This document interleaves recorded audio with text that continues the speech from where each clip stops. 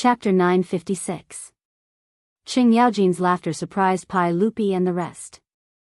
Wahahaha, Your Majesty, everyone, why are you all racking your brains? Since Zio knows so much about Tibet, are you afraid that he doesn't have a way to deal with altitude sickness? Zio, don't keep us in suspense. Quickly tell us. Qing Yaojin's words stunned Pai Lupi and the rest. They then nodded in agreement. Since Li Wangyou's teacher was a Dao ancestor, there was nothing to worry about. Seeing that everyone was looking at him, Li Wangyou smiled and touched his nose. Uncle, everyone, actually there is no special medicine for altitude sickness. If the army wants to fight on the plateau, there is only one way, and that is to adapt. Although roseroot could prevent altitude sickness, for an army of hundreds of thousands, it was impossible to supply so much medicine.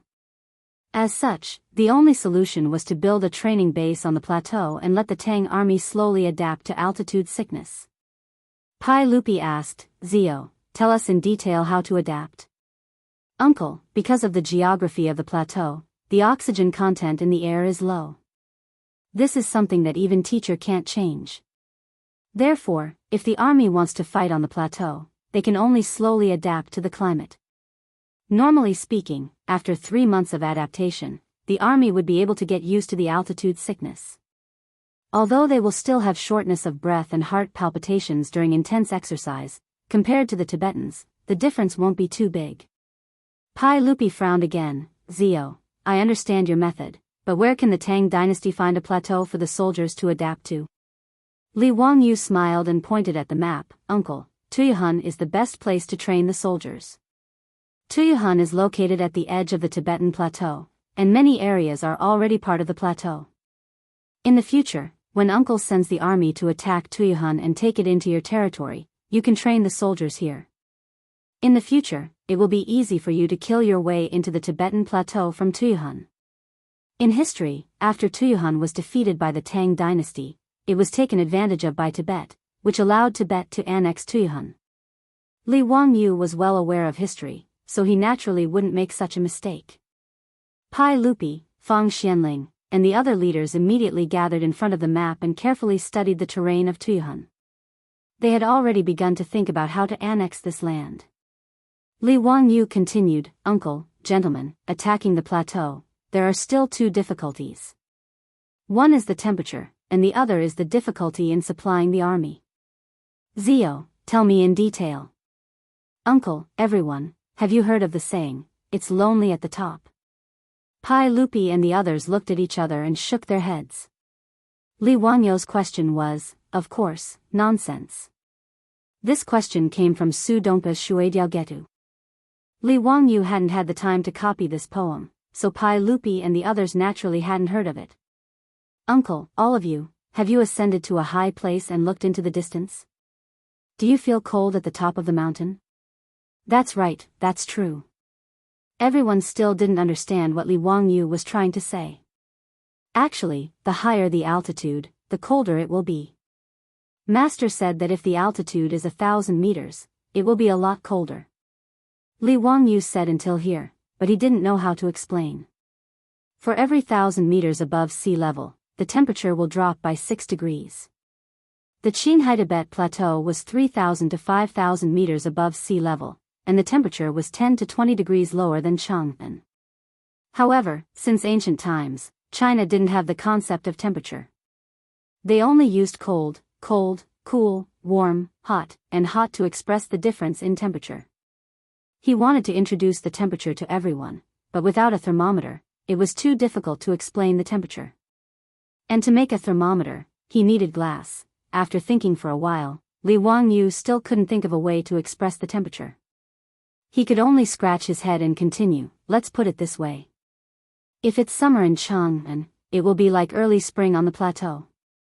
If it's winter, the plateau will be abnormally cold, no different from the winter in Liaodong. Oh. There's such a thing? If that's the case, then it will be troublesome. Pai Lupi and the others heard this and frowned again. They had been on the battlefield for a long time, so they naturally knew how troublesome it was for an army to fight in winter. Especially in the beginning of the Tang dynasty, where methods to resist the cold were relatively lacking. Uncle, everyone, it's not difficult to solve the problem of resisting the cold. Just fill the clothes with cotton and make cotton-padded jackets. When Pai Lupi and the others heard this, they were once again dumbfounded. Gao Shilian couldn't help but shake his head. Zio, are you muddled? Jackets are so expensive, how can the army afford them? Pai Lupi and the others also nodded, feeling that Li Wangyou's words were truly ignorant and didn't know the cost of daily necessities. Everyone's reaction was naturally within Li Wangyou's expectations. In history, although cotton had appeared long ago, it wasn't popularized in China until the Ming dynasty. Even until the late Tang dynasty, cotton was still a rare flower in the gardens of many rich families in the north. Naturally, there was cotton in the beginning of the Tang dynasty, and it was even used as a tribute to the imperial court. However, because it was rare, it wasn't easy to weave, and the price of cotton was quite expensive. For example, when Su Chongqing first met Empress Zhongsun in a clothing store and recommended cotton clothes, the price wasn't something that ordinary people could afford. If the Tang dynasty wore cotton-padded jackets, it would be much cooler than wearing mink. As such, Pai Lupi and the others felt that Li Wangyou's words were unreliable. Li Wangyou laughed and walked in front of the map again. He pointed in the direction of the western region and said, Uncle, although the Tang dynasty doesn't produce cotton, the western region is very suitable for cotton planting. As long as we take Gaocheng, Chiaotzi, and the other countries into our pockets, we can promote cotton planting. After a few years, cotton won't be a rare thing anymore and can be used to supply the needs of the army. As long as the Tang army is equipped with enough cotton-padded jackets, whether Uncle wants to attack Liaodong or Tufan, the cold winter won't be a problem.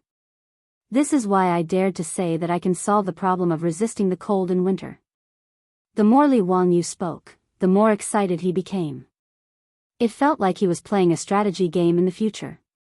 Uncle, the strategy that I've set for the Tang dynasty is to take down the western region first.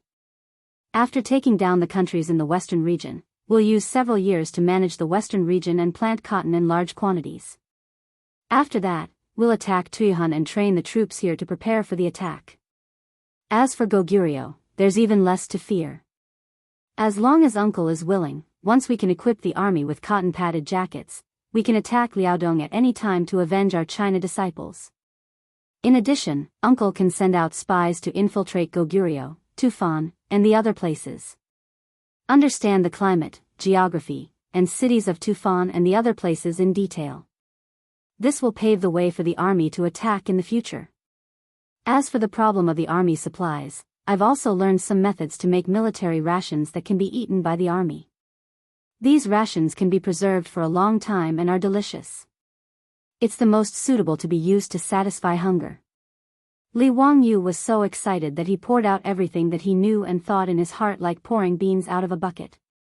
When this long speech landed in the ears of Pai Lupi and the others, it was deafening. It was like a series of explosions in their ears, making them feel dizzy. After a long while, Pai Lupi suddenly clapped his hands and laughed. Good. Good. Zio really has the ability to govern the country. This strategy is very much in line with my intentions. I'm really lucky to have Zio's help. Xianling, write an imperial edict. I'll give Li Wangyou the title of Duke of Fufeng. Chapter 957. Pai Lupi's words stunned everyone. Commandery Prince? Li Wangyou's face was filled with astonishment. Li Er, this stingy guy, was so generous. He was going to make him a prince? Could he be a bachelor in the future? Fang Xianling, Gao Shilian, and others looked at each other and were surprised. Fang Xianling and the others did not doubt it. With Li Wangyou's ability and achievements, it was not surprising that he was conferred the title of duke. But the point was that only members of the imperial family could be granted the title of prince and commandery prince. After Li Wangyou was removed from the genealogy by the Li clan in Huxian, even the Zongjing temple removed the names of Li Wangyou and his father, Li Zhou, from the genealogy of the imperial family. Of course, in the middle and late Tang dynasty, not only members of the imperial family could be granted the title of commandery prince, but also ministers and judici could be granted the title of commandery prince. In the late Tang dynasty and the Five Dynasties, there were many commandery princes with different surnames. But now it was the beginning of the Tang dynasty. It was somewhat against the rules for non-members of the imperial family to be granted the title of commandery prince. As for Li Wangyu, there was a reason why Pai Lupi had not ordered the Zongjing temple to register him as a member of the imperial family. The main reason was that Li Heir was still thinking about marrying his eldest daughter, Chang'e, to someone of a lower status. Therefore, even if Li Wangyu called him uncle, Pai Lupi did not order the Zongjing temple to restore Li Wangyu's status as a member of the imperial family. Fang Xianling was stunned and asked with a little hesitation, "Your Majesty, should we inform the Zongjing temple to restore Zio and eunuch Li's status as members of the imperial family before granting the title?" Pai Lupi was a little confused and did not seem to understand why Fang Xianling said so. "Why should I restore Zio's status as a member of the imperial family when I grant him the title of founding commandery prince?" Founding commandery prince? Everyone, including Li Wangyu, was dumbfounded. They looked at Pai Lupi speechlessly, trying to figure out what he was talking about. Fang Xianling was also at a loss.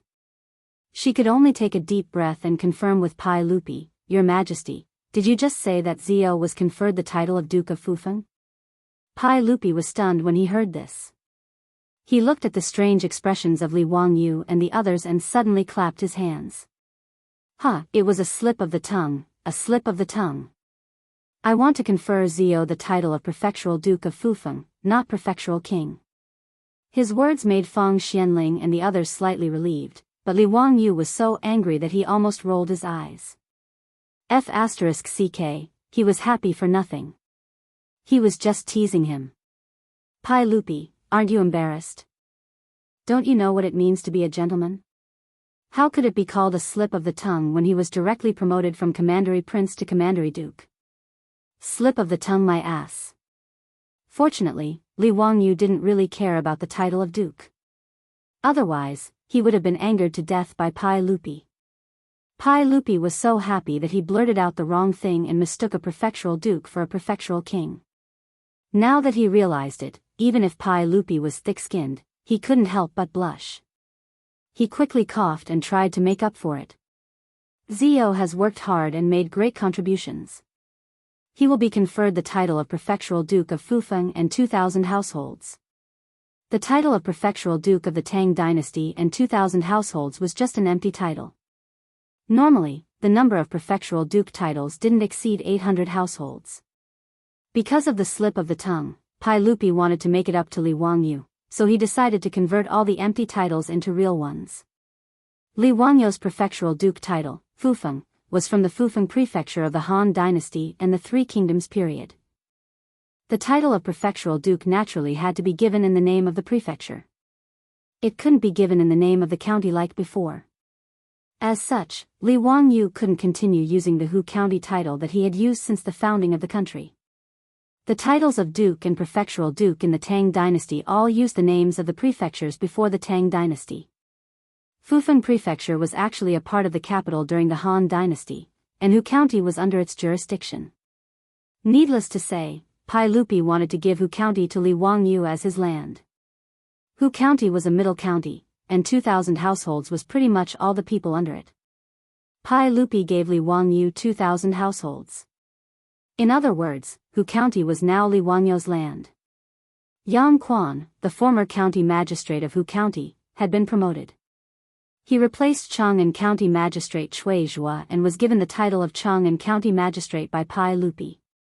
The county magistrate who took over his position had an easier time. He didn't have to do the most tedious work of collecting taxes.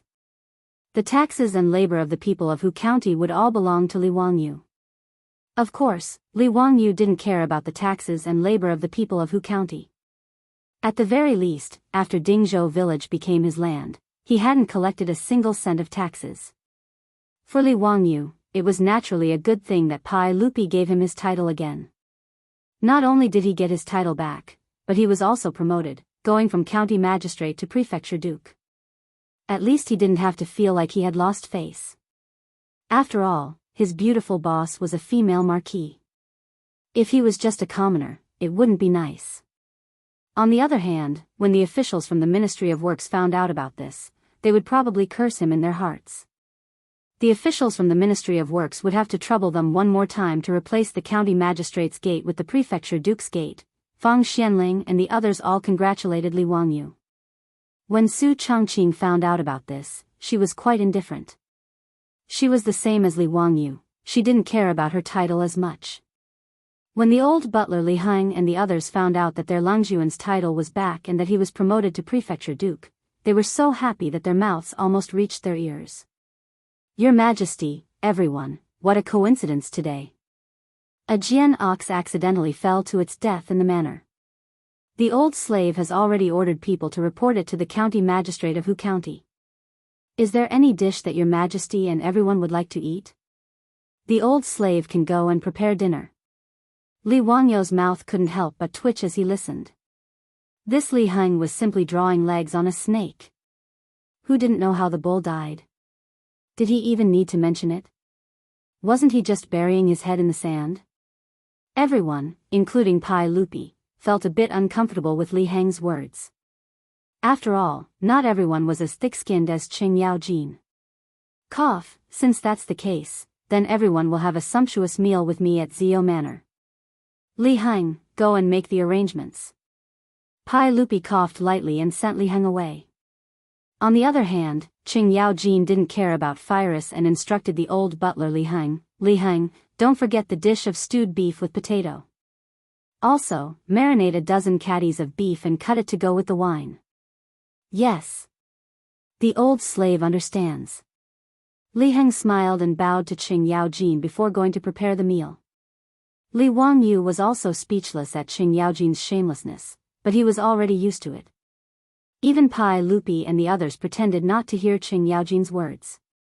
Empress Zhongsun and the others were naturally received by Su Chongqing, so there was no need for Li Wangyu to worry about it.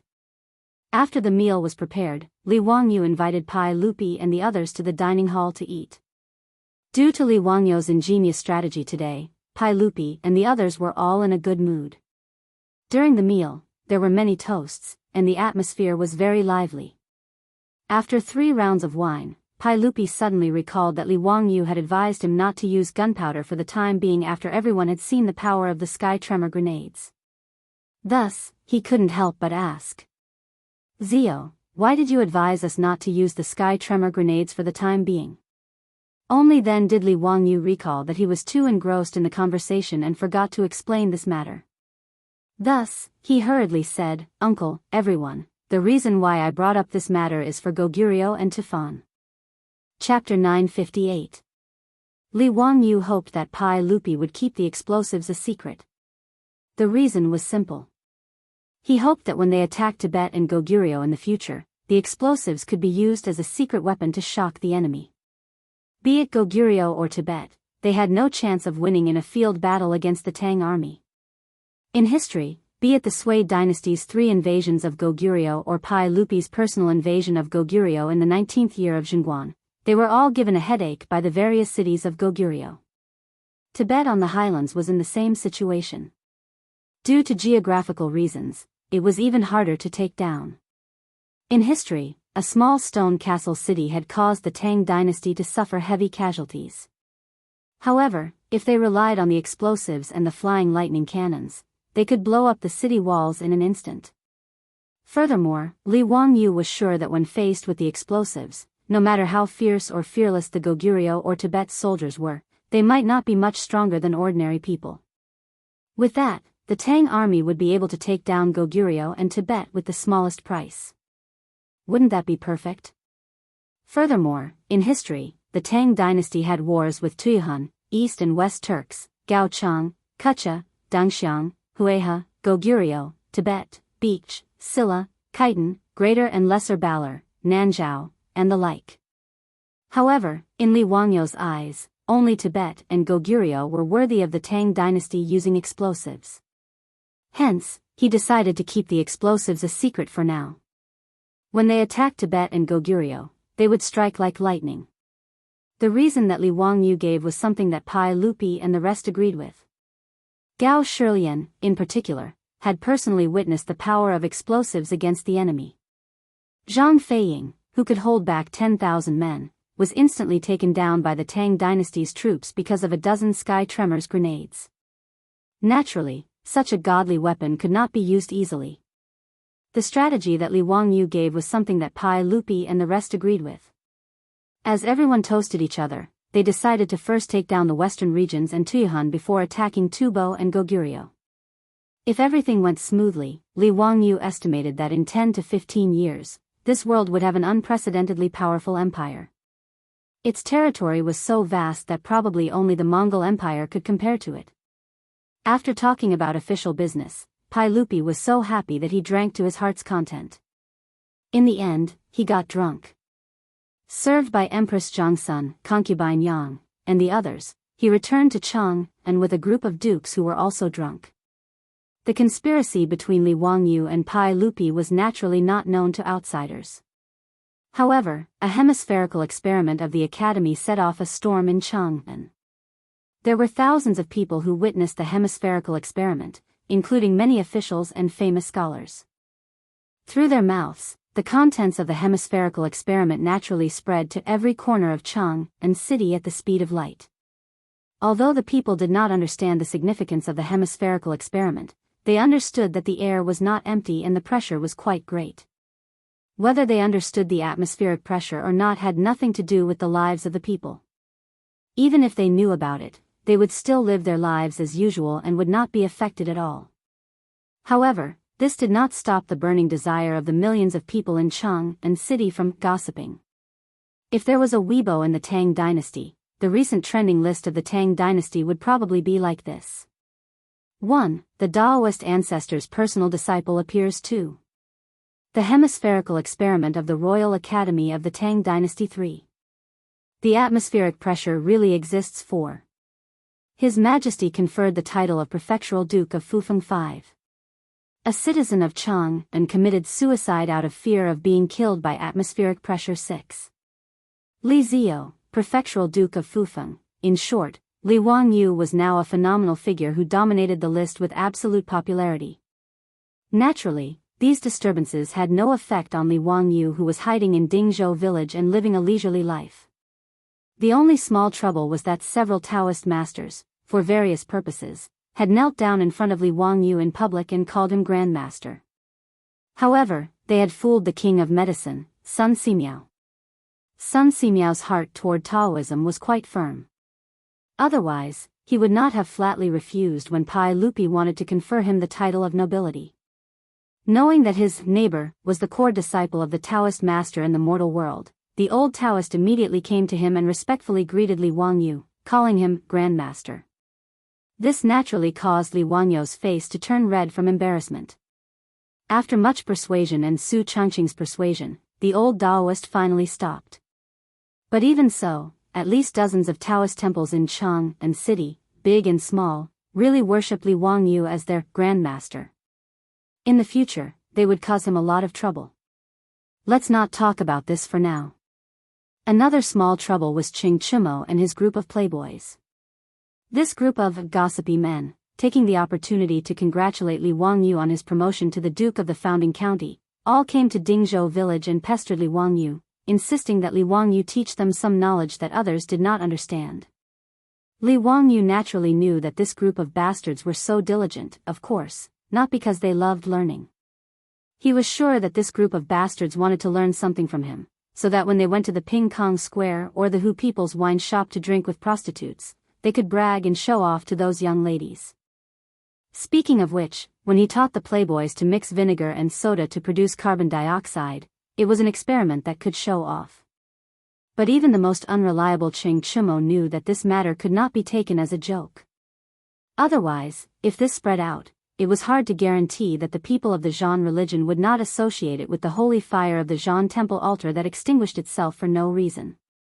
Although everyone was sure that even if Zhan religion Sabeo Milamon knew that they were the ones who did it, he would not say anything.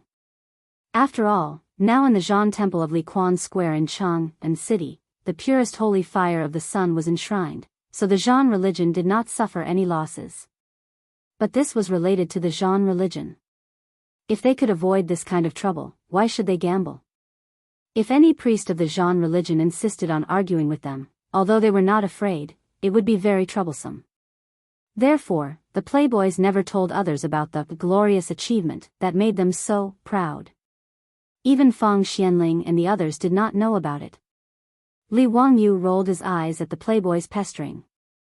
Then, he reluctantly taught this group of bastards a few small experiments. Li Wangyu even taught the foppish young masters how to make muddy water clear and how to turn a cup upside down. He even taught the foppish young masters the colorful rope that Wen Zai had used to fool the elders of the Li family in Hu County. It was not easy to send the playboys away. Every few days, it was Li Wangyu's time to teach the students of the academy. But this day, before Li Wangyu left for the academy, he saw Su Jingzong, who was sweating profusely, running into his mansion in a panic. Duke, something happened. Chapter 959. Li Wangyu was taken aback by Su Jingzong's sudden reaction and couldn't help but feel nervous. The academy was filled with 6 or 7-year-olds. If something happened to them, it would be disastrous. Furthermore, there were princes and princesses like Li Qingxian and Li Tai, as well as many children of officials and nobles in the court. It would not be a small matter if they were injured. Therefore, Li Wangyu had repeatedly told the professors and teaching assistants of the academy that safety was their top priority. For the safety of the academy, the guards outside the academy were elite soldiers that Li Wangyu had asked Pai Lupi to transfer from the Jianghu guards to be responsible for the safety of the academy. Su Jingzong, what happened? Li Wangyu quickly asked. Su Jingzong wiped his sweat and showed an excited and troubled expression. Duke, many people came to the academy today. I do not know how to settle them down, so I came to ask for your advice. When Li Wangyu heard him say this, his heart, which had been in his throat due to nervousness, finally calmed down. He glared at Su Jingzong in annoyance. Su Jingzong can make arrangements for these things. As long as they do not disturb the order of the academy, they can visit as they wish. Do you have to make such a fuss? The academy was not open to the public, but it depended on who it was. Because there were many children of officials and nobles in the court, there were many students in the academy. Su Jingzong naturally could not refuse these court colleagues. Therefore, even if Li Wangyu was unwilling, he could only turn a blind eye and allow the officials and nobles to visit the academy. Hearing that Su Jingzong had rushed to his residence to talk about this, Li Wangyu became more and more unhappy. He could not help but complain that Su Jingzong was an old bureaucrat and that his standards had dropped a lot recently. Hearing this, Su Jingzong kept shaking his head. No, you have misunderstood me. However, there are nearly 1,000 people who came to the academy today. They are all famous scholars in Chang'an, high monks of Confucianism, Buddhism and Taoism, as well as many court officials. That's why I'm worried about how to settle so many people. Li Wangyu asked curiously, what are they doing in the academy? Today isn't the day of recess, is it? Su Jingzong smiled bitterly and said, My lord, everyone said that they came to the academy today to listen to my lord's lecture. If there were not many people, the class would be fine. After all, the Duke did not forbid outsiders from attending. However, Duke, you also know that the largest auditorium in the academy can only hold a little over 1,000 people. It is impossible to hold so many people. But I can't refuse them, nor can I ask the students of the academy to give up their seats for them. This lowly official is also in a dilemma, so I can only ask for your advice. When Li Wangyu heard Su Jingzong's words, he was a little dumbfounded. More than 1,000 famous scholars, eminent monks, and government officials were coming to listen to him teach a group of children? Are they crazy? Li Wangyu thought that the so-called encyclopedia he taught was just a scientific lecture for the students of the academy to broaden their horizons. However, he did not know that since the Taoist and Buddhist sects failed to impeach him, and the Taoist eminent monks kowtowed and acknowledged him as their grandmaster, the news that Li Zio, the Duke of Fufeng, taught the knowledge of the Taoist ancestor in the Royal Academy of the Tang dynasty immediately spread to Chang and of Noda and the surrounding provinces and counties. A hemispheric experiment in the academy, coupled with the endorsement of several Taoist eminent monks, confirmed Li Wangyu's bragging that he was the core disciple of the Taoist ancestor. In this way, who would not want to listen to the knowledge of the world personally taught by the Taoist ancestor? Who would not want to learn? How could they miss such an opportunity to listen to the teachings of the Taoist ancestor's disciple?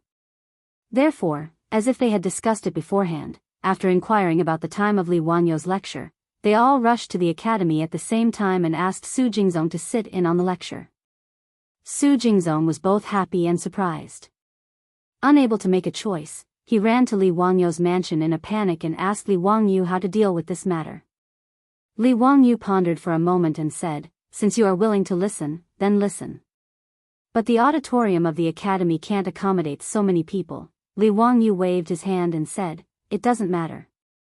I see that the aisle in the auditorium is quite spacious. Just order someone to move some futons in. It's not a big problem to squeeze in." When he said this, he thought of the catchphrase of the bus drivers in the future, "Go back, squeeze in, it's still very spacious." Thinking of this, Li Wangyu could not help but laugh. Li Wangyo's words suddenly shocked Su Jingzong so much that his eyeballs almost fell out.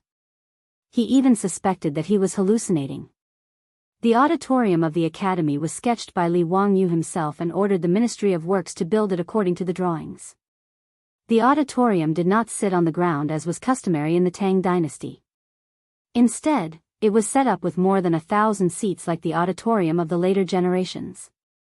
The front of the auditorium was low and the back high, similar to the lecture halls in the universities of the later generations.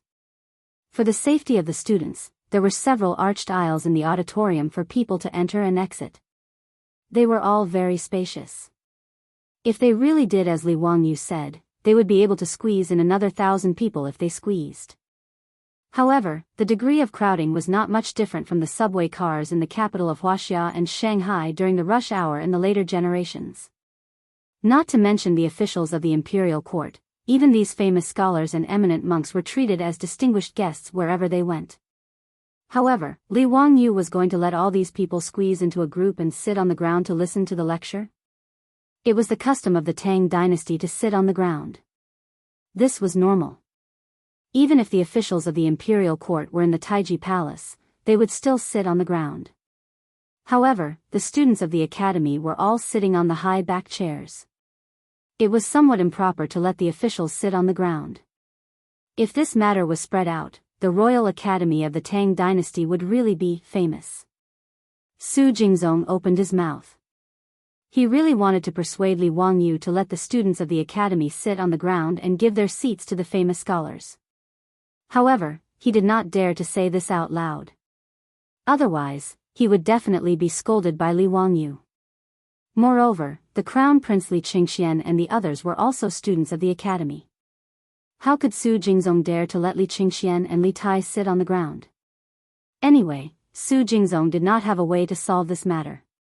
Since Li Wangyu, the main character, had spoken, Su Jingzong did not bother to argue anymore. He would just do as Li Wangyu said. Anyway, if the sky fell, the ground would catch it. He thought that the officials would not vent their anger on him, the vice dean of the academy. As for Li Wangyu, he did not care about the identities of those people. It did not matter if they were famous scholars or eminent monks. Since they were going to listen to the lecture, they would have to follow his rules. After all, his lecture was for the teachers and students of the academy. Naturally, there was no reason for them to give up their seats. Su Jingzong followed Li Wangyu's instructions and went to make arrangements. Li Wangyu waited until it was almost time before he rode to the academy. However, when Li Wangyu stepped into the academy's auditorium, he was stunned by the scene in front of him. Chapter 960. Looking at the dense crowd in the academy's auditorium, Li Wangyu, the initiator, was somewhat surprised. He did not expect that after more than 2,000 people squeezed into the academy's auditorium, it would be like this. It was as crowded as the train station during the spring festival. The originally spacious walkway was now filled with a dense mass of people. Su Jingzong seriously carried out Li Wangyu's orders. Originally, Su Jingzong was worried that these famous scholars and eminent monks would fly into a rage when they found out that the academy had arranged for them to sit on the aisle floor and cause a lot of trouble. But what Su Jingzong did not expect was that more than 1,000 people did not object. They all obeyed the academy's arrangement and sat on the floor obediently without any complaints. In fact, Su Jingzong was completely overthinking. These people were more worried that they would annoy Li Wangyu and not be able to listen to the knowledge passed down by the Taoist ancestor. Therefore, for them, even if they were to sit on the floor and listen to the lecture, it would be sweet as syrup. But the academy's students were a little surprised to see so many strangers suddenly appear. Fortunately, the academy's students had seen the world. Especially the second-year students, who had been with the Crown Prince Li Qingxian and others day and night, all of them had developed a big heart. A few days ago, the Academy's students had seen His Majesty with their own eyes during the Academy's hemispheric experiment. Even the best of the Academy's students had been cordially received by Pai Lupi, the Dean of the Academy. Therefore, in the face of these famous scholars, eminent monks, and many officials in Chang'an, the Academy's students did not show any fear. But after all, the Academy's students were only 6 or 7 years old. Even if the Academy's professors and teaching assistants had been maintaining order, they could not help but whisper to each other, making the Academy's auditorium unusually noisy. When Li Wangyu appeared on the podium of the Academy's auditorium, the noisy auditorium suddenly quieted down. Everyone stood up respectfully and bowed to Li Wangyu. Even those famous scholars and eminent monks with white hair and beards stood up respectfully like the teachers and students of the Academy. They bowed to Li Wangyu as a disciple, which made Li Wangyu feel a little uncomfortable. These great scholars, like the primary school students in the future, sat back on the futon on the floor very solemnly. They spread out pen and paper in front of them and listened carefully, ready to take notes at any time, which made Li Wangyu blush with shame. But to be honest, the feeling of being respected like this was actually quite satisfying. The man collected his thoughts, coughed lightly, and began today's lesson. The auditorium, which was filled with more than 2,000 people, suddenly became completely silent. Everyone was paying full attention and listening attentively. Students, in the previous lesson, we understood the composition of light. For this lesson, I'm going to teach you what temperature is, Li Wangyu said as he turned around and wrote the word temperature on the blackboard behind him. The reason why he was going to teach about temperature today was that a few days ago, he wanted to explain the temperature of the plateau to Pai Lupi, but he didn't know where to start. Since ancient times, the description of temperature in Wuxia was based on subjective words such as cold, cool, warm, hot, and scalding. It was too unscientific. He wanted to make a thermometer, but he couldn't cook without rice. Without glass, it was difficult to carve and polish a thermometer with crystals. Therefore, for Li Wangyu, a thermometer was just a resentment in his heart. Unexpectedly, the craftsman who he spent a lot of money to invite to bake glass brought great news a few days ago. According to Li Wangyu's instructions, they used quartz sand and added soda and lime to bake a transparent object, which looked like a crystal. After the craftsmen presented their results, Li Wangyu and Su Chongqing were suddenly surprised. Glass. Li Wangyu dared to bet his head that if the fist-sized transparent irregular crystal in front of him wasn't glass, he would immediately bang his head against tofu and die. Su Chongqing's face was also filled with excitement. He held the piece of glass that wasn't beautiful and had many bubbles mixed in it as he carefully sized it up. It was as if she was holding a valuable diamond in her hand. In fact, it wasn't wrong to call it a diamond. To be able to bake glass in the Tang dynasty, its value was even greater than that of a diamond mine. After Zhang Qian emptied the western regions, glassware produced by the Roman Empire began to be introduced to the Central Plains in large quantities. It was a luxury item that the nobles scrambled for. Glassware that was introduced to the Central Plains through the Silk Road could be exchanged for the same weight of gold. But in this era, whether it was the Persians or the Roman Empire, the glass produced wasn't very pure and transparent. In Li Wangyu's residence, there were also imported glassware that had been given as gifts. In his and Su Chongqing's picky eyes, this glass was still far from the glass of later generations. At most, it was between glass and colored glaze. Glass was difficult to bake in ancient times, mainly because the melting point of sand was too high. With today's technology, it was extremely difficult to achieve a melting point of 1,600 degrees. But Li Wangyu knew that adding soda to the sand could lower the melting point to more than 800 degrees. However, the glass produced in this way was a one-off product and would dissolve in water. Therefore, lime had to be added to it. Only then would the glass produced be usable. Li Wangyu and Su Chongqing had almost broken their heads and discussed with each other to dig out this knowledge from the various fragments of knowledge in their memories. Now that the craftsman had really used this method to bake transparent and colorless glass, the two of them were naturally overjoyed. As for the glass-blowing technique, in fact, these craftsmen of the Tang dynasty knew how to bake colored glaze. There was no need for Li Wangyu to show off his shallow common sense. The glass-blowing technique was invented by the ancient Egyptians as early as 1000 BC. Later, the Romans learned this technique and spread it to the Central Plains along with Western glassware when it was introduced to China. Li Wangyu was naturally overjoyed when he learned that the craftsman even knew how to bake glass. He immediately ordered the craftsman to bake some glass tubes for him to make a thermometer. There was a round sphere below the glass tubes. Mercury was poured into the glass tubes, and then the mouth of the tubes was sealed with liquid glass. The thermometer was then completed. As for measuring the temperature, it wasn't difficult to mark the temperature on the thermometer. The boiling water was 100 degrees, and the mixture of ice and water was 0 degrees. The middle was equally divided into 100 equal parts. A thermometer that wasn't standard, but was enough to measure the approximate temperature was completed. It was also because of the thermometer that Li Wangyu temporarily changed his plan and prepared to popularize the concept of temperature in advance in the Tang dynasty. Everyone, we all know that water has cold and heat, and the weather has hot and cold.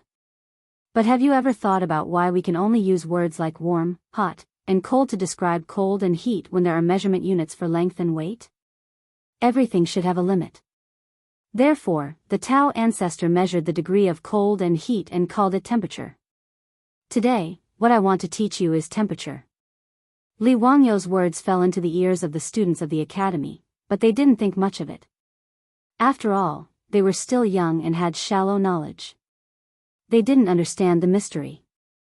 However, the famous scholars, Confucian scholars, high monks, and officials who were listening on the side trembled and couldn't help but straighten their backs even more. Chapter 961. Both the Rites of Zhou and the Book of Rites had records of the system of measurement. When Qin Shi Huang unified the 6 states, he even used a single law to measure stones and feet, carriages on the same track, and books on the same language. Since ancient times, Chinese measurements included length, weight, volume, and so on. Now, Li Wangyu had mentioned a temperature that no one had ever heard of before. How could they not be excited? As for those Taoist and Buddhist monks, they were even more excited. This was the immortal Dharma passed down by the Taoist ancestor. Even though Buddhism and Taoism had different beliefs, it did not stop them from listening to the Taoist ancestors' teachings. After all, it was the Dharma of the heavens, and it was not much different from the Buddha's Dharma. After Li Wangyu attracted everyone's interest, he waved his hand downstairs. Immediately, some people brought up some items. Furnaces, ice cubes, water basins, and so on were not important. However, there was a huge thermometer among them that made everyone feel amazed. This thermometer was almost 1 meter tall. It was a teaching tool that Li Wangyu had asked the craftsman to blow and blow for him. Although no one knew what a thermometer was, they could tell that it was expensive. Of course, this was nonsense. These auditing students were not blind. In the eyes of the crowd, such a huge, crystal-like rod was made of crystal. With a single glance, one could tell that it was definitely not an ordinary object. Some people suspected that it was a colored glass produced by the Great Qin Empire. However, they had never seen such a clear-colored glass in the Great Qin Empire. Some people secretly guessed that it was made of transparent and colorless crystal. However, no one had ever seen such a huge crystal before. Moreover, it was unimaginable that a crystal could be carved into such a shape. Whether it was crystal or colored glass, they were all treasures that were more valuable than gold. Even the Taoist Gao Zhen and the eminent monks of the Buddhist League were guessing in their hearts that the glittering rod-shaped object was a treasure that the Taoist ancestor had given to County Duke Fufeng. They even guessed that the temperature that Li Wangyu mentioned earlier might have something to do with this treasure. Li Wangyu did not keep them in suspense. Soon, he solved the mystery. Everything in the world can be measured. Naturally, cold and heat can be measured as well. This item was passed down by the Tao ancestor. It is specially used to measure cold and heat. It is called a thermometer. The thermometer that Li Wangyu fiddled with was actually the simplest glass tube thermometer. It used the principle of thermal expansion and contraction to realize the measurement of temperature. Of course, with his knowledge, he could only make such a thermometer. As for other thermometers such as needle thermometers, resistance thermometers, gas thermometers, and so on, unless there was a Tao ancestor showing his divinity, he could not even think about it. You may ask, why do we need to measure heat and cold? Why do we need to measure temperature? Simply put, temperature is life. Li Wangyu's words immediately caused an uproar among the crowd. Everyone began to write furiously, recording his every word and action. Ma Zhou and the others had also applied for leave today to attend their teacher's lecture. At this moment, not only were Ma Zhou, Yan Liben, and the others taking notes seriously, they were even pondering if they should record all of their teacher's words into a book, then engrave it into a book and disseminate it to the world.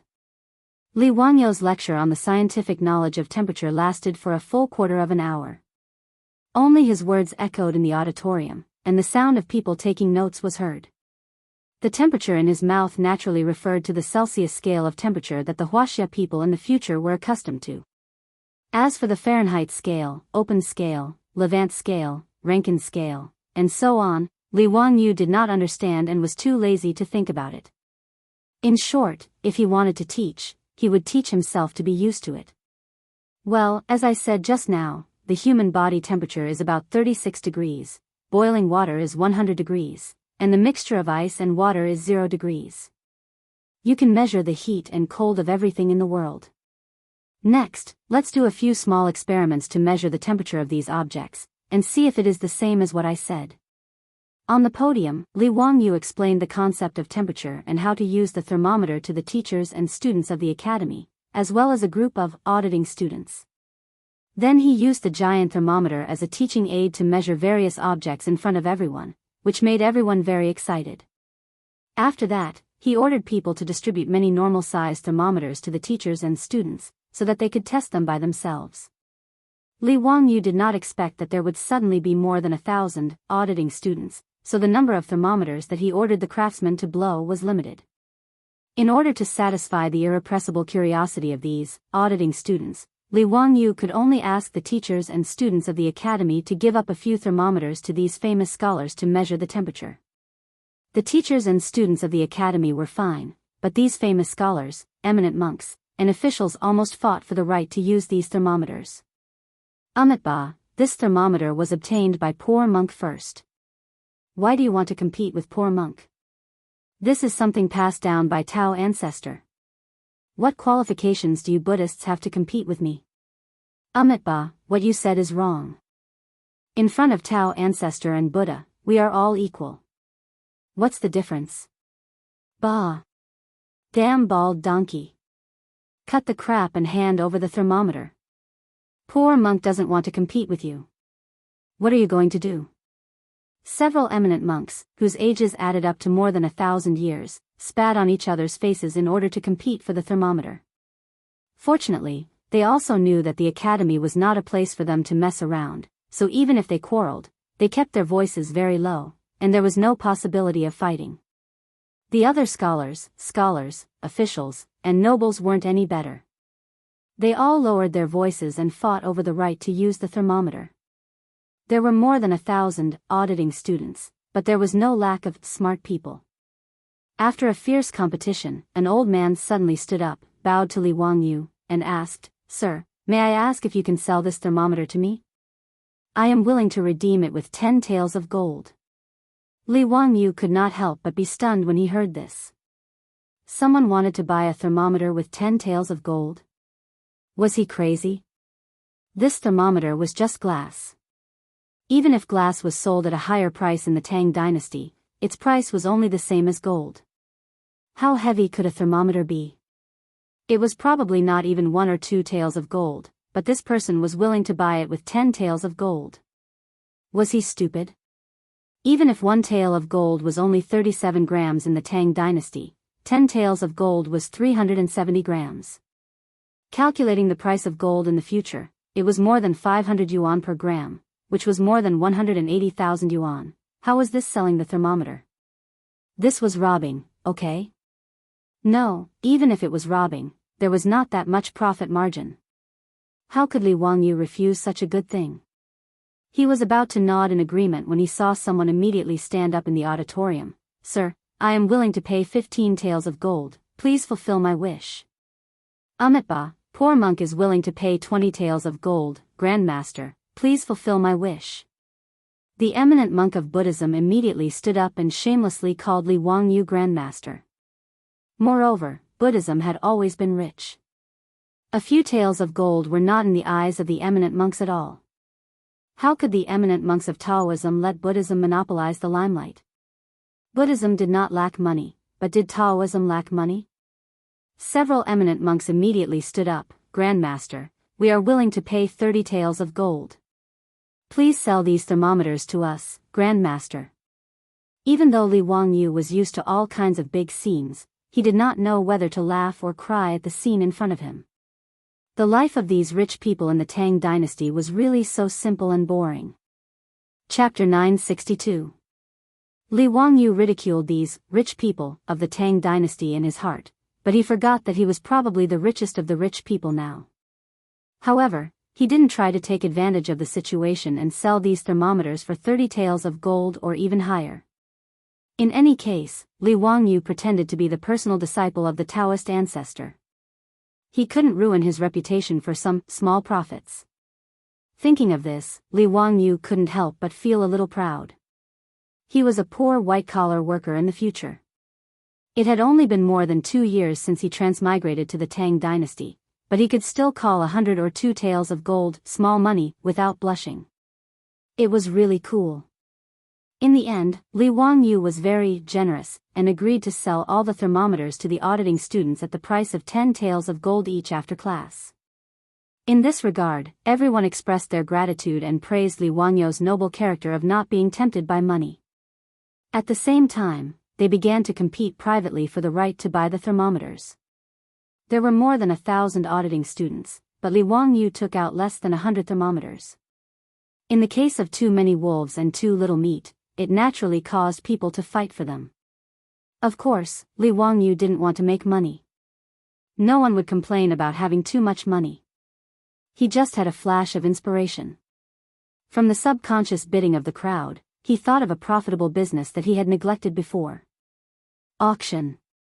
Li Wangyu thought that he could set up an auction house in Jianghu and city and sell all kinds of rare things in the auction house.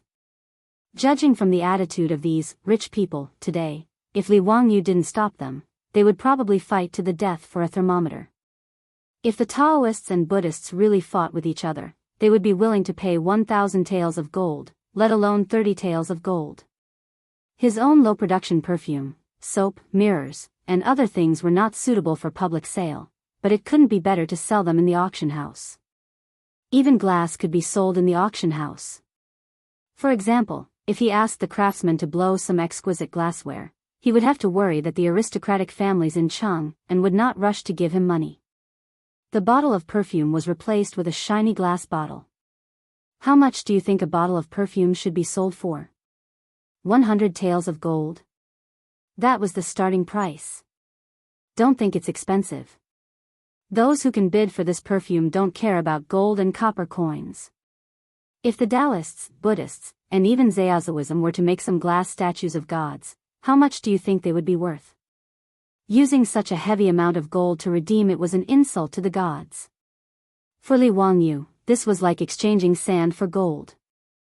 With the idea of opening an auction house, Li Wangyu was no longer in a hurry to market the glassware. Originally, after the craftsmen made the glass, Li Wangyu and Su Chongqing planned to immediately recruit people to expand production and sell the glassware in batches.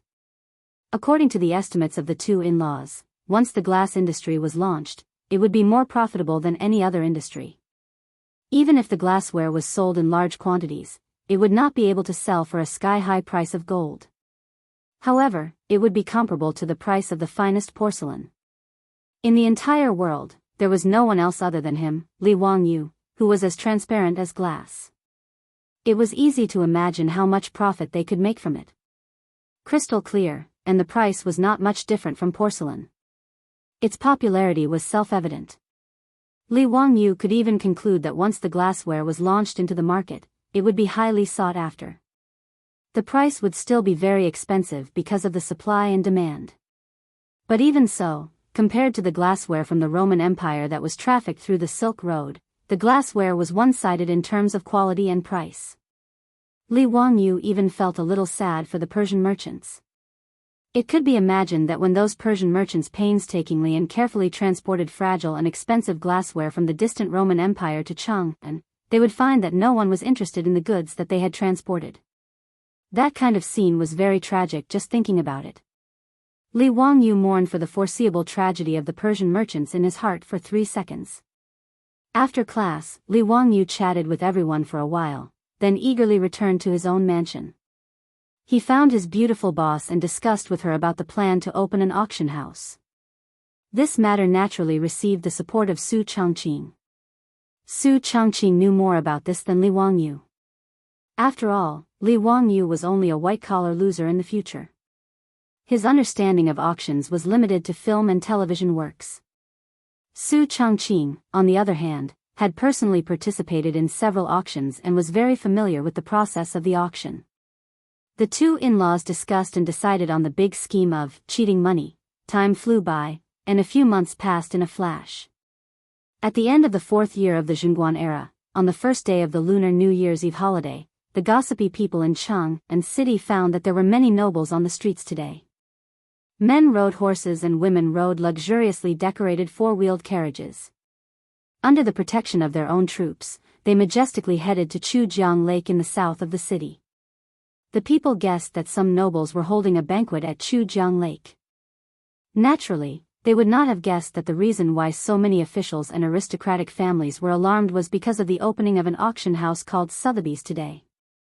The person who sent the invitation to so many nobles in Jianghu city was naturally Li Wangyu, the Duke of Fufeng. Only Li Wangyu could come up with such a strange name for Sotheby's. This guy directly copied the famous Sotheby's and Christie's auction houses in the future. He took 2 words from each and came up with such a strange name. Su Chongqing rolled his eyes at Li Wangyu's heaven-defying naming ability, but he was too lazy to care about this guy's bad taste and let him do as he pleased. None of the nobles in Jianghu city knew what an auction house was.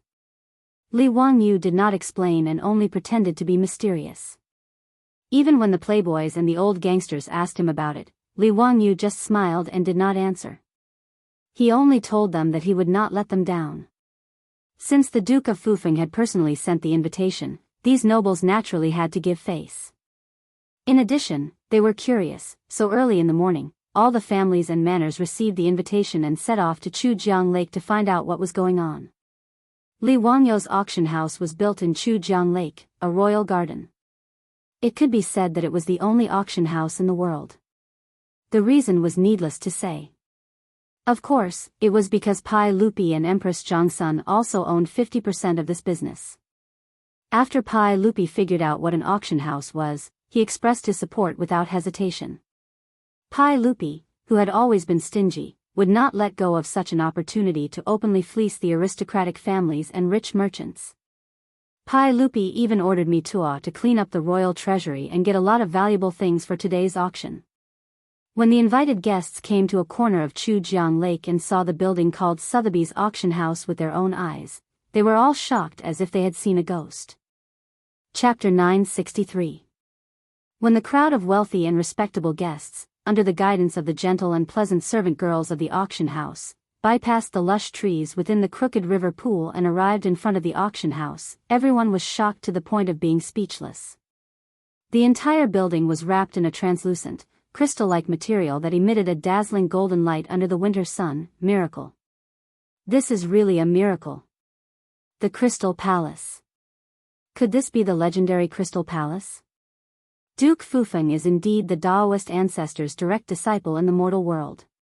Could this auction house be the immortal mansion that the Daoist ancestor bestowed upon Duke Fufeng? The guests that Li Wangyu invited were not only the noble families in Chang and city, but also the famous merchants of the eastern and western cities, the Persian merchants, and the abbot of the Buddhist and Taoist sects. He had also sent out invitations and invited them over. When the Persian merchants saw the auction house, they knelt down without hesitation and kept kowtowing and praying toward the auction house. The other guests did not laugh at them because they were not much better than the Persian merchants. Some of the ladies let out ear-piercing screams, and some of them stared at the auction house and muttered to themselves. In the future, it was popular to build skyscrapers with large glass walls in major cities. The glass walls of these buildings would reflect all kinds of dazzling light spots under the sun, causing people to feel dizzy and uncomfortable. This was light pollution. Therefore, various laws and regulations were introduced in the future to control the phenomenon of light pollution. Li Wangyu's Sotheby's auction house was a typical example of light pollution in the eyes of the future generations. The three-story building was wrapped in golden glass, and under the direct sunlight, it was impossible to look directly at it. In order to show off, this guy actually ordered the craftsman to plate the glass with gold and then inlay it outside the building. Su Chongqing was completely speechless about Li Wangyu's vulgar aesthetic. However, including Pai Lupi, Li Wangyu's vulgar aesthetic received unanimous praise and praise. Li Wangyu did not make this golden glass wall out of bad taste. Firstly, it was to advertise the glass, and secondly, it was to show the status of the auction house. In order to make the glass flat, Li Wangyu spent a lot of effort. In the future, it was not difficult to produce flat glass. But Li Wangyu was in the Tang dynasty. He couldn't let the craftsman roll the glass into flat plates with rolling pins, could he? Fortunately, Yan Liben, a top mechanical genius of the Tang dynasty, helped Li Wangyu figure out the production method of the flat glass. Using the hydraulic system to drive two huge copper cylinders, like squeezing noodles, the liquid glass was squeezed into flat plates and then cut into pieces. Although the yield rate was very low, Li Wangyu didn't care about the extra cost. After all, glass was a luxury item in this era. And the glass curtain wall that he had painstakingly built for the first time in the Tang dynasty shocked all the guests. It could be said that his efforts were not in vain. The maidservants of the auction house were not surprised by the reaction of the guests. After all, when they first saw the auction house, their performance was even worse. When the guests calmed down a little, the maidservants invited them to go in again. After being shocked by the appearance of the auction house, these rich and noble guests were very careful when they stepped into the auction house, for fear of missing out again. But when they stepped into the hall of the auction house, they couldn't help but gasp again. In the center of the hall, there was a huge crystal chandelier hanging. In order to show off, Li Wangyu ordered all the candles on the crystal chandelier to be lit even though it was broad daylight. Under the illumination of the lights, the crystal chandelier appeared even more indescribably luxurious and noble to the extreme. The Tangs had never seen a crystal chandelier before. Naturally, they were all shocked and speechless for a long time. The sparkling crystal chandelier made everyone's eyes turn red, and the sound of their breathing became a bit louder. Many noblewomen were so excited that they almost fainted. The production of the crystal chandelier was not complicated. Cut the glass into small pieces and then polish them. However, these transparent and sparkling glass pendants were nothing but shock in the eyes of the crowd. In the eyes of the Tangs, the crystal chandelier that Li Wangyu ordered the craftsman to make was comparable to a divine object and priceless. In fact, when the auction house was completed and Li Wangyu invited Pai Lupi to inspect, even Pai Lupi, the emperor of the Tang dynasty, was so shocked that his eyes almost fell out. When he saw the crystal chandelier, he even almost ordered Mitua to take it down and transport it back to Taiji Palace. Fortunately, Pai Lupi, as the major shareholder, knew that the glass was just made of sand. Excluding the craftsman's salary, it was actually worthless. Pai Lupi knew that the crystal chandelier was worthless, but the guests did not know that. After the surprise, the guests' impression of the auction house became unattainable. Even the way they walked became a little tipsy. At this time, in the auction house's box, Li Wangyu was chatting with Pai Lupi, Empress Zhangsun, concubine Yang, and the others, waiting for the auction to begin. Zio, I heard that you prepared a lot of good things for today's auction. You heartless man, why don't you send some to the palace? I'm worried about you for nothing. Empress Jiangsun pretended to blame him and complained. Li Wangyu did not dare to answer her. He could only show a sad look to express his innocence. What the hell? Which of the things produced in his house did not have in the palace? Of course, Li Wangyu also knew that Empress Jiangsun was making fun of him. He could only change the topic. Aunt, half of my estate's business is owned by the palace. Whether or not I can make money today depends on Aunt's help. Oh. How do you want me to help you? Empress Jiangsun asked curiously. Li Wangyu smiled very happily. Naturally, I want you to help me act as a shill. Shill? What does that mean? Empress Jiangsun asked puzzledly. The word shill naturally did not exist in the Tang dynasty. This was the imperial capital dialect of later generations. It referred to pretending to be a customer and making all kinds of gestures to lure real customers to buy products. Li Wangyu hoped that Empress Jiangsun would help him act as a shill to stimulate the noble ladies who came to participate in the auction. If it was in other dynasties, no one would dare to compete with the dignified empress for something she liked. But now it was the beginning of the Tang dynasty. The reverence of those aristocratic families for the royal family was quite indifferent. Even Pai Lupi could be dissed directly in the imperial court, not to mention Empress Jiangsun. To be able to snatch things from Empress Jiangsun's hands, the noble ladies of the 5 surnames and 7 generations of aristocratic families had a different kind of stimulation and excitement. Li Wangyu only saw through this point and thought of the idea of asking Empress Jiangsun to act as a shill for the auction house. After understanding Li Wangyu's meaning, Pai Lupi, Empress Jiangsun, and the others did not know whether to laugh or cry. Zio, this is too much nonsense. Empress Jiangsun said angrily. Hee, Auntie, how is this fooling around? Your nephew is helping Auntie earn money. Empress Jiangsun was speechless. In the end, she nodded slightly and acquiesced to Li Wangyu's idea. Yesterday, my arm was sore, and I really didn't want to hit the keyboard. Sorry, everyone. One shoulder and biceps have been sore for a long time. Is it scapulohumeral periarthritis? Chapter 964. The group of guests was invited to the auction hall by the maids. Hot towels, drinks, fruits, and snacks were served. In order to make others pay, the service must be good. After a while, Li Wangyu saw that most of the guests he invited had arrived, so he ordered someone to pass the message that the auction could start. Cho Kun, who was in a black uniform, walked to the auction stage with a smile on his face and bowed to the guests in the hall. Cho Kun, the fat man, was the auctioneer of today's auction. Li Wangyu originally thought that being an auctioneer was a simple job. Wasn't it just holding a small wooden hammer and standing on the stage to host the bidding? In his opinion, anyone could do it. But after Su Chongqing told him about the work and responsibilities of an auctioneer, he was a little confused. According to Su Chongqing, an auctioneer had to understand the potential buyers, grasp the speed and rhythm of the auction, and be able to see through the minds of the potential buyers. To put it bluntly, an auctioneer had to be able to arouse the enthusiasm of the bidders. He had to be observant and eloquent, so that the auction items could be sold at a higher price. It was not easy to find such a person. When Li Wangyu was worried about where to find a suitable auctioneer, the fat man, Cho Kun, happened to visit his mansion, which made his eyes light up. This fat man was suitable. The Cho family in Chang'an and Li Wangyu's mansion had become closer in the past 2 years. Li Wangyu would not look down on merchants like the Cho family like the Tangs. Even if his title was getting higher and higher, which made Cho Yuanliang and Cho Kun a little nervous, he still treated the Cho family as before. When he sold the pornographic pictures to the Cho family, he got food. Although he did not use it in the end, Li Wangyu did not forget the Cho family's kindness. Whenever Li Wangyu held a banquet or something like that, he would invite the Cho family. And because of Li Wangyu, the fat man, Cho Kun, often hung out with the top playboys of the Tang dynasty like Qing Chimo.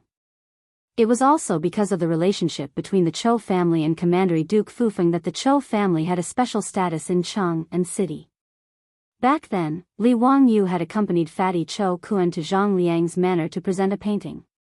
Just because Fatty was dressed in black, he had been ordered around by the steward of Zhang Liang's manor, and had even been beaten because of it. Just how lowly was his status? Now, even though the Chou family was still a low-class merchant family and could only wear black clothes, Chou Yuanliang could drink and chat with those nobles and officials. When he went to those nobles' mansions, he could also be treated as a distinguished guest. All of this was naturally caused by the relationship between the Chou family and Li Wangyu. Because Chou Kuan had been hanging out with the rich playboys for a long time, he was very familiar with the situation in Chang'an's various families, nobles, officials, and aristocratic families. Moreover, Fatty had been helping Li Wangyu to manage the business of selling cooked water for the past 2 years, and had become more mature and tactful. Among the rich merchants in the east and west of Chang'an city, he was considered to be outstanding. Therefore, when Li Wangyu saw Fatty Chou Kuan appear, he immediately had an idea.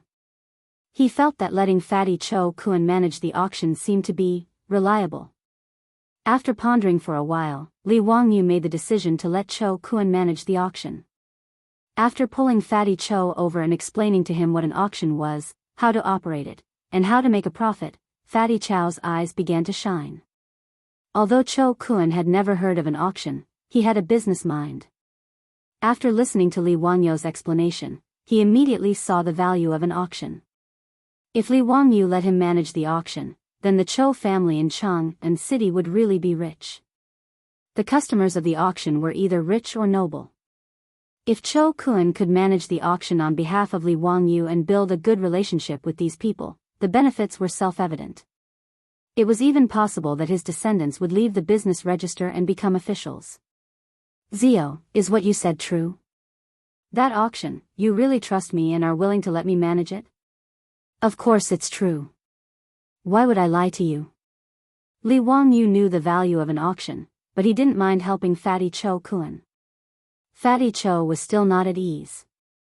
He showed a pitiful expression and pulled Li Wangyu's sleeve. Zio, don't play with me. You really want me to manage the auction? Get lost. Li Wangyu was disgusted by Fatty Chou's expression. He pushed his fat face to the side. If you look at me like that again, I'll go find someone else. Damn, this Fatty Chou is too disgusting.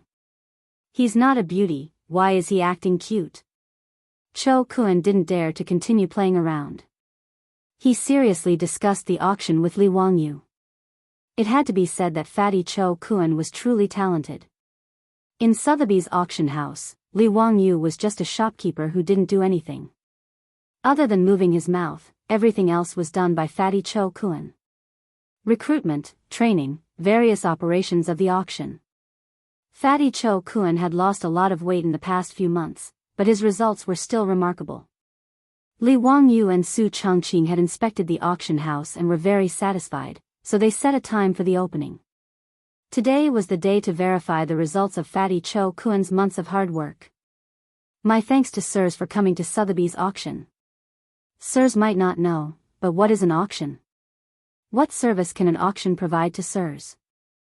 Today, this lowly one will be so bold as to explain to sirs. Fatty Chou Kuan was also extremely eloquent. In just a few words, he had clearly explained the purpose of an auction. Simply put, an auction house was a middleman. It was entrusted by customers to auction goods, and the highest bidder would get the goods. The auction house would then receive a commission from the customers. In fact, the Tang people were not unfamiliar with middlemen. Middlemen were people who acted as matchmakers between buyers and sellers in order to receive a commission. Middlemen solicit buyers and sellers and negotiate prices. When the government negotiates with the merchants, middlemen will sometimes be sent out. That was what it meant. However, for the aristocratic families and officials of Chang'an city, if they needed to sell some valuable things, it was not suitable for them to look for middlemen. After all, they were all people of status. It would be too embarrassing for them to look for middlemen just to sell some things. And this auction house was a pretty good choice. Since it wouldn't hurt their reputation, and there were many people bidding, the price would be higher than that of middlemen. The guests couldn't help but whisper among themselves. They felt that the auction house was quite interesting. Sirs, today is the first auction of Sotheby's auction. All the auction items will be provided by Commander Duke Fufeng and His Majesty. As for the specific items, forgive me for keeping you guessing. You will know when you see them later. Anyway, I won't let you down. Before Cho Kun could finish his words, Qing Yao Jin, the old man, became impatient. He shouted at the top of his voice, "Little Cho, don't talk nonsense. What good items are being auctioned today? Hurry up and take them out. Bastard, do you expect me to pay for Zio's things?" Li Wangyu was so angry at the old hooligan's words that he almost ordered someone to throw him out. He was too shameless. Pai Lupi, however, was laughing happily. Li Wangyu wanted to ask Pai Lupi if he had forgotten that he had half of the shares in the auction house. Cho Kun was not angry. He smiled and bowed to Qing Yao Jin. "Since High Duke Lu said so, I will start the auction immediately. The first auction item today is Chapter 965. The first item to be auctioned today is a treasure personally crafted by Commander Duke Fufeng. As for what it is, I don't need to say more. Everyone will know once you see it." Cho Kun kept the crowd in suspense and waved at the maidservants below the stage.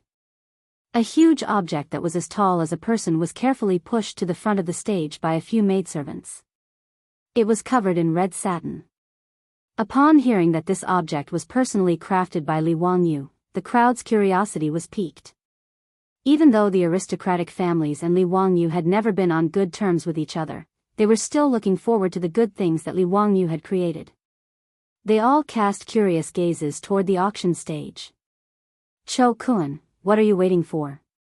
Hurry up and take off the red satin. Let me see what good things Ziyu has created this time." Qing Yao Jin shouted impatiently again. Cho Kun originally wanted to keep the crowd in suspense, but after being mocked by the old hooligan, he could only helplessly smile bitterly and reach out to take off the red satin. When the object under the red satin revealed its true appearance, there was a burst of exclamations in the huge auction hall. In particular, the noblewomen directly let out ear-piercing screams. What appeared in front of everyone was a huge, shining mirror that was as bright as an ingot. Ever since he had invented glass, especially flat glass, Li Wangyu's first thought was to make mirrors. Back then, at Pai Lupi's birthday, Li Wangyu had given him a copper mirror that was plated with silver. All the civil and military officials were so shocked that their eyeballs almost fell to the ground. The copper mirror was plated with silver, so it was clear, but compared to a mirror made of glass, there was a huge difference. To make an inappropriate comparison, if an ordinary copper mirror in the Tang dynasty had a 480p image, Li Wanyu's copper mirror had a 720p image. As for the glass mirror, it was a Blu-ray HD version. After Li Wangyu created the copper mirror, he partnered with Empress Zhongsun to manufacture and sell this kind of copper mirror. The copper and silver-plated mirrors sold on the market today were not large in size. They were about 1 square foot and sold for about 100 strings of coins. They were considered high-end luxury goods. Most of the guests who came to participate in the auction today had bought copper and silver-plated mirrors, which contributed a lot to Li Wangyu and Pai Lupi's little treasury. As for the mirror that was taller than a person, it was originally the only mirror in the world that Li Wangyu had given to Pai Lupi. The guests present were all knowledgeable people. With a single glance, they could tell that the mirror before them was even clearer and brighter than the one they had seen in Taiji Palace. As for the noblewomen, it was their first time seeing such a huge mirror. They were all so excited that they could not control themselves. Many of the noblewomen didn't even care about their manners. They lifted the corners of their dresses and ran to the front of the mirror, looking left and right. In order to compete for a position to look into the mirror, a few of the noblewomen even disregarded their dignity and started to quarrel. The auction hall became chaotic for a moment. It was as noisy as a market. In the box, Pai Lupi looked at the crazy crowd below, dumbfounded. He couldn't help but shake his head and smile bitterly. "Ziyu, when did you fiddle with this mirror?" Even I was moved when I saw it. Empress Zhongsun and concubine Yang were even more reproachful. They glared at Li Wangyu with dissatisfaction. Ziyu, why did you take out such a good thing to auction? Are you afraid that Auntie can't afford to give you copper coins? No, this mirror can't be sold. Auntie will buy it. Li Wangyu was also dumbfounded. He didn't expect that a mere dressing mirror would make the mother of the world, Empress Zhongsun, and the always gentle and elegant concubine Yang lose their composure. He hurriedly explained, "Aunts, what are you saying? This mirror is just an ordinary item. This nephew took it out to auction to fool those who don't know what it is. This nephew has already prepared a better mirror. When I return, I will have someone send it to the palace. I guarantee that aunties will be satisfied. How would this nephew dare to accept auntie's money? Wouldn't that be slapping this nephew's face?" Empress Zhongsun and concubine Yang nodded in satisfaction after hearing his explanation. The hall below was noisy for a while. Only then did Cho Kun, who was sweating profusely, persuade those excited noblewomen to go back. After secretly wiping the sweat on his forehead, Cho Kun picked up the auction mallet and shouted at the crowd, "Ladies and gentlemen, today's first auction item is a glass mirror. This mirror has been named the Eternal Mirror of Qin by Duke Fufeng. It is a rare treasure. In today's auction, this mirror is also the only one. If you like it, please don't miss it. The Eternal Mirror of Qin is auctioned with no reserve price. The highest bidder wins. Please make your bids." The Eternal Mirror of Qin originated from the poem of the Tang dynasty poet Zhang Baiyuan. Li Wangyu stole the poem and named his mirror in order to trick the crowd into spending money to give the mirror a cultured and tasteful appearance. His efforts were not in vain. Other than the Persian merchants who didn't know much about poetry, the other guests were all knowledgeable people. After hearing the name of the mirror, they were full of praise. Even Pai Lupi nodded repeatedly. "Ziyu, it seems like you have another masterpiece. What a good Eternal Mirror of Qin." Just as Cho Kun finished speaking, before the other guests could speak, a noblewoman suddenly stood up in the auction hall. 100 taels of gold. 100 taels of gold. This Eternal Mirror of Qin, this madam will buy it. Li Wangyu looked up and couldn't help but laugh. He knew this boastful woman. She was one of the candidates for the Green Hat King of the Tang dynasty, Duke Changping. She was Zhang Liang's wife, Li Clan. Li Wangyu wasn't angry at Li Clan's boastful boasting. He was waiting to see how she would be slapped in the face. 100 taels of gold was naturally an astronomical figure to ordinary people. But to the guests present, what was 100 taels of gold? Sure enough, as soon as Li Shi finished speaking, another upper-class woman stood up. "Hee, Duke Changping's wife sure is diligent and thrifty. She wants to buy this Eternal Qin-era mirror with just 100 taels of gold, but she's thinking too much. This madam will pay 1,000 taels of gold." Seeing this, Li Wangyu laughed so hard that his back teeth were about to show. This was also someone he knew. It was none other than the wife of the old scoundrel, Duke Lu, Lady Cui. Li Wangyu went in and out of Duke Lu's residence as if it was his own residence. Naturally, he was familiar with Lady Cui. When he saw Madame Cui raise the price for him like this, and she'd even raised it by an entire 10 times as soon as she spoke, Li Wangyu couldn't help but wonder if his memory was bad. Could it be that he had asked Qing Yaojin to be his shill and he had forgotten? Lady Cui dissed Li Clan for 2 reasons. First, she really liked this mirror. Second, it was because Li Clan's reputation in Chang and was extremely bad. The matter of Zhang Liang being cuckolded by his fake son was probably known by all the noblewomen in Chang'an. Lady Cui was a descendant of such a prestigious family, so it was reasonable that she didn't like Li Clan. Li Clan also didn't expect that the moment he spoke, he would be ruthlessly slapped in the face. She wanted to retort, but her husband was only the founding duke while Qing Yaojin was the founding duke. Furthermore, Lady Cui was from the influential Cui family of Qinghe. How could she offend them? Therefore, after being mocked, Li Clan's expression froze. He didn't dare to continue speaking. He could only grit his teeth and silently endure. However, even though Li Clan had shut up, it didn't mean that Lady Chui could buy this mirror for 1,000 taels of gold. I bid 1,500 taels of gold. Lady Chui, I'm sorry, but I also like this ancient Qin-era mirror. How about you give it to me? When Lady Chui saw the woman who spoke, she was so angry that her nose almost became crooked. Old Long, this clumsy old man, also tried to write using voice input. However, voice input is very convenient for chatting on WeChat or QQ. However, it's extremely difficult to write using it. There's a big difference between spoken and written language. The accuracy rate isn't high. Moreover, when I talk about the plot, I feel awkward and my train of thought stops. Helpless, I continue to write with my clumsy hands. Chapter 966. Qing Yaojin's wife, Ms. Chui, was the eldest daughter of Chui Xian, the patriarch of the Chui family in Qinghe. The 5 families and 7 princes were of the same breath and branch. They had intermarried for a long time and had a good relationship with each other. Therefore, the peers of the 5 families and 7 princes had a relatively close relationship. Ms. Chui and the daughters of the other families were naturally very familiar with each other. They called each other sisters in daily life.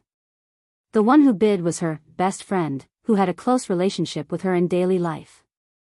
She was also a good sister of the daughters of the 5 families and 7 princes. Before Ms. Chui could speak, several noble ladies in the auction hall stood up to bid. 1,600 taels. Sisters, I'm sorry to offend you today. I really like this eternal time mirror of Qin. 1,800 taels. He, sisters, why don't you let me have this mirror? 2,000 taels. Sister Lu, there is only one eternal time mirror of Qin. Don't blame me for being ruthless. A group of good sisters and close friends who were familiar with Miss Chui and often gathered together in daily life all stood up to bid, which made her so angry that she had nothing to say. The temptation of the mirror in front of her was so great that no woman could resist its charm. In the past 2 years, her husband, Qing Yaojin, had earned a lot of gold with Li Wangyu. If Duke Lu's mansion wanted to compete with others in financial resources, Miss Chui was not afraid even if the opponent was the aristocratic families of the 5 families and 7 princes. Miss Chui gritted her teeth and directly shouted a high price again, 5,000 taels of gold. Li Wangyu was in the box. Seeing this scene, he laughed very happily. If the mirror was bought by the old rogue's wife, it would be good. After all, the old rogue had robbed a lot of things from his mansion in daily life. Today was a good day for revenge. He could make the old rogue bleed. The bidding for this eternal Qin-era mirror was almost monopolized by the madams of the various manors. The male masters of the various manors did not seem to care at all. They chatted and laughed with each other, allowing their madams to do as they pleased. In fact, including the old rogue, Qing Yaojin, everyone looked calm on the surface. In fact, they were secretly competing and cheering for their wives. Although the 5 clans and 7 hopes had lost tens of thousands of taels of gold in Xinghua Temple for no reason 2 years ago, it was not a serious loss for these aristocratic families with thousands of years of history. Although it was painful, with the wealth of the aristocratic families, it was not a big deal to spend tens of thousands of gold to buy this eternal Qin-era mirror. The mirror that Li Wangyu threw out not only caused the noblewomen of the aristocratic families to fight for it, but even the madams of the duke's mansion who were familiar with Li Wangyu were not lenient and they all made offers. Just like that, the auction price of a glass mirror was raised to nearly 10,000 taels of gold by these crazy women. Only then did the atmosphere of the crazy bidding eased slightly. After Madame Chui quoted the price of 10,000 gold taels, many noble ladies revealed expressions of dissatisfaction, but they could only shake their heads helplessly. 10,000 taels of gold was equivalent to 60,000 strings of copper coins, which was more than 240 million yuan in the future. With such a large sum of money, even these aristocratic families and duke's mansion had to think about whether it was worth it. If these aristocratic families, who were crazily bidding, knew that the cost of the mirror in front of them was only 1 or 2 strings of copper coins, and it was the worst one among the several big mirrors made by Li Wangyu, they would probably vomit blood in anger. If the mirror was really bought by Qing Yaojin's wife, Li Wangyu would be happy to see the old rogue make a fool of himself. As for the money, he would definitely take it. Friendship was friendship, business was business. The old rogue had swindled so many good things from his mansion in the past 2 years. The 10,000 taels of gold could be regarded as the interest. Li Wangyu snickered in his heart. He estimated that this mirror would probably fall into the hands of the old rogue. When the noble ladies calmed down a little, they heard a slightly stiff Han language in the auction house. I bid 11,000 taels of gold. Hearing this, everyone turned their heads to look for the voice. It was a Persian businessman who stood up and made a bid. The sudden appearance of a troublemaker made these noble ladies a little unhappy, but they could not do anything about it. After all, Cho Kun had already made the auction house's rules very clear. The highest bidder would win. Furthermore, the owner of this auction house was Li Wangyu, the Duke of Fufeng, so they could not mess around. However, if they competed with these Hu merchants in terms of wealth, even the aristocratic families would be wary. Hu merchants were always rich, and this was something that everyone in Chang'an City knew. In the Tang dynasty, there was a saying, poor Persians, sick doctors, thin sumo wrestlers, fat brides. It was a humorous sarcasm, meaning that these things were impossible. Persian merchants were rich, and this was what the Tang people knew. And these Persian merchants were indeed quite rich. In history, after Wu Zetian ascended to the throne, the Persian merchants in Luoyang alone donated 100 trillion taels of gold to repair the Dingding Gate in Luoyang. Of course, the 100 million in the Tang dynasty was not the concept of 100 million, but 100,000. But even so, the amount of copper coins donated by the Hu merchants in Luoyang was 100 billion coins. That was 100 million strings of copper coins, or 16 million taels of gold. One had to know that during the Great Tang Tianbao era, the annual revenue of the Tang dynasty was only 54 million taels of gold. Most of this was income from physical objects, such as corn, silk, and so on. The income from copper coins was only 2 million taels of gold. In other words, the copper coins donated by the Persian merchants in Luoyang to Wu Zetian to build the Dingding Gate were 2 years of national revenue during the Great Tang Tianbao era. Therefore, it was not an exaggeration to say that the Persian merchants were rich enough to rival a country. Of course, when Li Wangyu read this history, he had some doubts in his heart. He doubted that the Hu merchants in Luoyang could take out so many copper coins, and there was no lack of possibility that the history books had exaggerated it. But no matter what, it was an indisputable fact that the Hu merchants were rich. Seeing that the Hu merchants suddenly bid, Chuishir's expression turned ugly. The old hoodlum, Qing Yaojin, had a ferocious look on his face as he glared at the Hu merchant with his bell-sized eyes. This dramatic turn of events made Li Wangyu laugh even more happily. It was not that the mirror could be auctioned for more gold, but that Qing Yaojin had been interrupted by someone else. No matter how he looked at it, it was quite amusing. Qing Yaojin did not wait for his wife to speak and directly slapped the table in front of him and suddenly stood up. This daddy offers 15,000 taels of gold. 16,000 taels. Bastard. This daddy offers 18,000 taels. Qing Yaojin's eyes were about to spit fire. Although he was rich, using so much gold to buy a mirror was a bit crazy. The barbarian merchant, on the other hand, was completely unperturbed. He smiled and nodded towards Qing Yaojin as he spat out a few words, 20,000 taels of gold.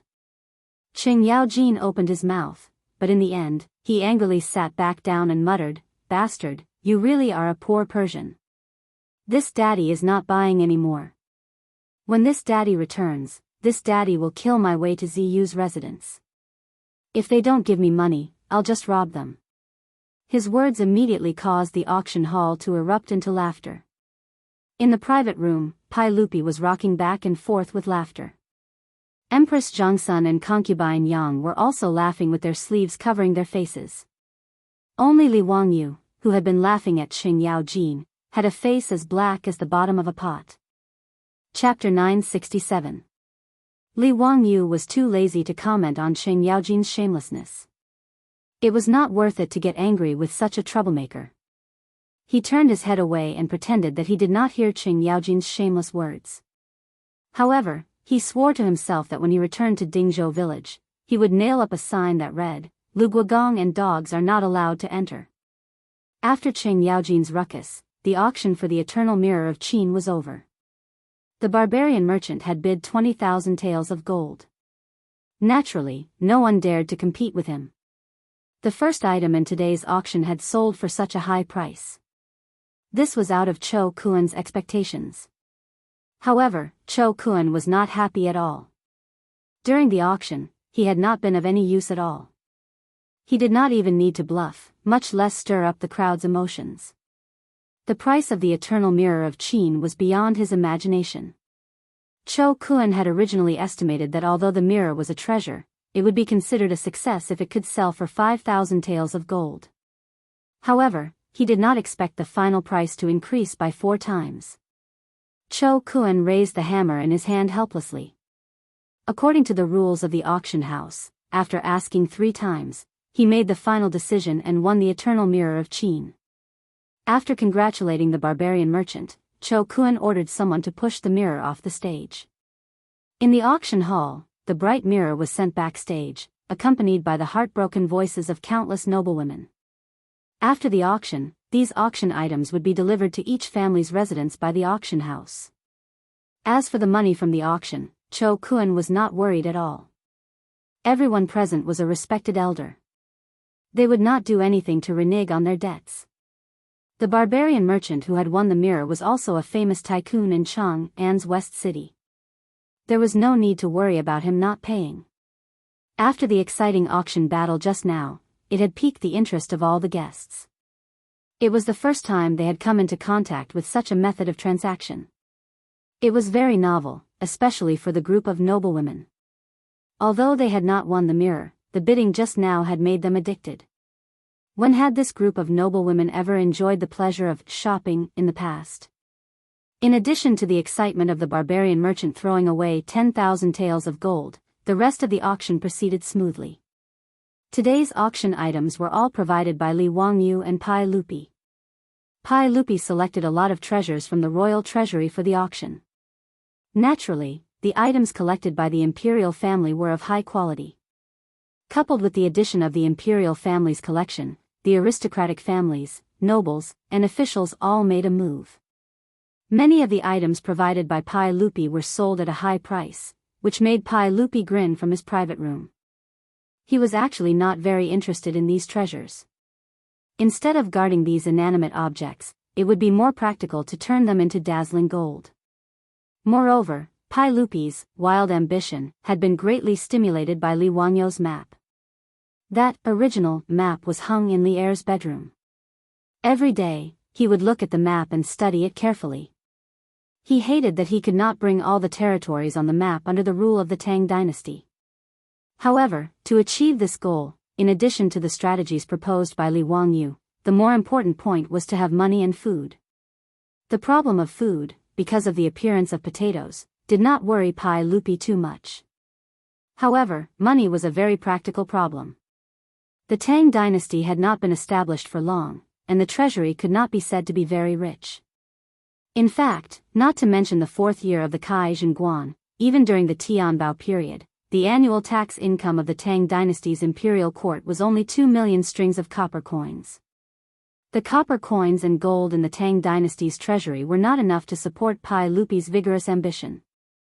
Therefore, Pai Lupi also wanted to take out the useless but expensive treasures in the royal treasury to auction. Money is a man's courage. This saying was also true for Pai Lupi, the emperor of the Tang dynasty. More than a dozen auction items were sold in one breath, which made Cho Kuan more and more excited. After bidding for the last item, Cho Kuan took a sip of tea to moisten his sore throat and picked up the auction mallet again. "Gentlemen, the next treasure is amazing. If you believe in Buddhism, don't miss it." Cho Kuan waved to the maidservants under the stage again, motioning them to push the auction item forward. When a glass Buddha statue as big as a person was presented in front of everyone, the auction hall was once again in high spirits. Although most of the Tangs believed in Taoism, they did not reject Buddhism. In Chang'an, the number of Taoist temples and temples was not much different. Many people even believed in Taoism and Buddhism, and they would burn incense on both sides. Therefore, in the mansions of these aristocratic families and officials, most of them worshipped the statues of Tao ancestor, as well as Buddha. However, the Buddha statue in front of them was a little too shocking. It was transparent and the size was no different from that of an ordinary person. Who had ever seen such a Buddha statue? The expression of the Buddha statue was quite lifelike and lifelike. It was dignified and compassionate. The pure and flawless glass Buddha statue was untainted by even a speck of dust. Many Buddhist believers immediately knelt down and kowtowed. Since ancient times, there had been Buddha statues carved with crystal and huaxia. Who had ever seen such a huge crystal Buddha statue? Not to mention that it was sculpted to such an extraordinary degree, and it revealed the pure and divine aura of the Buddhist sect from the inside out. Even in the future, the largest natural crystal Buddha statue was only 50 or 60 centimeters high. However, the Buddha statue that Li Wangyu ordered the craftsman to make of glass was as tall as a person, which could be called huge. Several eminent monks of Buddhism who were invited to attend the auction today could not maintain their calm expressions at this moment. Several eminent monks of 70 years old immediately stood up, recited the name of Buddha, and bowed down to the glass Buddha statue. Amitabha. Gentlemen, this is the most precious treasure of Buddhism. Please do us a favor and give the Buddha statue to poor monk, okay? This penniless monk and the others will naturally be endlessly grateful and pray for all of you. Some eminent monks of Buddhism immediately spoke, hoping that the gentleman attending the auction would not compete with them for the Buddha statue. Li Wangyu secretly curled his lips, thinking that these monks were really thick-skinned. The reason why he ordered the craftsman to make this glass Buddha statue was that he wanted to get a layer of oil from Buddhism. If the aristocratic families and officials did not compete with Buddhism, wouldn't he be a blind man lighting a lamp in vain? However, Li Wangyu was not in a hurry. Firstly, he did not believe that these aristocratic families would give up this Buddha statue because of the words of a few eminent monks. Obviously, if this Buddha statue was brought back to their mansions, it would be the best treasure for the Tangs to guard their mansions. Secondly, Li Wangyu was also very black-bellied. Among the guests below, there were also actors he had arranged. If others were really willing to give up the glass Buddha statue, then Li Wangyu might have to ask the actors to do it. However, when Pai Lupi saw this Buddha statue, he snorted coldly and turned to look at Li Wangyu with dissatisfaction. Zio, why did you make the Buddha statue? Where is the statue of Tao Zu? Li Wangyu quickly explained with a smile, Uncle, Tao Zu is my master. How can I make his statue and send it to be auctioned for profit? Wouldn't my master send down the 9 heavens divine thunder and strike me to death? I have already finished making the statue of Tao Zu. After that, I ordered people to send it to the palace. Uncle, please choose a suitable Taoist temple and send it to receive the incense of thousands of people. His explanation made Pai Lupi nod with satisfaction. He continued to turn his head to watch the excitement below. In the auction hall, as Li Wangyu expected, the words of the Buddhist monk were immediately rebutted by others. Master, you are wrong. What is the difference whether the Buddha statue is enshrined in the Buddhist sect or in our mansions? Praying to Buddha is precious and pure. How can the Buddha statue be the only exception? Masters, you are thinking too much. Several Buddhist monks were refuted by these big shots. Even if they wanted to refute, they still had scruples about the status of these big shots. They looked at each other and chanted the name of Buddha again. They did not speak anymore, but their meaning was very clear. Since no one was willing to give in, then they would just bid. In terms of wealth, would they, the Buddhist sect, lose to these aristocratic families? Previously, the Eternal Mirror of Qin was only sold for 20,000 taels of gold. However, if they wanted to get this Buddha statue, what was 20,000 taels of gold? Chapter 968. It had to be said that the Buddhists were really rich. As soon as Cho Kun announced the start of the bidding, an eminent monk of the Buddhists stood up and called out a sky-high price without hesitation. 30,000 taels of gold. This price made the hearts of all the bigwigs race, although everyone knew that the glazed Buddha statue in front of them was definitely worth more than this. The Buddhists' momentum showed that they were determined to get it. Before anyone could say anything, Cho Kun smiled and bowed slightly to everyone on the auction stage. Everyone, I forgot to mention something just now. This Vairocana Buddha statue was made entirely of colored glass and weighed more than 20 stones. Even if we don't consider its preciousness, just the weight of this glazed glass alone is worth more than 40,000 taels of gold. The units of measurement in the Tang dynasty were more complicated, unlike the decimal system of later generations. 1 stone was equal to 4 jun, 1 jun was equal to 30 jin, and 1 jin was equal to 16 taels of gold. In other words, 1 stone was equal to 1,920 taels of gold. At the beginning of the Tang dynasty, the Roman glass that was trafficked through the Silk Road was worth the same amount of gold. The glass Buddha statue that Li Wangyu ordered the craftsman to make was about a ton. If it was calculated according to the weight of gold, it was really worth more than 40,000 taels of gold. Cho Kun's words stunned all the guests. The several eminent monks of the Buddhists also looked at each other and silently calculated in their hearts. They were sure that the price they had just offered was really too low. In fact, the price of glass couldn't be calculated like Cho Kun. The barbarian merchants traveled tens of thousands of miles through the Silk Road to transport fragile glassware to the Tang dynasty. The cost was very high, so the price was set to be the same as the weight of gold. No one would be so foolish as to travel thousands of miles to transport glassware that weighed more than a ton to the east. But no matter what, Cho Kun's words made everyone recalculate in their hearts how much the glazed Buddha statue in front of them was worth.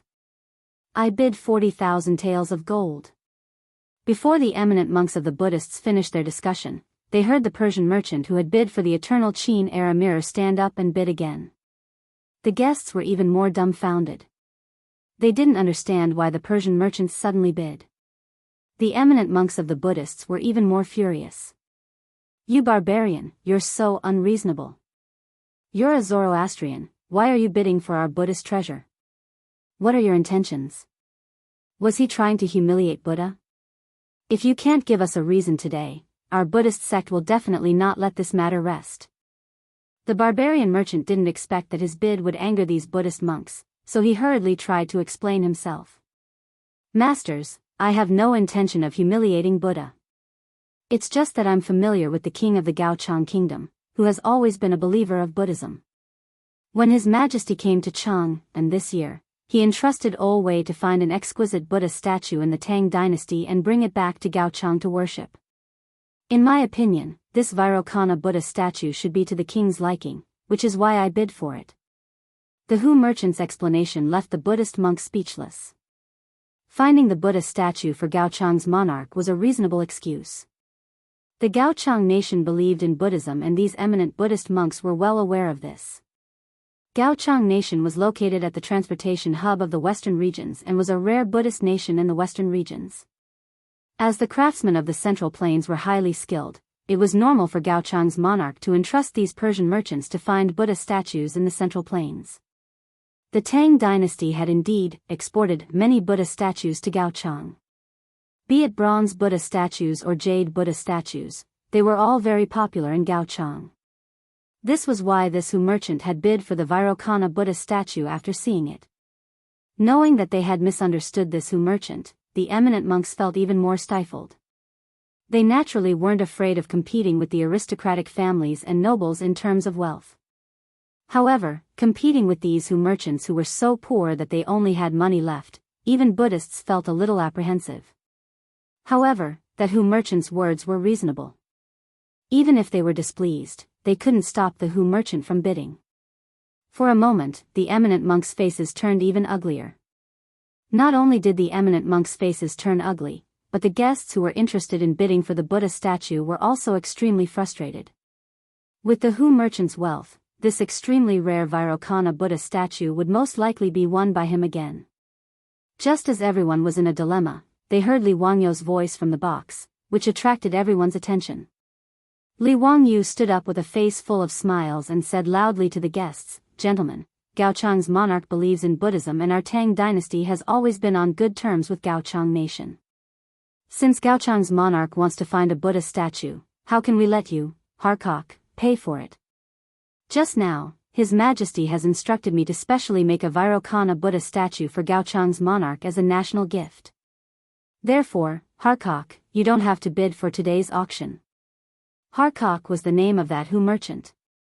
This person was quite famous in Chang'an's West City, so Li Wangyu also knew him. Hearing Li Wangyu's words, everyone heaved a sigh of relief. As long as the Hu merchant didn't participate in the auction, it was a good thing. Harkok was very regretful, but he had nothing to say. He could only place one hand on his chest and bow to Li Wangyu to express his gratitude. Although Harkok was auctioning this Buddha statue on behalf of Gaochang's monarch, it wasn't for free. If he had won the auction and shipped it to Gaochang Nation, Gaochang's monarch would have been willing to pay 100,000 taels of gold or even more.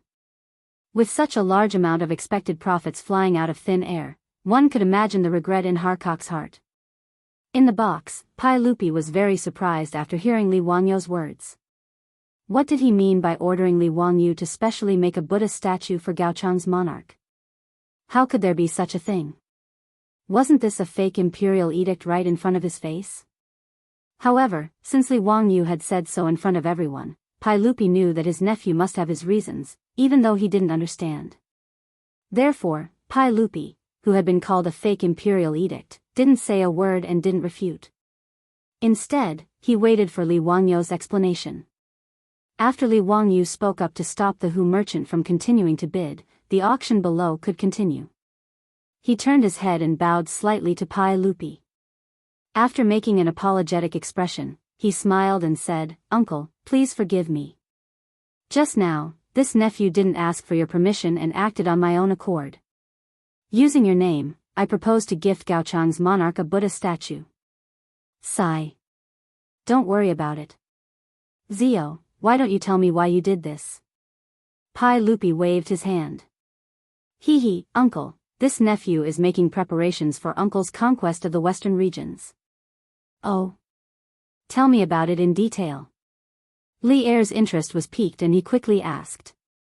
Li Wangyu didn't keep him in suspense and explained, "Uncle, with the military strength of the Tang dynasty, it's easy to destroy the western regions. However, as the saying goes, we don't have a good reason. Uncle, you must be having a headache. What excuse should we use to conquer the western regions? Especially the wife of Gaochang's monarch, who has just been conferred the title of Princess Changel by uncle. Without a suitable excuse, the Tang dynasty can't rashly use our weapons. Since ancient times, when Wuxia wanted to launch a crusade, they always needed to find an excuse and a good reason. Whether it was to restore the Han dynasty or to pacify Nandan, there had to be an explanation. Even in the later generations, when the Americans wanted to beat Shah Damu, they had to carry a bag of detergent and say that it was a weapon of mass destruction. In short, there had to be a reason to launch an attack. Otherwise, it would be an unjust army that won't win the hearts of the people. In history, the Tang dynasty had been eyeing the western regions for a long time. However, it wasn't until the 13th year of Zhenguan that the Tang dynasty found an excuse, saying that Gaochang's alliance with the Western Turks had violated the prestige of the Tang dynasty. Thus, they launched an attack. In the 14th year of Zhenguan, Gaochang was destroyed by Ho Junji. Ever since Li Wangyu presented the map and strategic objectives, the Tang dynasty's big shots, including Pai Lupi, had been thinking about what excuse to use to attack Gaochang. Currently, the relationship between the two countries was good. Just before Li Wangyu's suggestion, the monarch of Gaochang, Chu Wentai, came to Chang and with his wife to visit Pai Lupi. Pai Lupi even gave his wife the surname Li and conferred the title of Princess Changel. Under such circumstances, no matter how eager Pai Lupi was, he couldn't touch Gaochang for a while. When Pai Lupi heard Li Wangyu's words, he naturally knew that his nephew had another idea. He couldn't help but be overjoyed. Zio, quickly tell me, do you have a plan? Chapter 969. Faced with Pai Lupi's inquiry, Li Wangyu smiled mischievously and whispered a few words into his ear. Pai Lupi's face immediately revealed an expression of surprise, joy, and confusion. Ziyu, is what you said true? But how could this Lioli? Li Wangyu smiled and said, "Uncle, of course it's true. Later, I'll get the craftsman to make a Buddha statue. Uncle will know if it's true or not when you try it." "Good, good. If it's true, then you'll be the main contributor in the battle of destroying Gaochang." This nephew doesn't dare to claim credit. However, if Uncle sends troops to attack Gaochang, this nephew would like to recommend someone to be the commander. Pai Lupi glanced at him and replied with a faint smile, "Oh? Ziyu, who do you want to recommend? Ji Jia or Jingda?" Li Wangyu shook his head repeatedly, "No, no. If Uncle Cheng and Uncle Yuqi were to attack Gaochang, wouldn't it be overkill? Then could it be Shu Bao? That won't do. Shu Bao's body isn't good. He can't be worn out by the journey." "Of course not. If this nephew dares to recommend Duke Qin to Uncle Cheng, that old scoundrel, Uncle Cheng will definitely smack this nephew's butt." Li Wangyu almost said the words "old scoundrel" in front of Pai Lupi. Pai Lupi also understood the meaning behind his words. Not only did he not reprimand him, he even nodded his head in sympathy. Clearly, the fact that a certain person was an old scoundrel had long been recognized by the entire court. "Then Ziyu, who exactly do you want to recommend to be the commander?" Li Wangyu smiled and said a name, but it stunned Pai Lupi. "Duke Lu." "Who?" Pai Lupi thought he was hearing things and asked in disbelief. "This nephew recommends Duke Lu to be the commander and conquer Gaochang." Li Wangyu's answer took Pai Lupi by surprise. After a long while, Pai Lupi turned to Li Wangyu with a complicated expression. "Ziyu, you actually recommended Junji? We truly did not expect this. Tell me, why do you recommend Junji to be the commander?" Everyone in Chang knew of the conflict between Li Wangyu and Ho Junji, and Pai Lupi naturally knew this as well. He wanted to resolve the conflict between the two. After all, Ho Junji was his beloved general, and Junji was a capable nephew who had given him countless pleasant surprises. Pai Lupi naturally didn't want to see Junji's relationship with Ho Junji's opinion. And Junji's grandfather. Pai Lupi had always doted on Ho Junji. In history, not only had Pai Lupi sent Ho Junji to lead armies, he had also promoted him to Minister of Imperial Revenue, promoted him to Minister of Personnel, and even listed him as one of the 24 meritorious officials of Lingyan Pavilion. Even though Ho Junji had rebelled, Pai Lupi had still wanted to pardon him before his execution.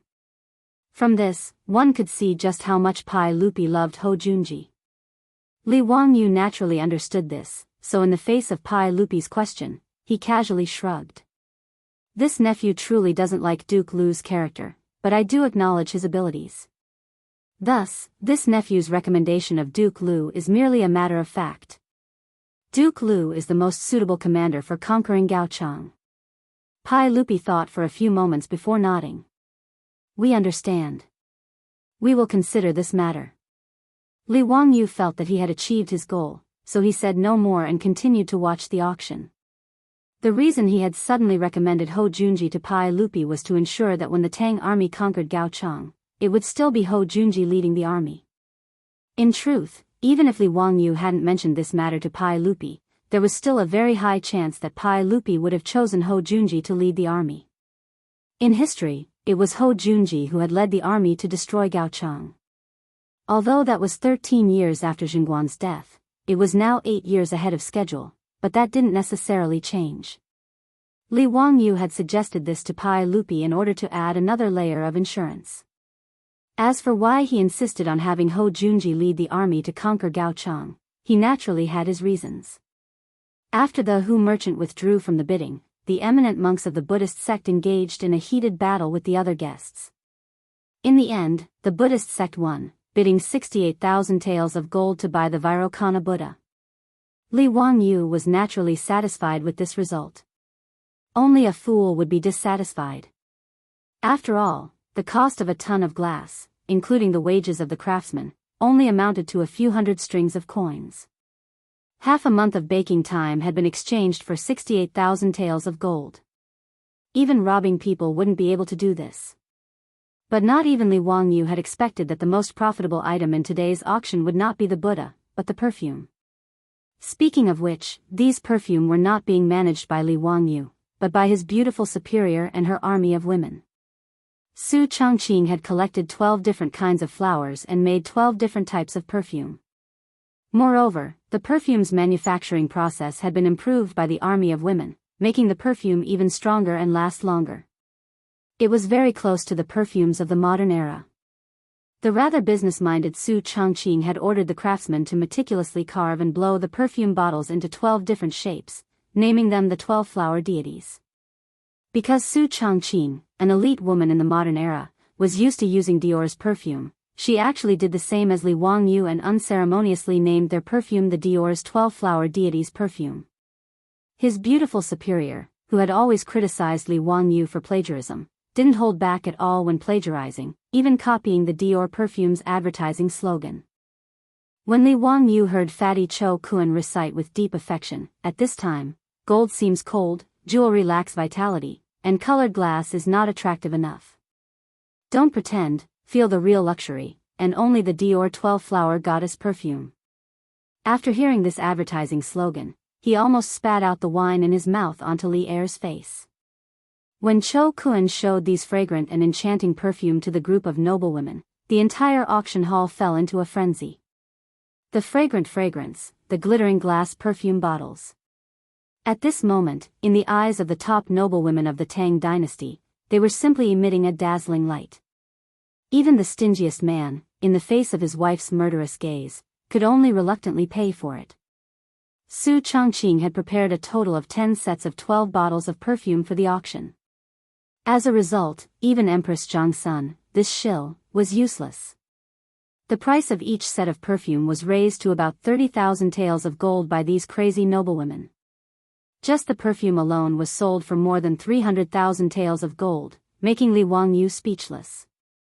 Pai Lupi was even more dumbfounded. As for Empress Jiangsun and concubine Yang, the way they looked at Li Wangyu made him shudder, as if he was being stared at by two ferocious beasts. Fortunately, Li Wangyu was sensible and immediately patted his chest as a guarantee. He turned around and ordered people to send the perfume to the palace. Only then did he avoid the fate of being stabbed to death by Pai Lupi's wife's gaze. Li Wangyu could only shake his head speechlessly. Sure enough, no matter what era it was, women's money was the easiest to earn. The auction, which opened the eyes of the country bumpkins of the Tang dynasty, made Li Wangyu and Pai Lupi a lot of money. In fact, the amount of money they earned didn't have any special meaning to Li Wangyu. No matter how much money they had, it was just a number. What he enjoyed was the pleasure of easily making money from the country bumpkins of the Tang dynasty. To borrow a famous saying from Father Ma, "I'm really not interested in money, but I'm interested in spending money." Chapter 970. In the 6th month of the 5th year of Zhenguan's reign, Gaochang city was bustling with activity. Countless people poured out of the city gates, singing and dancing as they welcomed the diplomatic group from the Tang dynasty. The king of Gaochang, Chu Wentai, led a group of civil and military officials 30 miles out of the city to welcome the Tang dynasty's diplomatic group. The reason why everyone in Gaochang came out in full force to welcome the Tang dynasty's diplomatic group was that the Tang dynasty's emperor, the great and upright Pai Lupi, had gifted the glazed Buddha statue to Gaochang. It would arrive with the diplomatic group today. Gaochang City, the capital of Gaochang, was located in Turpan City in the future. It was more than 5,000 miles away from Chang'an City. With the current traffic situation of the Tang dynasty, it would take more than a month to complete the 5,000 miles journey on horseback. If it were a caravan transporting goods, it would take at least 3 months to complete the journey. It was not easy to transport a glass Buddha statue that weighed more than a ton and traveled more than 5,000 miles. The Tang dynasty spent a lot of effort to transport this Buddha statue. First, it was transported to Dunhuang County by 4-wheeled carriages, and then to Gaochang by camel caravans. However, no camel could carry a 1-ton Buddha statue. Therefore, a specialized craftsman made a kind of bracket to connect the 4 camels. The Buddha statue was placed on the bracket and carried by the 4 camels. Under the careful care of countless people, it took more than a month to cross the Gobi Desert and transport the Buddha statue from Dunhuang County to Gaochang City through Hami. As a Buddhist country, all the civil and military officials, including Chu Wentai, and the people of Gaochang were extremely excited when they learned that the Tang dynasty had gifted them this national gift. What kind of treasure was a glass Buddha statue that weighed more than a ton?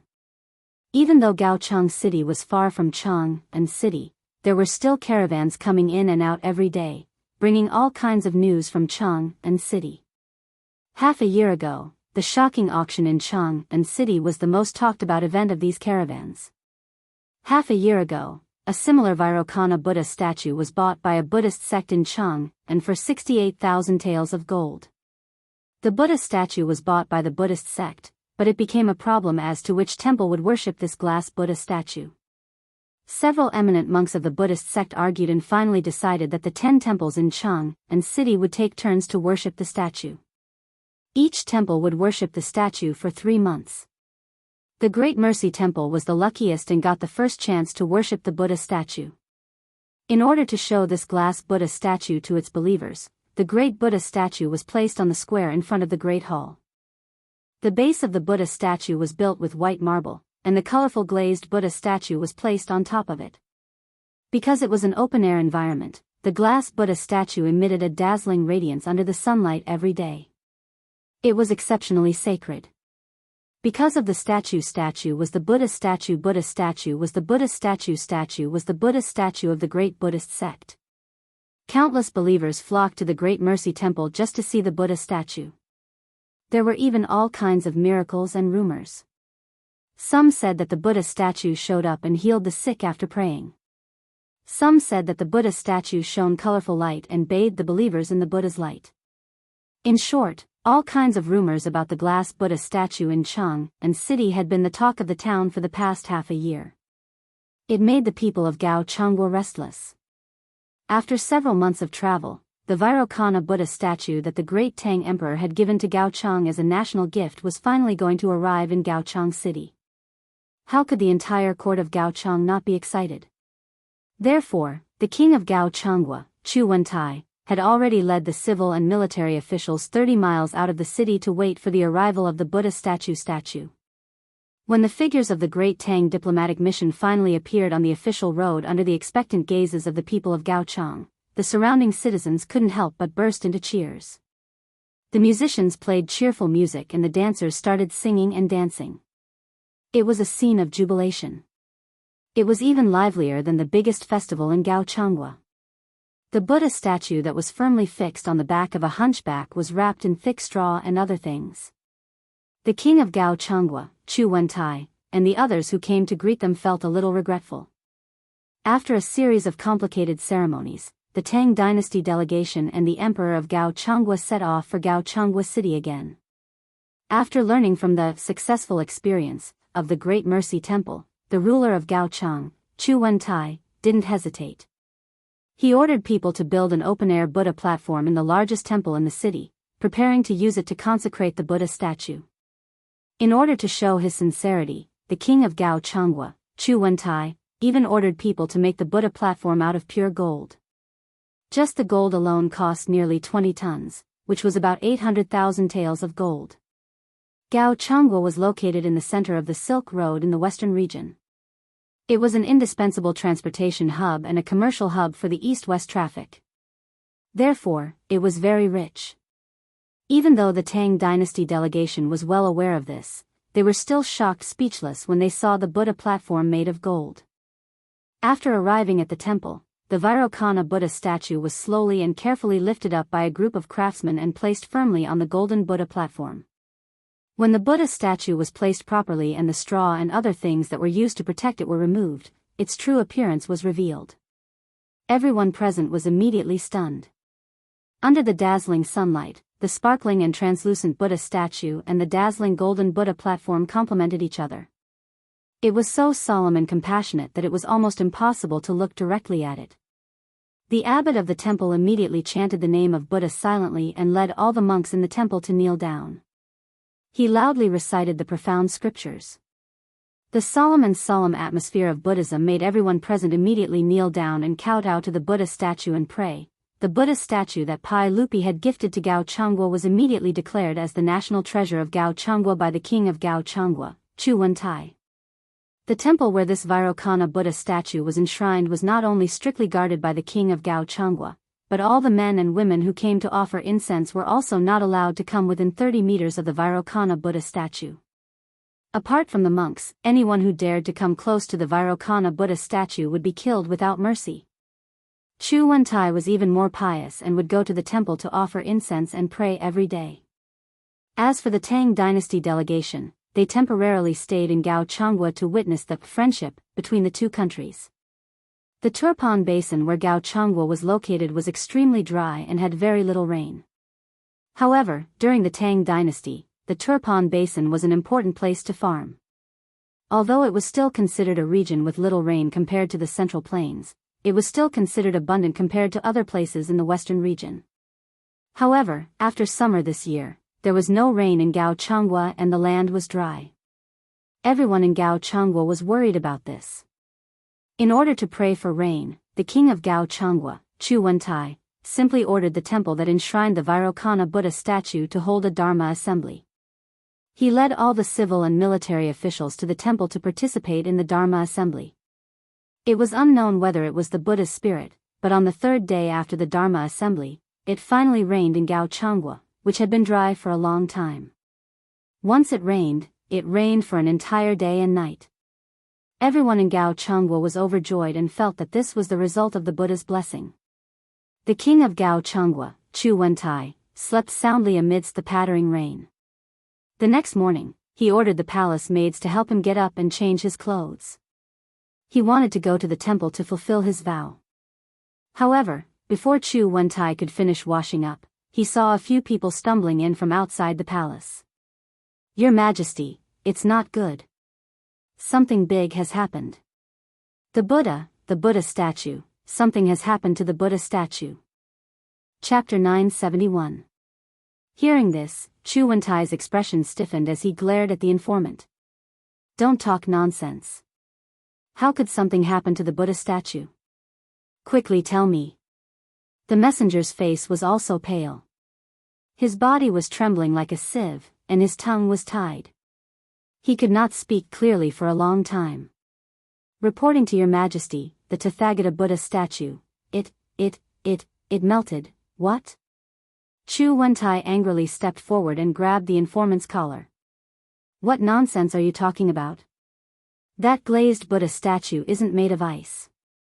How could it melt?" "Why, your Majesty, this servant doesn't dare to lie. Your Majesty, please go to the temple and take a look. This servant isn't lying." Chu Wentai couldn't be bothered to talk nonsense with the informant anymore. He angrily kicked the informant and hurriedly ran out of the palace. When Chu Wentai hurriedly rode a horse to the temple under the escort of a group of palace guards, there was already a crowd gathered there. They were all kneeling on the ground and kowtowing to the temple. When the heavy rain fell yesterday, these believers of Gaochang were like Chu Wentai and attributed all the credit to Buddha's blessings. Therefore, many people rushed to the temple early in the morning, wanting to burn incense in front of the glazed Buddha statue and restore it. However, they didn't expect that the originally sparkling and translucent Buddha statue on the golden altar in front of the temple's Mahavira hall would melt like a piece of ice that had been drenched in water. This strange scene frightened countless believers and caused them to scream. Fear was written all over their faces. Before Chu Wentai arrived, many civil and military officials of Gaochang had also rushed to the temple after receiving the news. Even the Tang dynasty's diplomatic mission that was still in Gaochang city rushed over after receiving the news. Chu Wentai jumped off his horse and was welcomed into the temple by a group of officials and monks with ashen faces.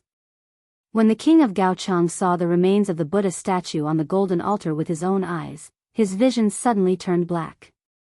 His body swayed and he almost fell to the ground. What the hell is going on? Why did the Buddha statue become like this? Chu Wentai was supported by the guards beside him. He suddenly exploded and roared at the people around him. There was silence all around. No one could answer his question. Only a ghost would know what was going on. How could a perfectly fine glazed Buddha statue melt like ice? If the glazed Buddha statue had cracked or shattered, everyone could still understand it.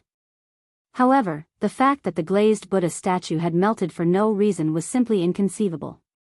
As for the monks in the temple, they were all kneeling on the ground, not even daring to raise their heads. The glazed Buddha statue was so precious, yet it was destroyed in their temple for no reason. Who could bear such a responsibility? Seeing that no one spoke, Chu Wentai became even angrier. Go and find the abbot for this monarch. This monarch wants to ask him what is going on with this Buddha statue. After receiving the order, a monk immediately ran to find the abbot. But not long after, the monk stumbled back and said, My king, the abbot, he hanged himself. What? When Chu Wentai heard this, his blood pressure shot up, and his temples throbbed. Obviously, because the glazed Buddha statue had melted for no reason, the abbot of the temple felt that he had committed a grave sin and was too ashamed to face everyone, so he simply chose to commit suicide. The death of the abbot of the temple made the atmosphere even more oppressive. Just when everyone was speechless, someone suddenly sneered and said, Suicide for fear of punishment? My king, is this the attitude of your Gaochang state towards our Tang dynasty's emperor as a gift? The sage ordered us to transport the glazed Buddha statue from thousands of miles away to Gaochang state so that you can wantonly destroy it like this? Chu Wentai's eyelids suddenly twitched. He looked up and saw that the one who spoke was the Tang dynasty's envoy to Gaochang state. Only then did he realize that compared to the destruction of the Buddha statue, this Buddha statue was a gift from the Tang dynasty to Gaochang state. Now that the Buddha statue had been destroyed for no reason, this matter was serious. To put it lightly, it was Gaochang state's improper safekeeping. To put it seriously, it was damaging the prestige of the Tang dynasty and disgracing the face of the Tang dynasty's emperor, Lord Tang. It's a misunderstanding, How would I dare to destroy the Buddha statue? This Buddha statue, it. Chu Wentai couldn't finish his words. What exactly happened to the Buddha statue? He was still in a state of confusion. The Lord Tang that Chu Wentai mentioned was Tang Jian's eldest son, Tang Songling. Tang Jian was promoted to the Minister of Civil Affairs by Pai Lupi because he said that he would surrender to the Turks and cooperate with General Li Jing's army to capture Shili Khan alive. However, his eldest son, Tang Songling, had inherited Tang Jian's legacy of being a diplomat and was now an assistant minister in the Ministry of Rights. He was the envoy to Gaochang state this time. Tang Songling snorted and said, Misunderstanding? Then I'd like to ask my king, why did the glazed Buddha statue become like this? This, maybe the weather is hot. Chu Wentai couldn't finish his words. How would he know why the Buddha statue became like this? No matter how hot the weather was, the glazed Buddha statue wouldn't melt. Even if it was caused by the heat, the glazed Buddha statue had been exposed to the sun every day and hadn't melted. Moreover, it had rained for an entire day and night yesterday. It was even less likely that it had melted because of the heat. Thinking of the rain, Chu Wentai couldn't help but look up at the Buddha statue that was already in a terrible state. He couldn't help but have an absurd thought. Could it have been melted by the rain? Immediately, Chu Wentai denied this conjecture in his heart. The Buddha statue was made of glazed glaze. There was no mistake about that. Including him, all the civil and military officials of Gaochang state had seen this Buddha statue with their own eyes and had even carefully examined it. As the transportation hub that connected the east and west, glassware shipped from the west was not rare at all. Even Pai Lupi's Taiji palace didn't have as many glassware as Chu Wentai's palace. Chu Wentai and the Gaochang officials were all too familiar with glass, which was also known as glazed glaze. Therefore, they didn't have the slightest doubt about the material of the glazed Buddha statue. Glazed glaze was naturally not afraid of water. This was something that everyone knew. If he were to tell Tang Songling that the Buddha statue had been melted by the rain, it would be an insult to Tang Songling's intelligence. For a moment, Chu Wentai was at a loss for words. Seeing that Chu Wentai was at a loss for words, Tang Songling sneered again. Good. Since Gaochang state treats my Tang dynasty like this, then I won't keep you company. Men, take down the Buddha statue and take it away. The diplomatic mission will depart today and return to Chang'an. My Tang dynasty won't let this matter rest. If Gaochang state can't give me an explanation, then don't blame my Tang dynasty. Don't say that I didn't warn you. Farewell, Your Majesty. After Tang Songling finished speaking, he turned around and left, not giving Gaochang any chance to explain. The craftsman of the Tang dynasty who came with the diplomatic mission immediately ran up to the golden Buddha altar and began to dismantle the melted and damaged Buddha statue. Chu Wentai opened his mouth. He wanted to stop them, but he couldn't say a word. The glazed Buddha statue had been damaged in the temple of Gaochang state, so it was reasonable for the Tang dynasty's diplomatic mission to be furious. What reason did he have to stop them? Chu Wentai let out a long sigh, shook his head, and summoned the officials back to the palace. Today's matter would obviously cause a lot of trouble in the future. He needed to have a good discussion with the civil and military officials on how to calm the anger of the Tang dynasty. However, Chu Wentai would never have thought that his preposterous guess was actually the truth. Chapter 972. Half a year ago, Li Wangyu moved closer to Pai Lupi's ear in the private room of Sotheby Chu River Lake and whispered, "Uncle, I just thought that since the Tang dynasty lacks an excuse to attack Gaochang, this Buddha statue in front of us is an opportunity. The reason why I asked Uncle to gift Gaochang a glazed Buddha statue as a national gift is because I want to do something about it. After the Buddha statue is sent to Gaochang, I have a way to make the glazed Buddha statue dissolve on its own. At that time, the Tang dynasty can use Gaochang as an excuse for destroying the national gift and insulting the prestige of the Tang dynasty to send troops to attack Gaochang. Moreover, Gaochang is a Buddhist country. If the glazed Buddha statue melts for no reason, it will be a great blow to Gaochang. This will be more beneficial for the Tang army to quickly attack Gaochang." Pai Lupi was surprised and happy. "Zio, are you serious?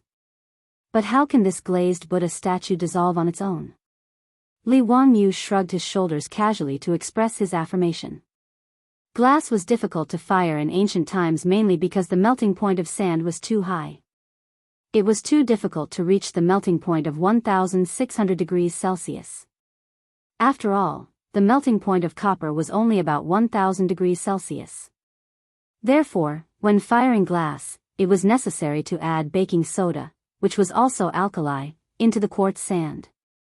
In this way, the melting point could be lowered to more than 800 degrees Celsius. However, there was a disadvantage to firing glass in this way, which was that the glass would dissolve with water. Therefore, when firing glass, it was necessary to add lime and use the reaction between limestone and silicic acid to obtain calcium silicate. In fact, Li Wangyu had already forgotten all of this high school chemistry knowledge and had returned it all to his teacher. He only had a vague impression that he seemed to have read a similar article somewhere. However, this was indeed the case. When Li Wangyu ordered the craftsman to fire the glass, used for the experiment and continuously sprinkle it with water, the glass really began to melt like ice cubes. After confirming that Li Wangyu's plan was indeed feasible, Pai Lupi was naturally overjoyed. He immediately followed Li Wangyu's plan and began a series of plans. The glazed Buddha statue that was painstakingly transported to Gaochang was a Buddha statue that was afraid of water.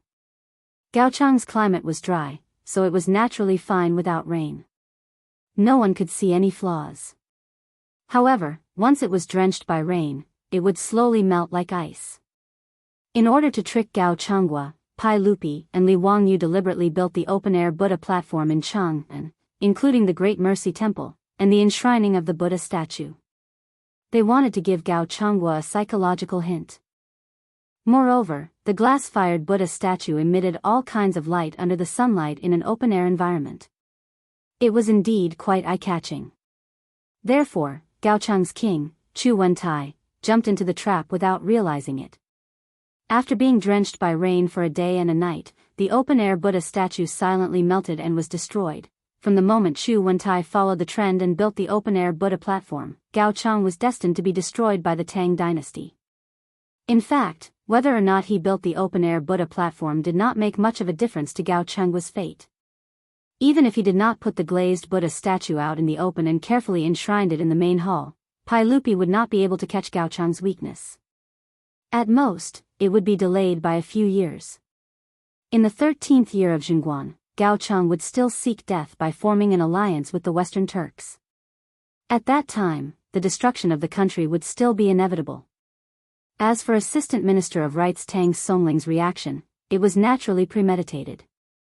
As for why he moved the remains of the Buddha statue away, it was naturally to destroy the evidence and not give the people of Gaochang the chance to discover anything fishy. After the envoys left Gaochangwa angrily, with the remains of the Buddha statue, Tang Songling immediately ordered his men to smash the remains of the Buddha statue and bury it in a random desert.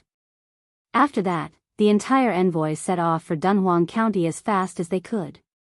1 month later, Pai Lupi, in front of the envoys and officials of the various countries, announced that denouncing Chu Wentai edict in Taiji Palace, listing out Chu Wentai's crimes. Just like in history, Pai Lupi appointed Ho Junji as the Grand Marshal of the Army and Niu Jinda and Xue Wanjun as the Vice Marshals to lead an army of 150,000 soldiers to attack Gaochang. In truth, attacking a puny Gaochang naturally did not require 150,000 soldiers. After all, Gaochang only had a population of 30,000. 150,000 soldiers was enough to scare them to death. Li Wangyu had forgotten that in history, Gaochang's king, Chu Wentai, had been scared to death by the Tang army. Pai Lupi's goal in dispatching an army of 150,000 soldiers was naturally not just Gaochang. With Li Wangyu's advice, Pai Lupi was planning to swallow up all the kingdoms of the western regions. Lulan, Yuqiang, Qiuzi, Xia, Wusun, and Yutian were all treated by Pai Lupi as meat on the chopping board. The benefits of controlling the western regions were self-evident. Fang Xianling, Zhang Sun Wuji, Gao Shilian, and all the other bigwigs of the imperial court supported Pai Lupi's enormous appetite. As for the generals, they raised both hands in agreement. After the autumn harvest of the 5th year of Zhengguan, Ho Junji, Niu Jinda, and Xue Wanjun swore an oath in Chang'an, and an army of 150,000 soldiers set out for the western regions. In the Lai hut of Dingzhou village, Li Wangyu held a cup of wine as he stood on the top floor of his castle and looked to the west, an almost imperceptible sneer on his lips. Just as he had expected, Pai Lupi had chosen his beloved general, Ho Junji, to be his commander. Lord Marquis, have a safe journey. Li Wangyu raised the wine glass in his hand and shook it toward the west. Then, he spilled the wine on the ground. If Ho Junji had seen this, he would probably have fought Li Wangyu to the death. But for Li Wangyu, Ho Junji's expedition to Gaochang was the end of the road. In truth, Li Wangyu didn't have much of a bad impression of Ho Junji at the start. Although Ho Junji had been known to be arrogant and greedy, what did that have to do with him? As for Ho Junji's rebellion, it had even less to do with him. He was not Pai Lupi, and it was not his place to worry about such trifling matters. But ever since Ho Junji coveted his estate and forced Niu Wu and Niu Yong into a life-and-death battle with his troops, the cynical man had blacklisted Ho Junji.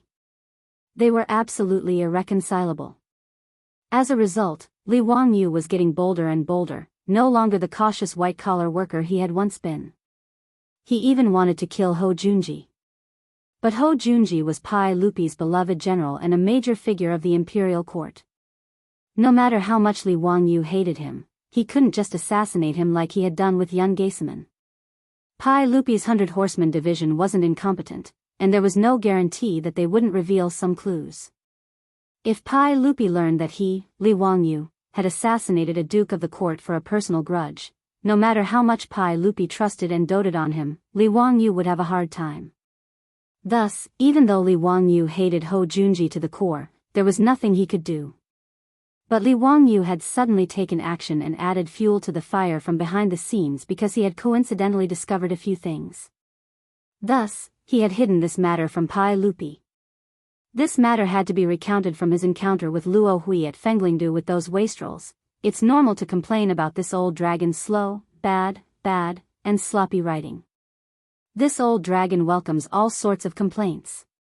But what's with cursing this old dragon for being slow? Did this old man eat your rice? Chapter 973. Back at Fenglingdu, when Li Wangyu and the other wastrels discovered Luo Hui's whereabouts, he had left behind a few capable soldiers in the residence and ordered them to monitor Luo Hui's every move. However, Li Wangyu had rushed to Shuzhou for disaster relief, and for the matter of Su Changqing's knighthood, he had run away. After spending several months away, he had completely forgotten about Luo Hui. When he returned to Chang and took care of Du Ruhui's funeral, Niu Wu had reported this matter to him, and only then did Li Wangyu remember. Niu Wu, is Luo Hui still at Fenglingdu? Li Wangyu asked curiously. When Niu Wu reported this matter to him, more than half a year had passed since he had met Luo Hui at Fenglingdu. Niu Wu smiled. Lang Jun, the soldiers in the residence have sent back several messages, but Lang Jun was already in Shu at that time, so you naturally don't know that he has already left Fenglingdu. Lang Jun, guess where Luo Hui has run off to? How could Li Wangyu guess? Naturally, he could only shake his head. Jingzhou. Jingzhou? What did he run there for? Li Wangyu asked in confusion.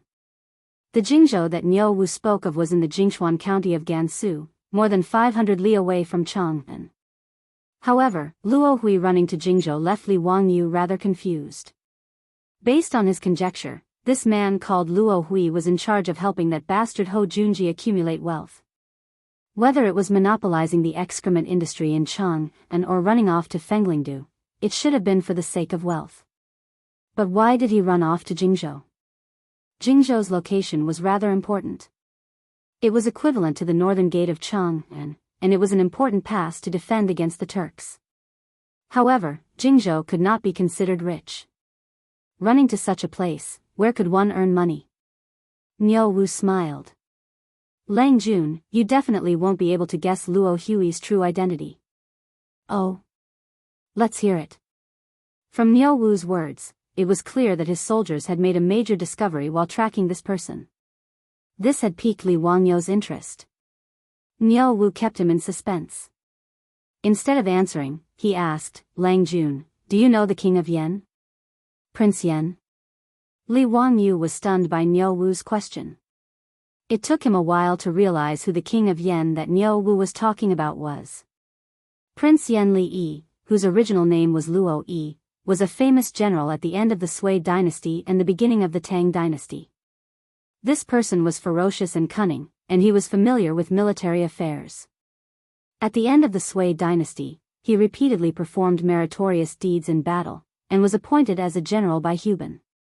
In the third year of Wuda, Luo Yi pledged allegiance to the Tang dynasty and was granted the surname Li by Li Yuan. He was inducted into the imperial family and was given the title of Prince of Yen. After Li Yi returned to the Tang Empire, he made friends with Crown Prince Li Jianchao and offended Pai Lupi because of this. After the incident at the Black Tortoise Gate, Pai Lupi ascended the throne. In order to appease Li Yi, he even acknowledged Li Yi as the head of ceremonies and officials of the 3 prefectures. In the end, this guy was narrow-minded. He felt that he had offended Pai Lupi and was afraid that Pai Lupi would seek revenge, so he decided to rebel. However, Li Yi was not a rebel material. His subordinates had already rebelled before the Tang army arrived. Li Yi fled in panic and tried to escape to the Tujue. But he was killed by his subordinates on the way. His head was sent back to Chang'an and displayed to the public. His original surname was Luo. Luo Yi's brother Luo Shou, who was the governor of Lizhou, was also killed because of this. Li Wangyu recalled the history he had read in the history books. He suddenly raised his eyebrows and asked, could it be that Luo Hui is related to Luo Yi? Luo Yi, Luo Hui. Since Niu Wu asked, Li Wangyu could vaguely guess the relationship between the two. Niu Wu smiled and nodded, you are right. The brothers of the central prefectures secretly reported that they accidentally found out that Luo Hui was actually the son of the Prince of Yen who had been killed long ago.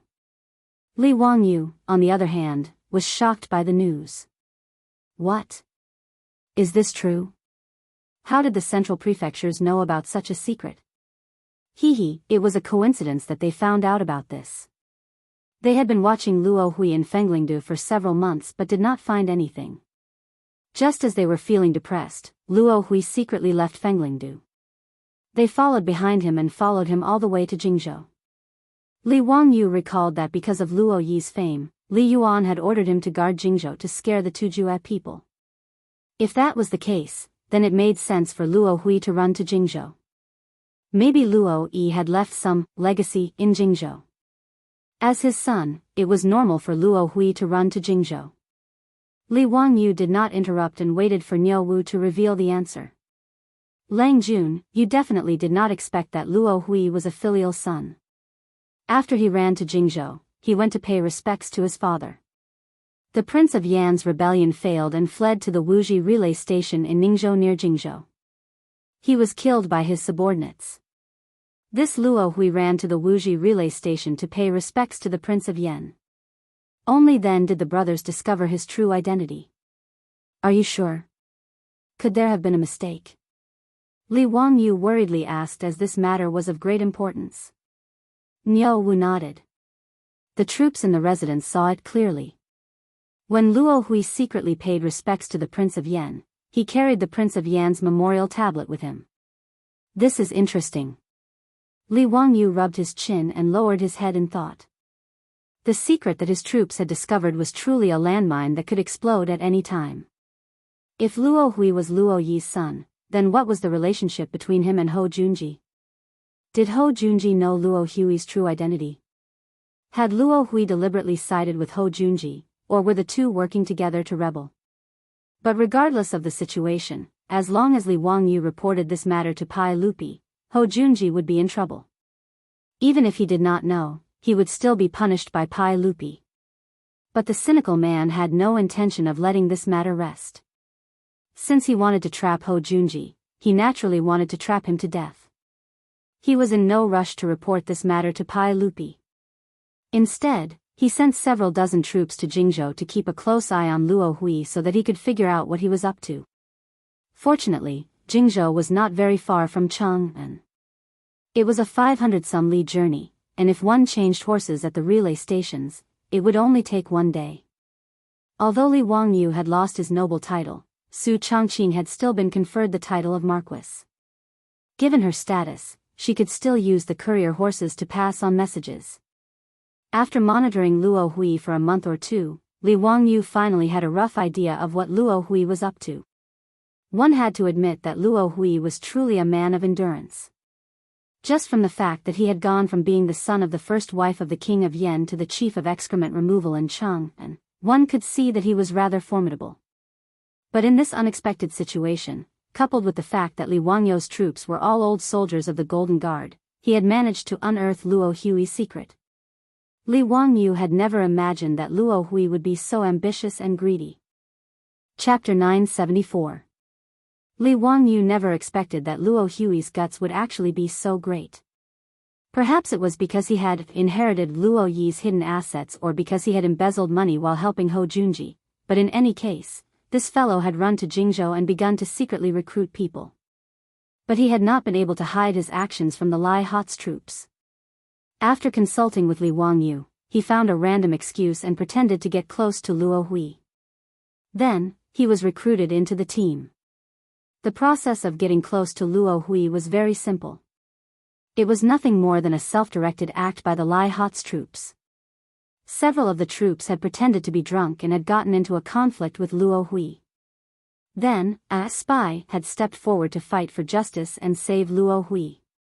Luo Hui had never imagined that someone would be interested in him, and he had fallen into the trap without realizing it. After all, Luo Hui had believed that he had been hiding in Chang'an for many years, and not even Hou Junji had been able to see through his disguise.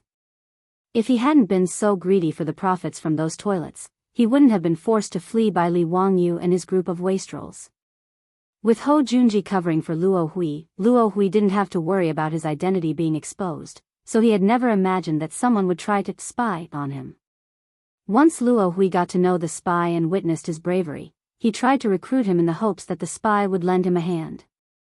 Once the spy reached Luo Hui's side, it didn't take him very long to figure out the man's true goal, but he didn't know whether to laugh or cry. Originally, the troops of the Li Manor thought that Luo Hui was preparing to directly recruit troops and buy horses in Jingzhou to raise the flag of rebellion. However, they did not expect this fellow to be even more daring and even more whimsical. Luo Hui was actually planning to recruit some capable men, train them, and bring them back to Chang'an. There, he would find a chance to control Ho Junji and the right guard of the imperial army. The left and right guards of the imperial army controlled the imperial palace, so this fellow's ultimate goal was to kill his way into Taiji Palace and kill Pai Lupi to avenge his father. When the Lai Hot's troops discovered this absurd plan, even Li Wangyu was dumbfounded. This absurd plan made even Li Wangyu wonder if Luo Hui's head had been kicked in the head by a donkey. Luo Hui was the legitimate son of Li Yi, Prince of Yan, and had been doing business in Chang'an for many years. He could be regarded as a local tyrant in Chang'an. How could he have such a childish idea? Forget whether he could control over Ho Junji, even if he could, how could he use Junji's name to order the right guard to rebel? Not even Ho Junji himself could do such a thing. Otherwise, Ho Junji and Li Qingxian's rebellion wouldn't have failed while still in the planning stage. The coup of the Xuanwu Gate simply could not be replicated. In truth, Li Wangyu had misunderstood Luo Hui. Although he was the legitimate son of Li Yi, he did not understand the workings of the imperial court. Moreover, for the sake of revenge, he had concealed his identity in Chang'an and made a living out of excrement. How could he truly understand the affairs of those important figures in the imperial court? Luo Hui naturally believed that by controlling Ho Junji, he could control the right guard. Thus, while helping Ho Junji accumulate wealth, he was secretly accumulating wealth so that he could recruit suicide soldiers. Li Wangyu was too lazy to care whether Luo Hui had lost his mind or not. After figuring out Luo Hui's goal, the cynical man was prepared to add fuel to the fire and help Luo Hui. It just so happened that the auction house was opening at this time, and Li Wangyu saw an opportunity when the crowd was fighting over the glass Buddha statue.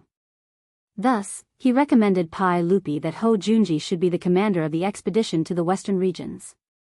Li Wangyu's reason for doing this was very simple. The expedition to the western regions required the army to pass through Jianghu no matter what. Half a year later, just as Li Wangyu had predicted, Pai Lupi appointed Ho Junji as the Grand Marshal of the expedition to the western regions with an army of 150,000 soldiers.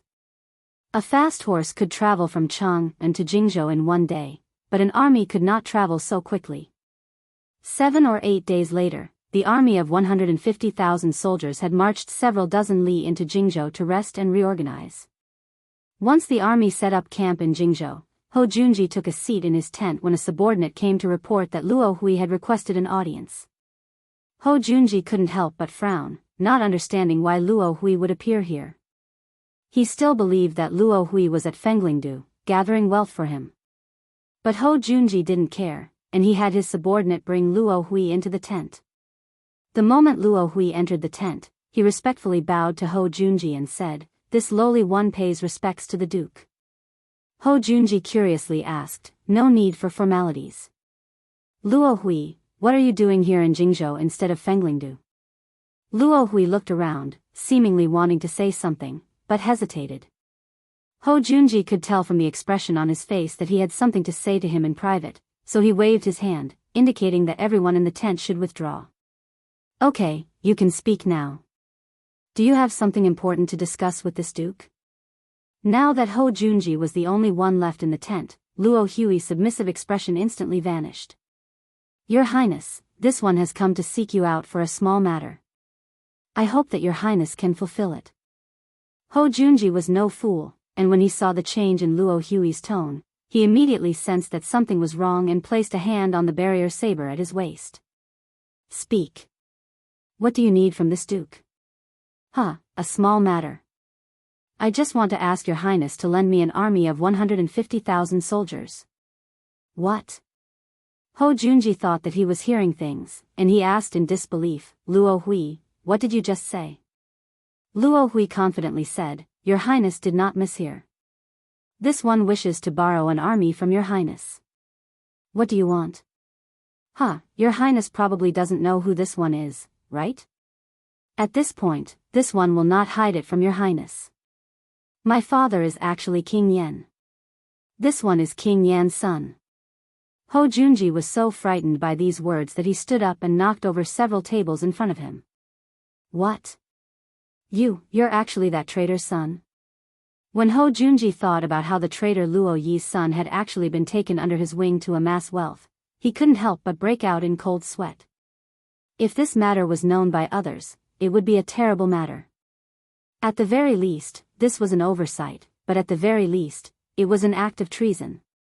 Ho Junji had no thoughts of rebellion, so when he learned of Luo Hui's true identity, his first thought was to kill Luo Hui to silence him. But before Ho Junji could take out his saber, Luo Hui threw his head back and laughed. "Huh, Your Highness wants to silence this one?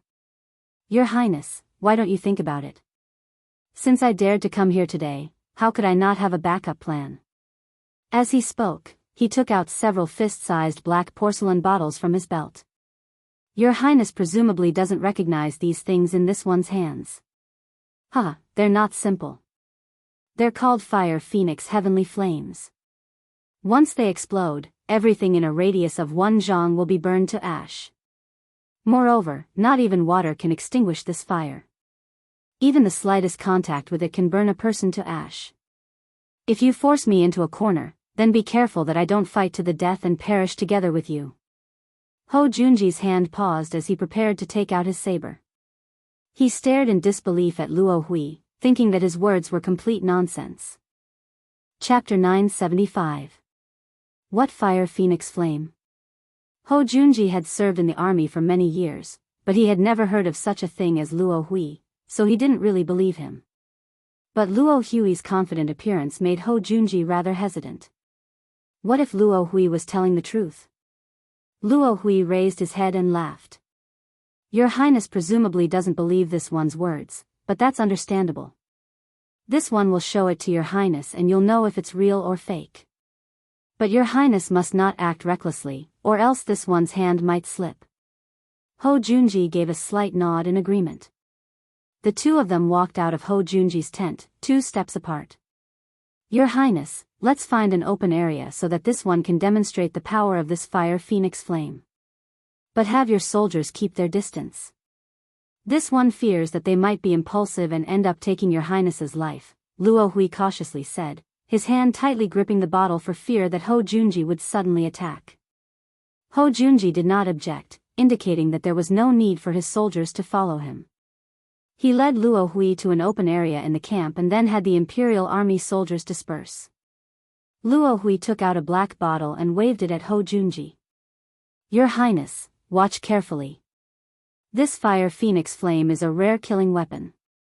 After Luo Hui finished speaking, she waved her hand and threw the porcelain bottle toward the center of the open space. Boom! An explosion sound was heard. The porcelain bottle exploded the moment it landed on the ground. Countless black viscous liquid splashed out. Soon after, it started to burn violently. The flames burned with such ferocity that even Ho Junji and the others couldn't help but take a few steps back. His brow creased as he ordered the Imperial Army soldiers to extinguish the flames.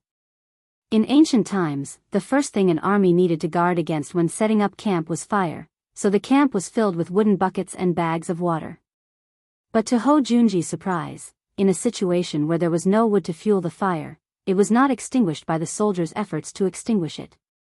On the contrary, as more and more water was poured over the fire, it began to burn even more fiercely.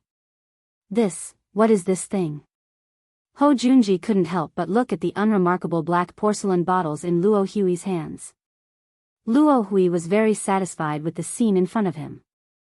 Although he had seen it before, he still felt a lingering fear in the face of such scorching flames. He gestured to Ho Junji and said, "Lord Duke, why don't we return to the main tent and have a chat? You don't have to worry about the fire here. It will extinguish itself after a while." Ho Junji finally realized the threat he faced. If Luo Hui threw that Fire Phoenix Heavenly Flame at him, not even someone as skilled as Ho Junji would be able to dodge this strange flame. Ho Junji couldn't help but worry, but he could only silently nod and return to the tent with Luo Hui. Luo Hui didn't dare to take a single step away from Ho Junji. Success would depend entirely on whether he could use the item in his hand to control Ho Junji. Upon entering the tent, Ho Junji expressionlessly said, "Luo Hui, if you throw out that Fire Phoenix Heavenly Flame, given the distance between the two of us, even you will be burned to death, right?" Luo Hui threw his head back and laughed. "Lord Duke, ever since my father was killed and my uncle executed, this one's family has been ruined. This one's worthless life is nothing, so why should I fear death? Do you really think that by controlling this duke, you can command this army of 150,000 soldiers? Luo Hui, you're too naive. Ho Junji had a rough idea of what Luo Hui was up to. Whether this matter succeeds or not is not up to Lord Duke to worry about. If Lord Duke doesn't want to die, then obediently follow my orders. Luo Hui continued, Lord Duke, in truth, you and I are both grasshoppers on the same rope. If my identity is exposed, does Lord Duke think that you can remain unscathed? Although this one will undoubtedly die, how much stronger can Lord Duke be than this one? If Lord Duke is willing to cooperate with this one and lead an army of 150,000 soldiers back to Chang, and, once Li Shimin is killed, this one will naturally treat Lord Duke well. Ho Junji inwardly sneered at Luo Hui's words, thinking that Luo Hui had gone completely insane. Even if he wanted to rebel, it was simply wishful thinking for a measly army of 150,000 soldiers to charge into Chang and usurp the throne. Moreover, if Ho Junji tried to rebel, someone might immediately cut off his head and send it back to Chang, and to be rewarded for his deeds.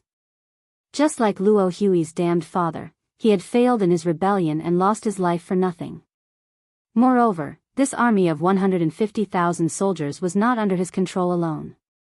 Did he really think that Niu Jinda and Shui Wanjun were pushovers?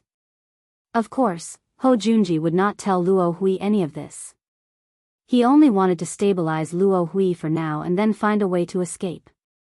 Ho Junji did not comment on Luo Hui's words, nor did he try to refute them. Luo Hui had taken control of the situation and inwardly breathed a sigh of relief. He had used himself as a stake, risked his life, and used the porcelain bottles in his hands to threaten Ho Junji. In the end, he had managed to complete the first step of his plan without any mishap. In truth, Luo Hui had also gambled that Ho Junji would not dare to take him down with him. As a duke of the court, Ho Junji was naturally unwilling to clash with Luo Hui's broken jar. Thus, he had been caught off guard and fallen for Luo Hui's trap.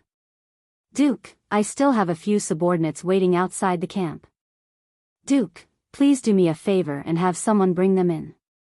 Ho Junji fell silent for a few seconds before nodding in agreement.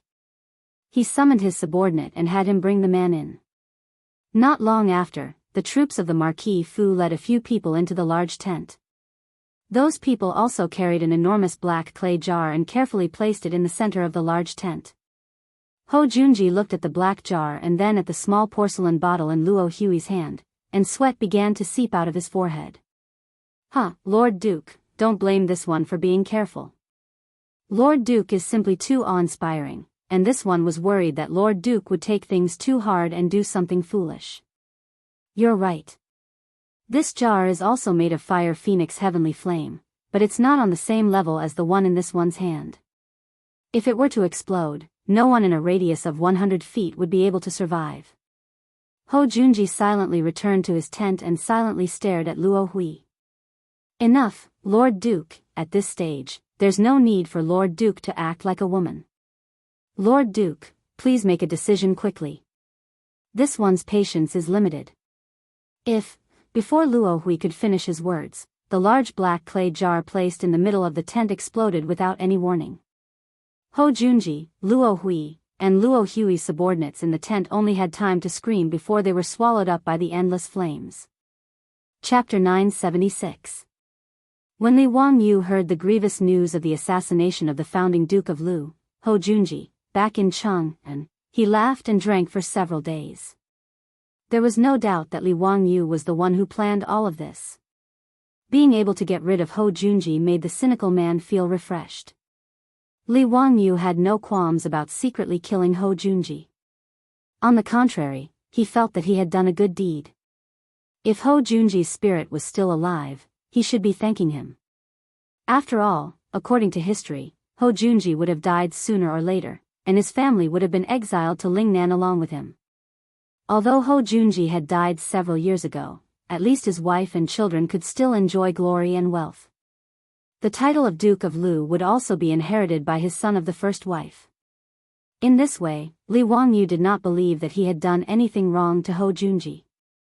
As for Luo Hui, he was just a fellow with great ambition but little talent. In history, Luo Hui was just a wealthy citizen of Chang, and who dug out dung for a living. In all likelihood, he had never been able to cause much of a stir in his life. Since Luo Hui had tried to rebel, he would be buried together with Hou Junji in a sea of fire. The thing that had killed Hou Junji and Luo Hui was actually very simple. It was a mixture of oil, white phosphorus, and sugar to create a homemade, incendiary bomb. Oil was something that China had existed since ancient times. Gao Nu had water that could be ignited. This was a passage recorded in the Book of Han. Gao Nu lived in the vicinity of Shaanxi in the future. Using oil for illumination was something that had already been done in the northern and southern dynasties. Thus, it was far too easy for Li Wangyu to get some oil. This homemade, incendiary bomb was simple to make, but its power was astonishing. That Chinibyu name, Fire Phoenix Heavenly Flame, had come from Li Wangyu's wicked taste. In a situation where the Tang did not know how to extinguish it, it was not at all excessive to call it a heavenly flame. As for the person who provided the incendiary bomb to Luo Hui and gave Luo Hui such a bad idea, it was naturally the work of that spy. When Li Wangyu learned of Luo Hui's goal, he took advantage of the situation and secretly helped him kidnap Hou Junji, allowing the wicked son of heaven to control the 150,000 soldiers on the western expedition. Then, he would return to Chang and kill his way into Chang and at lightning speed. It was such an unreliable plan, but after the spy presented it to Luo Hui actually regarded it as a treasure. After he demonstrated the power of the incendiary bomb to Luo Hui as a spy, Luo Hui became even more confident. She felt that it was only a matter of time before she could kill her way into Chang and city's Taiji Palace.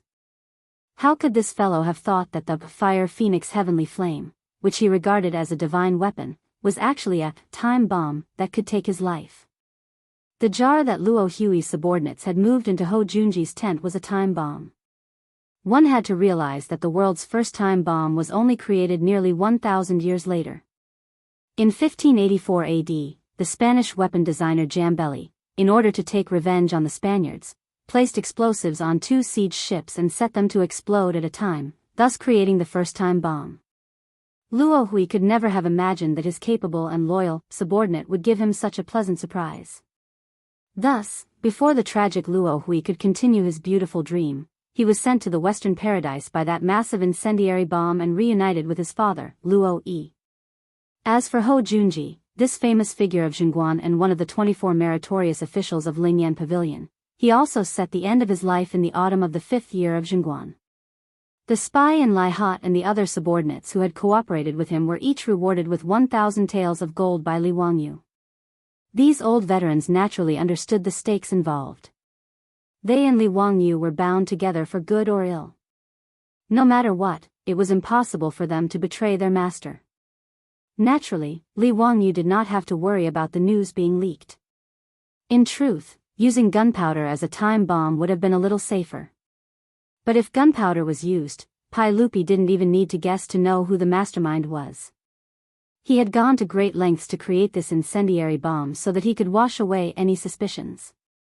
Li Wangyu had believed that his plan had been flawless and that no one would notice. But he had never expected that shady Death Marquis Junji would lift a rock and smash it on his own foot, creating such a huge problem for himself. The Duke of Lu, Hou Junji, had led an army on an expedition, but he had been assassinated on the road, and his body had been burned to ash without even being found. This matter had naturally caused an earthquake in the imperial court. In his fury, Pai Lupi had sent Mi Tuo to Jingzhou to lead the 100 Cavalry Department to investigate the matter. Putting aside how Mi Tuo had led the 100 Cavalry Division to investigate, the 150,000 soldiers of the Western Expedition had been forced to remain in Jingzhou because of Hou Junji's death. They had to wait for Li Er to appoint a new Grand Marshal before they could set out again.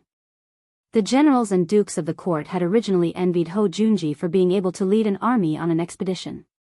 The old hoodlums Qing Yaojin and Yuqi Jingda had even cursed Hou Junji countless times in their residences, feeling that His Majesty was far too protective of Hou Junji. After all of them knew that leading an army of 150,000 on the Western expedition against Gao Chang was simply taking advantage of the situation. With the combat effectiveness of the Tang army, to put it bluntly, even if a pig sat in the position of general manager, it would make no difference for the Tang army to conquer the countries in the western region. If nothing had happened to Ho Junji and Pai Lupi wanted to replace him midway, these old hoodlums would have snatched the job. But the loss of their commander before the army had even entered the battlefield was an extremely inauspicious matter in the eyes of the Tang. Those dukes and generals who had been rubbing their hands in glee immediately quieted down. Even the old hoodlum Qing Yaojin and the others were unwilling to touch this hot potato. The experts of Chang and even began to earnestly divine the fortunes of the Western Expedition Army, saying that it was inauspicious. There were even people who wrote petitions requesting Pai Lupi to withdraw the army. Pai Lupi, who was determined to conquer the western regions, would not listen to such pleas. Pai Lupi, who had already been furious over the death of his favorite general, saw that no one was volunteering, and he even began to consider personally leading the expedition. Fortunately, Fang Xianling, Gao Shilian, and Zhang Sun Wuji managed to dissuade Pai Lupi and dispel the idea of personally leading the expedition to the western regions. But as a result, the question of who to choose as the commander was now a problem. During the morning assembly, Pai Lupi began to discuss this matter with the officials. A person stepped out from the ranks of the officials and said, "Your Majesty, this old subject has someone to recommend as the Grand Marshal of the Western Expedition Army." The one who stepped out was Grand Chamberlain Wang Ying. "Official Wang, who do you want to recommend?" "Let's hear it." Pai Lupi did not think too much about it and indicated for Wang Ying to continue. However, the old man's next words almost caused the eyes of the officials and Li Er in the Taiji Palace to pop out. "This old subject recommends the prefectural Duke of Fufeng, Li Zio, as the Grand Marshal of the Western Regions." Chapter 977. During the Tang dynasty, the general manager of the marching army was equivalent to a war zone commander in the future. When communication was not convenient, the general manager of the marching army could do whatever he wanted and had more power. For the general manager of the marching army of the West, the 150,000 soldiers were under his control. Furthermore, after conquering Gaochang and the other countries in the western region, the Governor-General House was set up in the imperial court. Before the officials were sent over, the conquered countries in the western region were also under his control. As such, the general manager of the marching army was someone that Pai Lupi trusted the most. Originally, Pai Lupi and the other officials had considered Duke Yaojin, Yuqi Jingda, Li Jing, and the other Duke Yaojin. Even Zhang Sun Wuji, Gao Shilian, and the other civil officials were within Pai Lupi's consideration. After all, the difference between civil and military officials in the Tang dynasty was not that obvious. Even Zhang Sun Wuji and the others had led troops on the battlefield before. However, because Ho Junji's death was very unlucky, they were not willing to accept the position. As for Li Wangyu, no one had considered him. Wang Ying's words shocked the entire hall. After recovering from his shock, Pai Lupi said unhappily, "Wang Ying, what kind of rotten idea is this? My son is still young and has never fought a war. How can he be given such an important task?" Your Majesty, this old subject is not speaking nonsense. This old subject naturally has his reasons for recommending Prefecture Duke Fufeng. Let's hear them. "Your Majesty, Prefecture Duke Fufeng may be young, but he's a smart man. Moreover, he is the only disciple of the Dao ancestor. How can your Majesty treat him as an ordinary person?" Wang Ying's words made all the officials nod silently, feeling that he was right. If Li Er did not mention it, who in the court would see Li Wangyu as a young man who had not yet reached the age of 20? Secondly, this old subject recommends Prefecture Duke Fufeng because Prefecture Duke Fufeng knows the key to the matter of the western region. Your Majesty, if someone else were to go, I'm afraid they might not be able to achieve the effect your Majesty wants. As Tai Chongqing, Wang Ying naturally knew the attitude of the Tang dynasty towards the countries in the western region. She also knew that Li Wangyu had advised Pai Lupi. Therefore, his words moved Pai Lupi. Wang Ying continued, "As for your Majesty's concern that Prefectural Duke Fufeng has no experience in battle formations, that's a small matter. With the help of the Langyi County Duke and the left garrison general, presumably those countries in the western region are nothing but clay chickens and pottery dogs in front of our Tang dynasty's iron cavalry. Why should your majesty worry about this? After he finished speaking, the Taiji palace fell silent. There were actually two reasons why Wang Ying, the old man, would suddenly stand up and recommend Li Wangyu to be the general manager of the marching army. One was to discuss Li Wangyu. After all, Ho Junji had been assassinated for no reason. In the eyes of the Tang, this matter was extremely unlucky and inauspicious.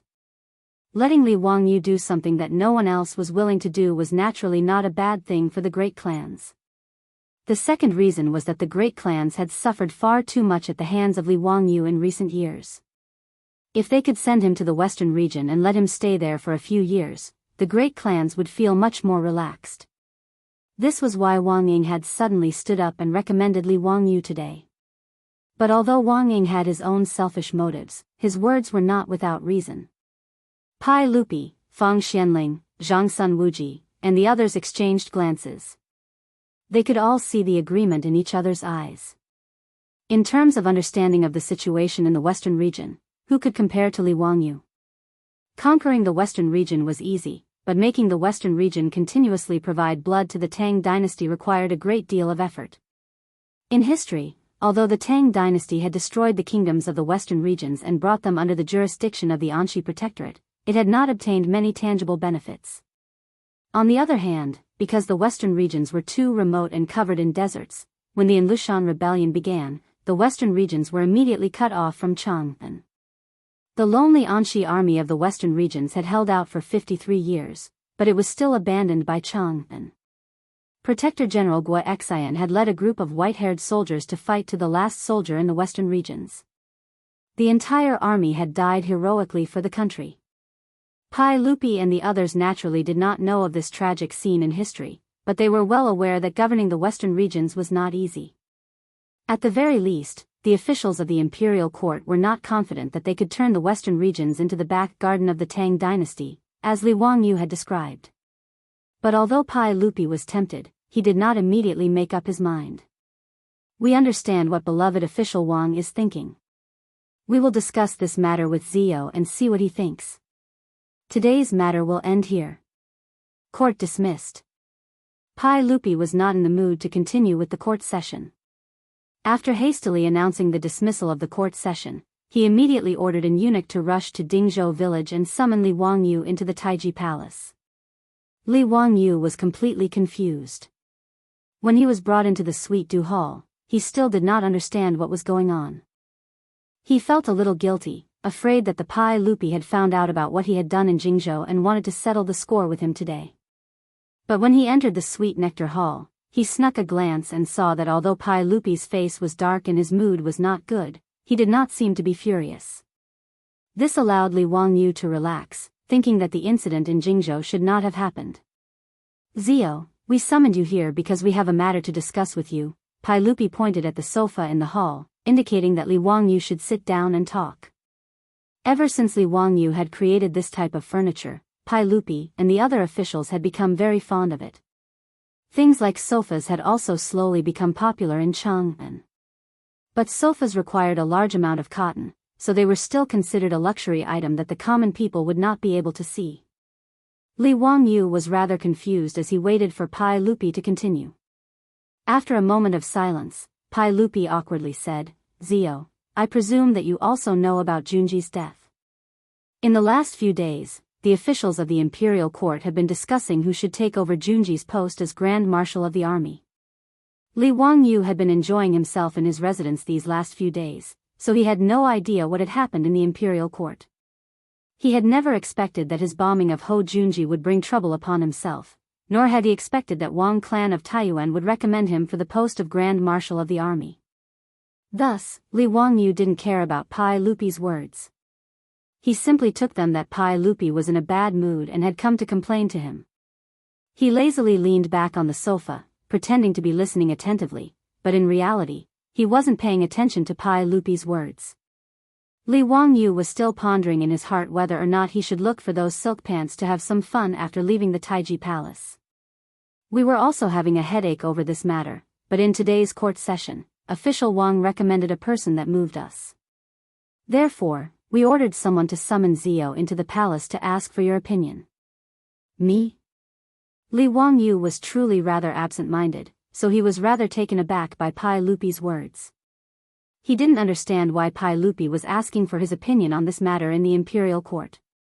Uncle, this little nephew doesn't understand what you mean? In today's court session, official Wang recommended you to us for the post of Grand Marshal of the Western Expedition Army. Clang! The teacup in Li Wangyu's hand fell to the ground and shattered.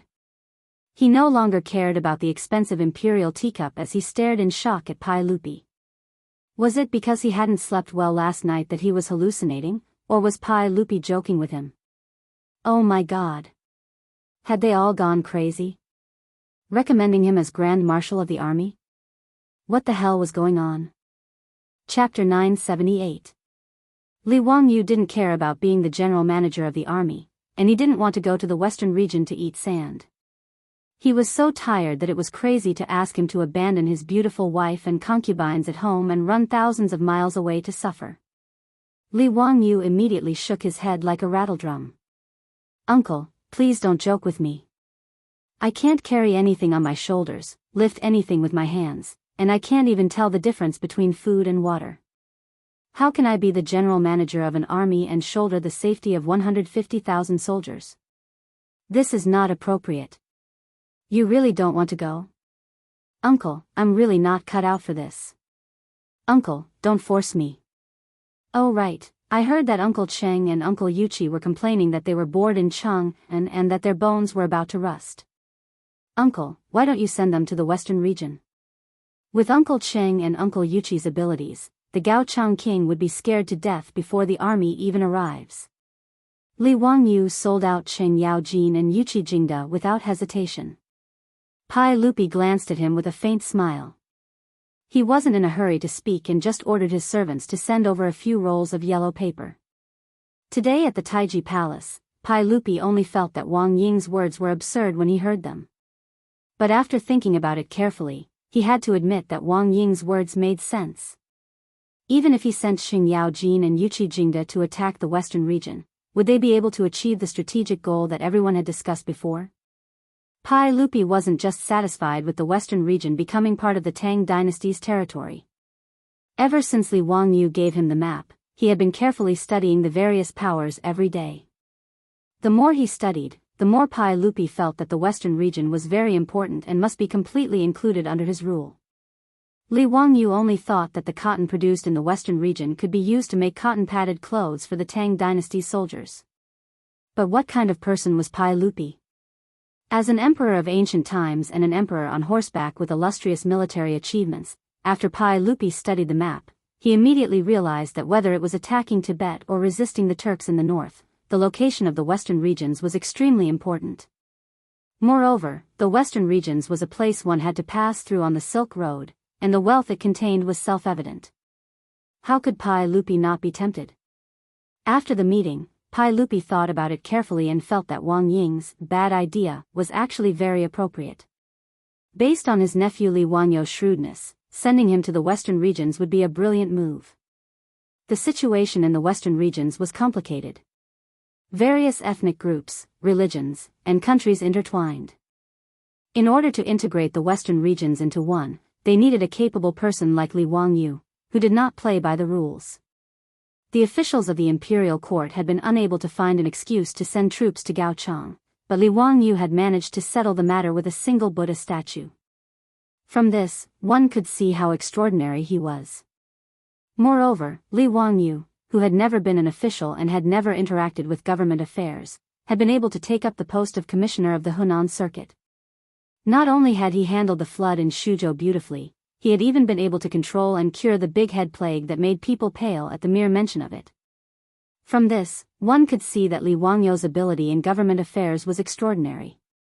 He was capable and also his most trusted nephew. Pai Lupi even felt that Li Wangyu was more suited than Ho Junji to be the chief steward of the Western expedition. But Pai Lupi also understood his nephew's personality. If he wanted this fellow to willingly go to the western regions to eat sand, he would have to use some tricks. Pai Lupi had naturally expected Li Wangyu's refusal, and he had already made preparations. He was not afraid that Li Wangyu would refuse. Pai Lupi took the yellow scroll from the eunuch and handed it to Li Wangyu. Zio, since you're not willing to go, then forget it. We naturally won't force you. Right, take a look at this imperial edict. We have just finished drafting it and have yet to give it to the palace secretariat and the palace secretariat for their seal. I wonder if this imperial edict is to your liking? An imperial edict without the seal of the palace secretariat and the palace secretariat was naturally useless, even if this imperial edict had been personally written by Pai Lupi. Li Wangyu suspiciously took the imperial edict, but when he opened it, he was pleasantly surprised. On the draft of the imperial edict, it was written that Pai Lupi had conferred the title of Princess Yanling to Su Changqing and had appointed her to be married to Li Wangyu, the Duke of Fufeng. The marriage between Li Wangyu and Su Changqing had almost become his sore point. Although with the feelings between the two of them, there was not much difference whether they were married or not. But they were now living in the Tang dynasty and not the modern era. It was hard to say whether a man and a woman living together without knowing what was going on. Even the foppish young masters and those old ruffians would often tease Li Wangyu about the relationship between Su Changqing and Li Wangyu, making him feel very awkward. However, it was not that Li Wangyu was unwilling to marry Su Changqing, but it was because the two in-laws, Pai Lupi and Empress Zhongsun, stood between the two of them. In this regard, Li Wangyu was full of resentment. He did not understand why he could not make the decision about his own marriage. Now it was the 5th year of Zhengguan. It had been more than 3 years since he and Su Changqing had transmigrated to the Tang dynasty. Su Changqing was different from him. Her body had transmigrated to the Tang dynasty, but now she was almost 30 years old. In the modern era, a woman in her 30s could still be called an elder sister and ride the wind and waves.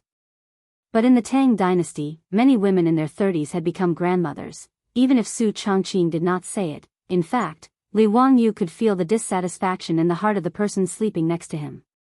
Because of this, Li Wangyu secretly pondered. If Pai Lupi and Empress Zhongsun did not relent in the next 1 or 2 years, perhaps he and Su Changqing would have to elope. Now, the draft of the imperial edict in his hand clearly stated that Pai Lupi had conferred Su Changqing the title of princess and had also granted her marriage to Li Wangyu. How could he not be overjoyed? Uncle, is this true? Don't deceive your nephew. Li Wangyu's hand, which was holding the imperial edict, was trembling slightly. Pai Lupi nodded and then shook his head. He replied noncommittally, it's just that I have no time to take care of this matter right now. Zio, you also know that as long as the position of General Manager of the Western Expedition Army is not confirmed, I will not be able to eat or sleep in peace. How can I be in the mood to take care of these trivial matters? This matter is also not urgent. Since I have written this imperial edict, I will naturally hand it over to the Hall of Secretaries and Wuxia provinces for verification. Zio, you do not need to worry. When Li Wangyu heard this, his nose was about to become crooked from anger. Wasn't this a blatant threat? Pai Lupi was clearly using his marriage with Su Changqing to threaten him. If he was not willing to take the position of General Manager of the Western Expedition Army, Pai Lupi would not issue this imperial edict. For a moment, Li Wangyu hesitated. The balance in his heart began to sway back and forth. Should he succumb to the threats and temptations of the evil forces, or should he resist the evil forces to the end? Without waiting for Li Wangyu to make a decision, Pai Lupi threw another imperial edict at him. That's right, there is also an imperial edict. The Hall of Secretaries and Wuxia provinces have already verified it.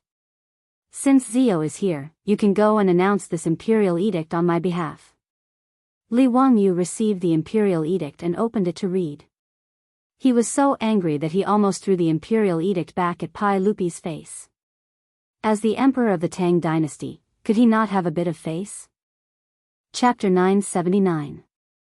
The second imperial edict that Pai Lupi gave to Li Wangyu was an imperial edict to promote him. Logically speaking, this should be a good thing, but the key point was that the names on the imperial edict made Li Wangyu immediately understand Pai Lupi's purpose. Cheng Chimo, rank 4 General of Loyal Marshal, transferred to the Western Expedition Army. Cheng Chuliang, rank 4 General of Iwei, transferred to the Western Expedition Army. Cheng Chubi, rank 4 General of Mingwei, transferred to the Western Expedition Army. Du He, rank 4 official physician, transferred to the Western Expedition Army. Wei Shuyu, Yuchi Baolin, Yuchi Baoqi, Chai Lingguo, none of the playboys ran away, all of them were on this imperial edict. Except for Du Mo, who was the eldest son of Du Ruhui, who was conferred the title of Duke of Lai by Pai Lupi, and Niu Jingping, who was unable to go to war because of his foot injury. Li Wanyo's playboy brothers were all stuffed into the Western Expedition Army by Pai Lupi. After Li Wangyu finished reading the imperial edict, he was dumbfounded. There were only 2 words in his mind. Total annihilation. Pai Lupi's move was too vicious. Stuffing all of Li Wanyo's playboys into the Western Expedition Army, how could Li Wangyu not go? This was simply a kidnapping. And the hostages were this group of playboys from the Tang dynasty. Thinking of this, Li Wangyu glared at Pai Lupi angrily. He really wanted to ask him, how did he come up with such a wicked idea? Pai Lupi was very satisfied with Li Wangyo's reaction and couldn't help but smile. Fortunately, Li Wangyu didn't copy Journey to the West. Otherwise, Pai Lupi would definitely sigh and say, no matter how capable you are, you can't escape from my grasp. Stuffing this group of playboys into the Western Expedition Army, Pai Lupi had already communicated with Fang Xianling, Qing Yaojin, and the others, and obtained the unanimous agreement of all the big shots. Li Wangyu didn't want to go to the western regions to eat sand, but it didn't mean that these big shots thought the same. His legitimate son would follow the Western Punitive Expedition Army to hone himself and gild himself. Fang Xianling, Qing Yaojin, and the others had long been annoyed by the fact that these second-generation officials of the Tang Empire were now hiding in Cheng and waiting for death. Now that Li Er had actually proposed to send them to the western regions, how could Qing Yaojin and the rest still be unwilling? Each and every one of them was smiling so widely that their teeth were almost showing. The only ones who were kept in the dark were Li Wangyu and those foppish young masters. Li Lupi could resist Li Lupi's Tang dynasty. Pai Lupi gave the order and their lord nodded. In any case, they couldn't avoid going to the western regions to eat sand. Li Wangyu could even imagine how mournful the silk pants would be when they learned of this shocking news. For this group of playboys, leaving the flourishing Cheng and leaving the Peace Square, the Hu people's wine shops, and running to the Gobi Desert for a few years. It was a life worse than death. Thinking of the depression of the playboys, Li Wangyo's mood improved a lot. Since Pai Lupi even used the trick of kidnapping the playboys, plus the temptation of marrying Su Changqing, Li Wangyu had already raised his hands and surrendered in his heart.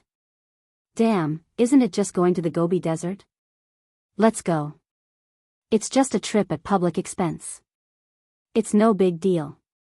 However, even if Li Wangyu had decided to compromise, he wasn't ready to raise his hands and surrender.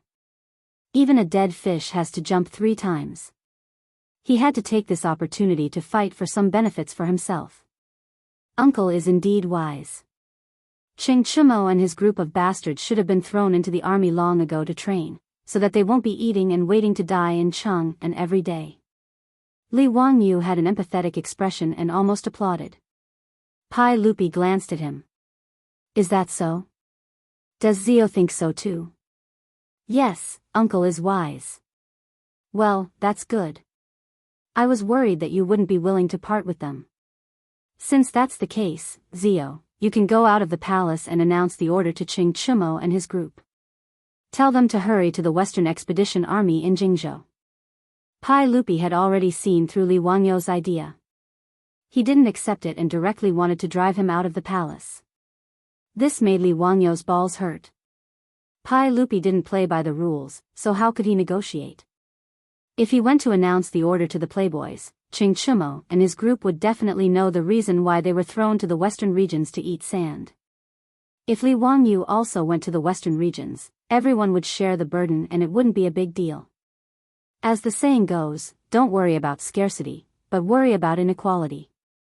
The playboys were implicated by Li Wangyu and were driven to the western regions to eat sand by Pai Lupi and his lord. If Li Wangyu, the main culprit, was still in Chang'an. Thinking of how Cheng Chumo and his group would fly into a rage and fight him to the death, Li Wangyu couldn't help but shiver. The consequences were too terrible. Pai Lupi knew this and threw all the playboys into the Western Expedition Army. Li Wangyu saw that Pai Lupi wasn't willing to accept it, so he had no choice but to surrender. He said dejectedly, "Uncle, I'll be the general manager of the marching army, but I also have a condition. Before I leave, I want to marry Chongqing first." A trip to the western regions would take at least 1 or 2 years. Li Wangyu didn't want to wait until he came back to get married. A long night was fraught with dreams. He didn't want Empress Zhangsun and Pai Lupi to come up with any more trouble. Pai Lupi didn't even think about the condition proposed by Li Wangyu and nodded in agreement. Okay. He reached out and took an imperial edict from the chamberlain and handed it to Li Wangyu. Opening it, he saw that the content was the same as the previous imperial edict. The difference was that this imperial edict had the seals of the Secretariat and the Minxia provinces, as well as the signatures of the prime ministers of the Secretariat and the Minxia provinces. In other words, Li Wangyu had been played by Pai Lupi again. Li Wangyu wanted to cry, but he had no tears. Today, he had been completely controlled by Pai Lupi. He didn't have any room to struggle. Now that things had come to this, Li Wangyu didn't want to say anything more. The imperial edict that he had been looking forward to suddenly didn't smell good in his hands. "Zio, go back and make some preparations. I've had someone calculate that 3 days from now will be an auspicious day for you to marry Princess Yanling. However, I have another request that you must agree to." Li Wangyu didn't want to struggle. "Uncle, just say it. When you return from the western regions, Changle should be 15 years old. At that time, you must also marry Changle as your wife. I promise you that both Changle and Princess Yanling will be your official wife. Are you willing?" This. Li Wangyu didn't expect that Pai Lupi was actually waiting for him here. For a moment, he couldn't help but hesitate. However, when he looked up and saw Pai Lupi's expression that said, "If you don't agree, don't even think about walking out of the palace today," Li Wangyu didn't hesitate anymore. He directly nodded and agreed. Anyway, when there were too many lice, they wouldn't bite. When there were too many debts, there was no need to worry. So be it if he married Changle. After a few years, when Changle turned 15 years old, his psychological guilt wouldn't be so strong. In fact, Li Wangyu also knew that Pai Lupi's request to let him marry 2 wives would inevitably lead to a lot of trouble. Since ancient times, Wuxia had a system of 1 husband and 1 wife and many concubines.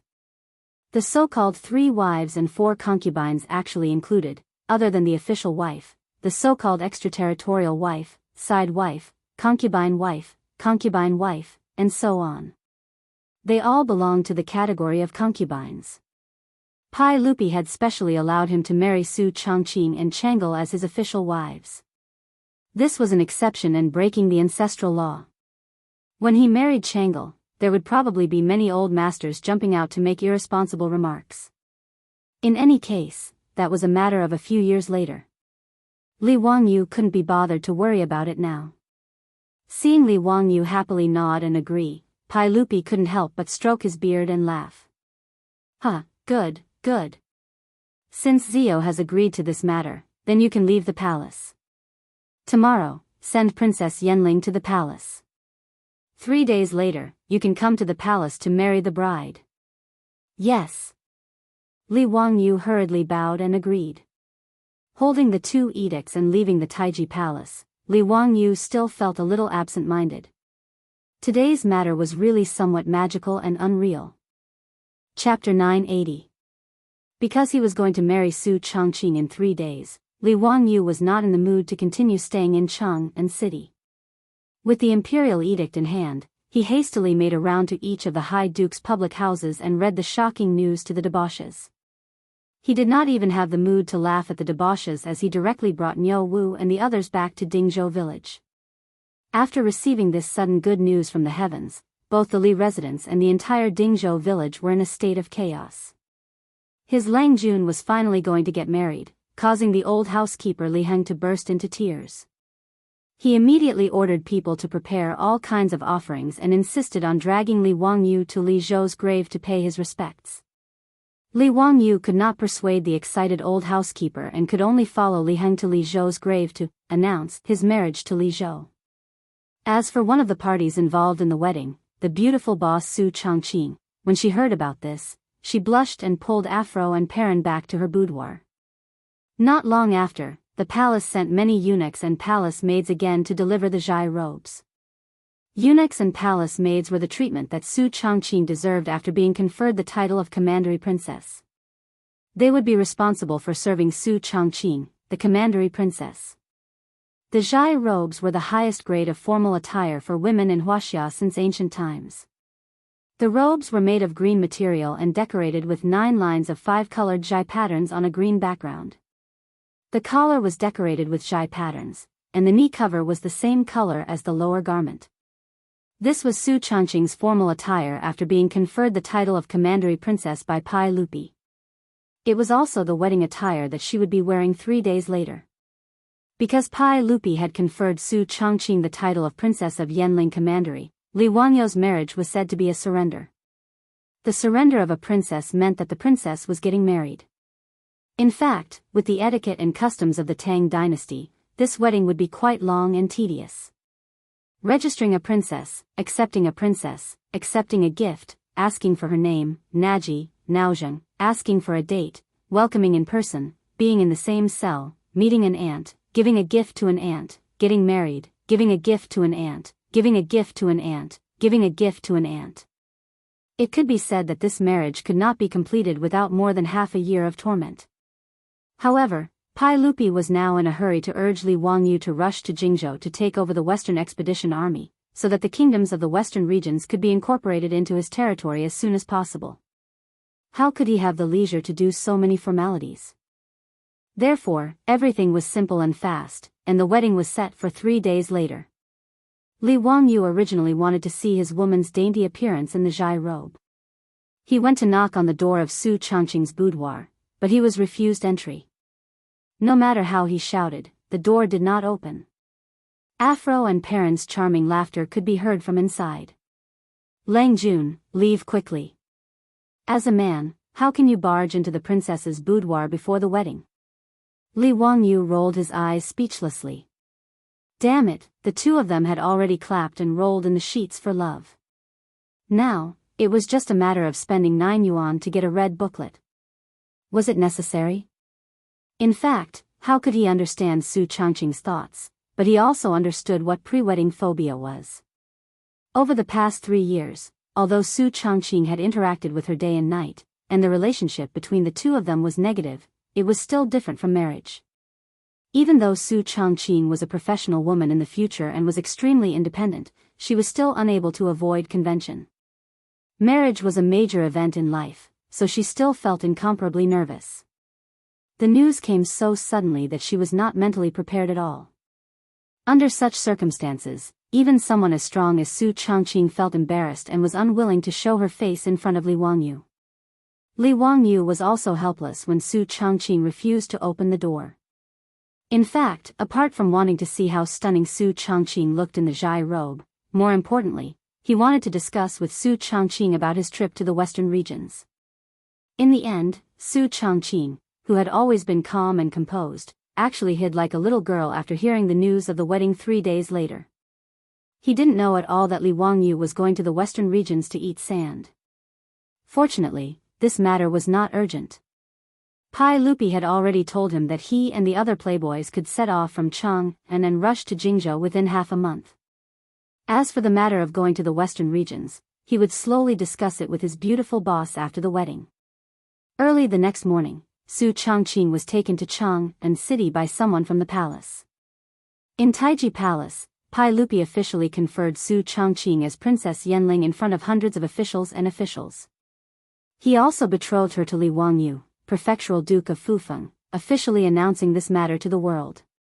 After the conferment, Su Changqing was directly sent to live in the harem by Empress Zhongsun. They only had to wait for the wedding 2 days later, when Li Wangyu would come to marry the new bride. During these 2 days, the prefectural Duke of Fufeng's mansion, Dingzhou village, and even the county government of Hu County were all busy. The old housekeeper, Li Heng, commanded the hundreds of servant girls in the mansion, and all of them got busy. Cleaning the mansion, decorating it with colored silk, decorating it with lanterns and streamers. Even the entire Dingzhou village was busy under the leadership of the old village chief. With Li Wangyou's status, countless guests would attend the wedding banquet. A conservative estimate was no less than thousands of people. It was not an easy task to prepare enough food and wine to entertain so many guests within 3 days. In order to accommodate Li Wangyou's wedding, even the daily lives of the people in Chang and city were affected in these 2 days. The reason was simple. The public carriages that used to be all over Chang and city disappeared almost overnight. This made the people of Chang and city, who had long been used to traveling by public carriages, complain incessantly. But no matter how much they complained, it was of no use. After all, the drivers of the public carriages in Chang and city were almost all farmers of Dingzhou village. Who would want to go to Chang and city to make money when their master was about to get married? Even the four-wheeled carriages of Shun Feng Carriage Company were mostly conscripted by the old housekeeper Li Hang. They began to transport all kinds of goods from Chang and city to Dingzhou village like ants moving house. The new county magistrate of Hu County eagerly led a group of scribes and runners of the county government to Dingzhou village to make arrangements. After hearing the news that Li Wangyu was about to get married, all the public and county governments in Chang and city sent their stewards and servants to Dingzhou village to help with all kinds of necessities. The sudden wedding stirred up the entire city of Chang and while everyone was busy in full swing, Li Wangyu, the person involved in the wedding, was free. It was not that he wanted to be lazy, but there was really nothing for him to do. After all, there was the old housekeeper Li Hang at home, a group of female stewards trained by his beautiful boss, and the stewards sent by the public houses to help. Even if he, the groom, wanted to intervene, he had no place to do so. Instead, he was despised everywhere. Lang Jun, please make way. I have to lead people to tie up the colored silk here. Lang Jun, can you go somewhere else? I have to lead people to move these sofas away. Li Wangyu was at a loss. He was chased away by a group of female soldiers and had nowhere to go. He could not stay in this house any longer. Just as he was feeling depressed, he heard Li Hang's voice again. Lang Jun, Li Hang. You want to chase me away too? Li Wangyu could not afford to offend this group of female soldiers. Seeing that Li Hang was also dissing him, he was furious. However, Li Hang stood behind him with a smile. Lang Jun, the old slave is here to remind you that you have not found a bridegroom for your wedding. Li Wangyu could not help but feel embarrassed, but he also felt relieved. Oh, right, I will go to Chang and city to find Qing Chimo and the others. After he finished speaking, he hurriedly ran out without looking back. This house was too scary. It was better to go to Chang and city to drink and chat with the rich playboys. Another chapter of Water, Awesome. Chapter 981. Li Hang was referring to the groomsmen by the groomsmen. Of course, the role of groomsmen in the Tang dynasty was not as relaxed as the groomsmen in the future. Not only did they have to accompany the groom to pick up the bride, but they also had to compose poems and take beatings. Li Wangyu was going to get married, so there was no need to talk about his groomsmen. Other than Qing Chimo and the other fops, there was no other suitable candidate. In fact, he had no other choice. After all, with his current status, the only young people who were of similar age and status were the fops. It was not that there were no other nobles in Chang'an, but Li Wangyu was not familiar with them. He couldn't possibly let the troops or disciples in the mansion be his bridesmaids. That wouldn't be proper. Therefore, when the old housekeeper Li Hang mentioned the groomsmen, he knew that it was time for him to find the fops. Li Wangyu was naturally very attentive when he had a request. He threw out a large amount of copper coins and booked the best brothel in Ping Kong Square. He ordered good wine and dishes to be served, and he generously spent money to invite the best courtesans in Ping Kong Square to drink with him to liven things up. Li Wangyou's status was high enough, and his poems were the favorite of these young prostitutes. Otherwise, it would not have been easy to invite so many courtesans. Rich and famous, that was how extravagant. However, Li Wangyu had never expected that after 3 rounds of drinking, when he took advantage of the fact that everyone was in a good mood to propose his wedding in 2 days and invite the debauches to be his bridesmaids, the debauches' reactions were completely different from what he had expected. Li Wangyu thought that with his relationship with the fops, wouldn't it be a simple matter to ask them to be his groomsmen? Who would have thought that when he said this, Qing Chumo and the others looked at each other and shook their heads. Don't talk about this. Yes. Ziyu, don't even think about asking your brothers to be your groomsmen. Don't even think about it. I won't go. Brother has no time. Li Wangyu was dumbfounded. He didn't understand what this group of silk pants meant. Chai Lingwu raised his wine cup and drained it in one gulp. Humph, Zio, it's all your fault that all of us have to go to the western regions with you to eat sand. You still want us to be your bridesmaids? In your dreams. Yes. It's this bastard brat. Just talking about it makes me angry. Brothers, today, we will avenge our grievances. If that bastard Ziyu walks out of Peace Square, I'll take it as my loss. Drink this bastard to death. As the group of silk pants said this, they raised their wine glasses and rushed towards Li Wangyu with ill intentions. This scene scared Li Wangyu so much that he immediately hid behind those girls. Damn it, if these bastards really forced him to drink, he would die. Brothers, let's talk nicely. Let's talk nicely. No matter what, it's all my fault. Brothers, whatever compensation you want, just say it. I won't hesitate. Now that things had come to this, Li Wangyu could only raise his hands in surrender. These silk pants were obviously using this as a pretext to make trouble for him. Actually, Li Wangyu also felt that he had been wronged. It was clearly Pai Lupi and these silk pants' fathers who had thrown them to the western regions to eat sand. What did it have to do with him? However, Li Wangyu didn't dare to say this in front of these silk pants. Otherwise, he would definitely be tortured to death by this group of bastards. Li Wangyu tactfully raised his hands in surrender, which made the silk pants very satisfied. Fang Yai patted Li Wangyu's shoulder and laughed. Ziyu, did you say that yourself? Don't go back on your words. Li Wangyu suddenly felt that something wasn't right. Why did it seem like he had fallen into a trap? Without waiting for him to react, he heard Fang Yai continue. Brothers don't have any other requests. As long as you can bring us delicious food that we have never eaten before, fine wine that we have never drunk before, and beautiful women that we have never seen before, we will be your bridesmaids. If you can't do it, humph, you can go to Taiji Palace to pick up the bride yourself. Yes, just these 3 small things. Ziyu, if you can do it, we will forgive you. Wahahaha, that's the truth. Qing Chumo and the other silk pants laughed heartily. Dugo and Niu Jingping didn't have to go to the western regions to suffer, but at this moment, they also clapped and cheered. This made Li Wangyu so angry that he clenched his teeth. What the hell were these 3 requests? Delicious food that they had never eaten before? This group of silk pants almost treated his residence as their own home. In these past few years, what kind of good things had they not eaten?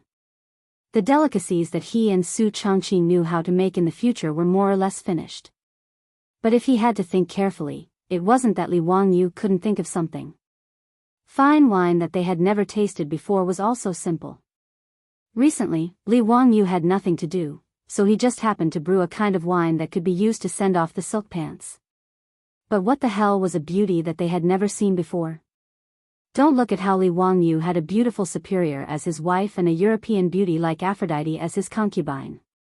But when it came to the matters of men and women, compared to this group of silk pants, he was simply a model of a clean and honest man. This group of scoundrels, each one of them was a lecherous talent. Who knew how many women they had defiled?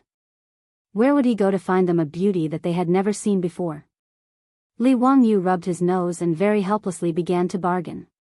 Brothers, you won't be so cruel, right? Are you really willing to let this little brother go to Taiji Palace alone to pick up the bride the day after tomorrow? The silk pants looked at each other and laughed loudly, replying in unison, we are willing. Damn it. Li Wangyu resisted the urge to give them the middle finger, can we lower the conditions? For example, This little brother will find fine wine that you have never tasted before, how about it? No. The silk pants once again replied in unison. Damn it. Li Wangyu was now 100% sure that this group of scoundrels was doing it on purpose. They clearly wanted to embarrass him. This was a blatant retaliation. The silk pants winked at each other, very pleased with their success in teasing Li Wangyu. Even the courtesans in the surroundings were covering their mouths and secretly laughing. Li Wangyu didn't know whether to laugh or cry at this group of shameless silk pants, but he suddenly thought of something. Alright, since these silk pants were willing to die, then he was willing to bury them. He couldn't help but roll his eyes. Brothers, you have to keep your word. If this little brother can do these 3 things, when this little brother gets married the day after tomorrow, you will have to be this little brother's bridesmaids, and you can't be sneaky, you have to fulfill your duties as bridesmaids. Li Wangyu's sudden words made the silk pants suspicious. The tragic experience of making a bet with him was still vivid in their minds. Who knew what kind of trouble this little brat would come up with? If they failed to take revenge and were instead played by Li Wangyu, that would be too shameful. Chai Lingwu chuckled and whispered into everyone's ears, just agree with him. When we finish eating and drinking, we can just say that we have eaten and drunk this thing, right? Besides, even if we haven't eaten and drunk it, where would he find a beauty that he hasn't seen before? If we say that we have seen it, what can he do to us? Huh. Brother Lingwu's words are reasonable. The silk pants laughed and nodded, agreeing one after another. Ching Chimo laughed heartily and said, Ziyu, we've already discussed it and we'll do as you say. If you can do these 3 things, when you get married the day after tomorrow, we will be at your beck and call, with no complaints. Good, then let's high-five as an oath. Li Wangyu didn't hesitate, stood up, and high-fived the silk pants. Brothers, please come to my residence tomorrow evening. I'll show you the delicious food you've never eaten before, the fine wine you've never drunk before, and the beauties you've never seen before. What do you think? Good. Yesterday, I shamelessly stopped updating because something happened that made me unable to write. It's a long story. Today, I accompanied a brother to deal with a traffic accident, and only had time to write at night. It's now 10:30. And I just finished writing and uploaded it for review. Everyone, please don't blame me, even if you blame me, it's useless, I'm just this arrogant. Chapter 982. The next day, when the sun was setting in the west, a group of playboys happily rushed to the Lai hut of Dingzhou village, ready to eat and drink to their heart's content and teach Li Wangyu a lesson while they were at it. The few of them had already come to an agreement.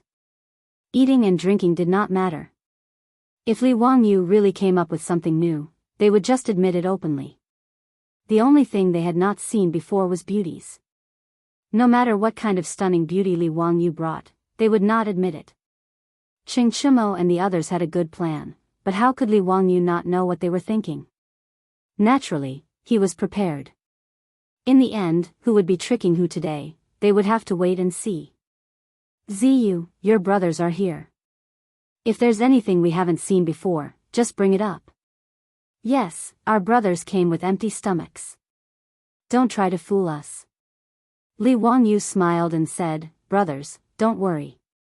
Today's delicious food, wine, and beauties are all things you haven't seen before. Huh, that's good. Then order someone to bring it up. Ching Chimo and the group of playboys spoke as they prepared to walk into Li Wangyu's castle. They were more familiar with the Lai hut than their own residence, so they naturally knew where the dining hall was. They did not need anyone to lead the way. Li Wangyu called out to everyone, Brothers, you've gone the wrong way. We won't be eating in the dining hall today. Oh. Then where are we going? Ziyu, what are you planning to do this time? Fang Yi asked curiously. Li Wangyu smiled and did not answer. Haha, I promise I won't let you down. Everyone, please follow me. After he finished speaking, he led the group of playboys to the balcony on the top floor of his castle. At this time, on the balcony, a cool breeze blew, making people feel very comfortable. Li Wangyu's castle was originally built on a hillside, and the castle was built very high. Standing on the balcony, the view was very wide, and it was like looking at Chu Tianshu from afar.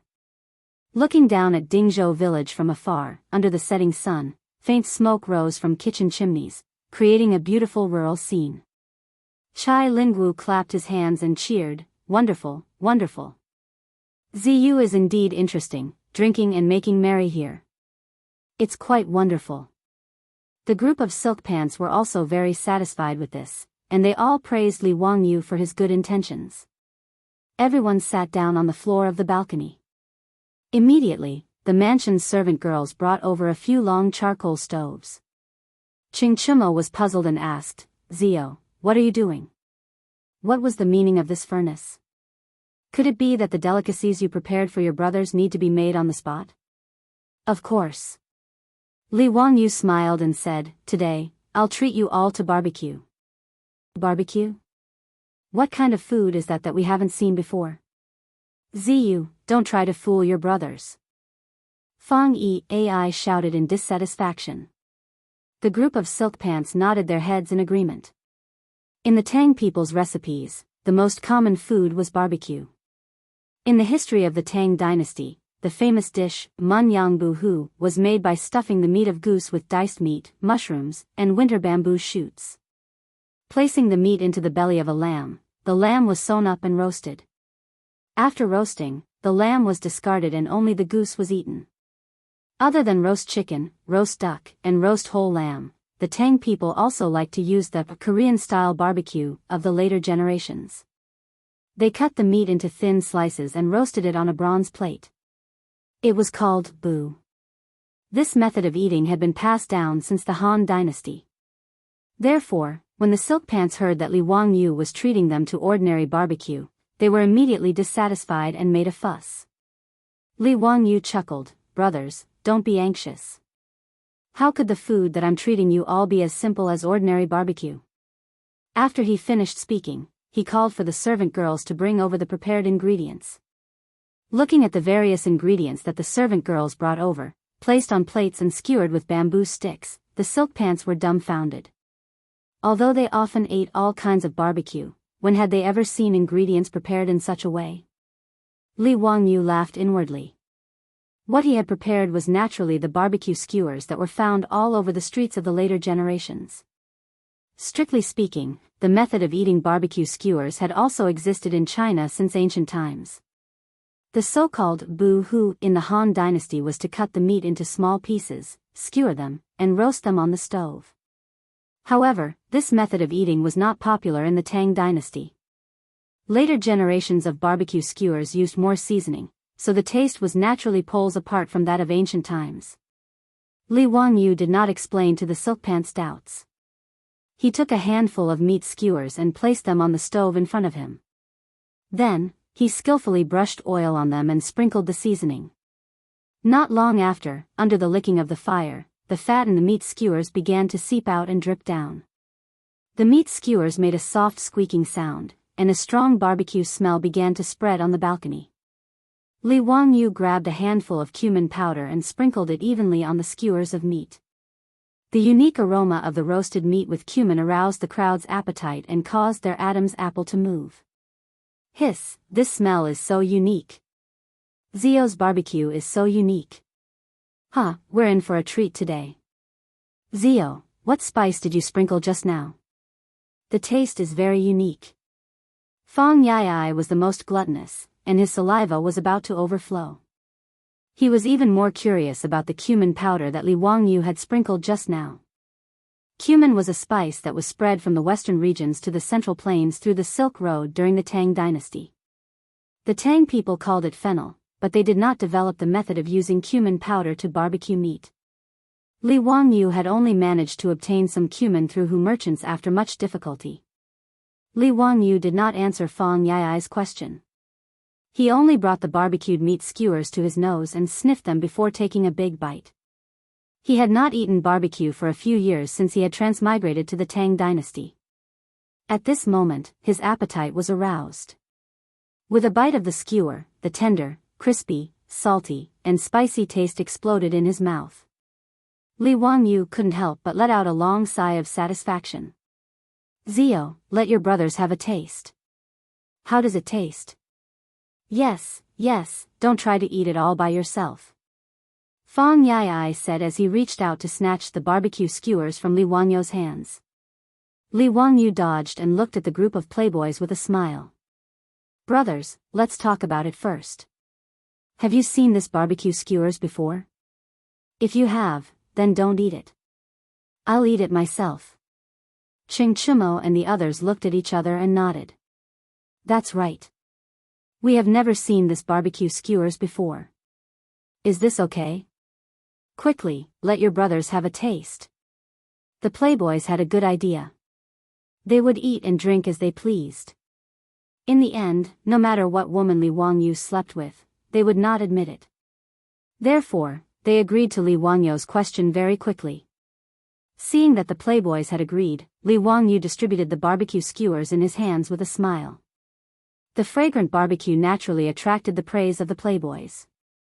Li Wangyu taught the playboys how to barbecue skewers. A group of the top officials of the Tang dynasty began to try out the barbecue skewers excitedly. Everyone ate barbecue on the terrace. It was very lively. Ching Chumo bit off all the mutton on the skewers in one bite. After chewing a few times, he asked, Zio, this food is really good. You pass. Where is the wine? Where is the wine that we have never tasted before? Chapter 983. In the future, Li Wangyu's favorite thing to do the most was to go to a barbecue restaurant with a few friends to eat skewers and a few bottles of iced beer. Everyone would drink and chat, and it would be very lively. After transmigrating to the Tang dynasty, he regretted not having iced beer every summer. It was a great lack of fun. He only knew how to brew sorghum wine, but he didn't know how to brew beer. During the autumn harvest of the third year of Jianghu, the farmers harvested a lot of edamame, so they sent some to Li Wangyu's residence for him to try. Su Changqing knew that Li Wangyu liked to eat boiled edamame, so she ordered the cook to cook a big pot of edamame wine for him with pepper, aniseed, fennel, cinnamon, and other ingredients. Li Wangyu peeled the boiled edamame and ate it with relish. At the same time, he said to Su Changqing with regret, Changqing, it's a pity that we don't have beer. This edamame with beer and a few skewers would be a perfect match. Su Changqing didn't speak first. She pondered for a while and said with uncertainty, Wangyu, I think I know how to brew beer.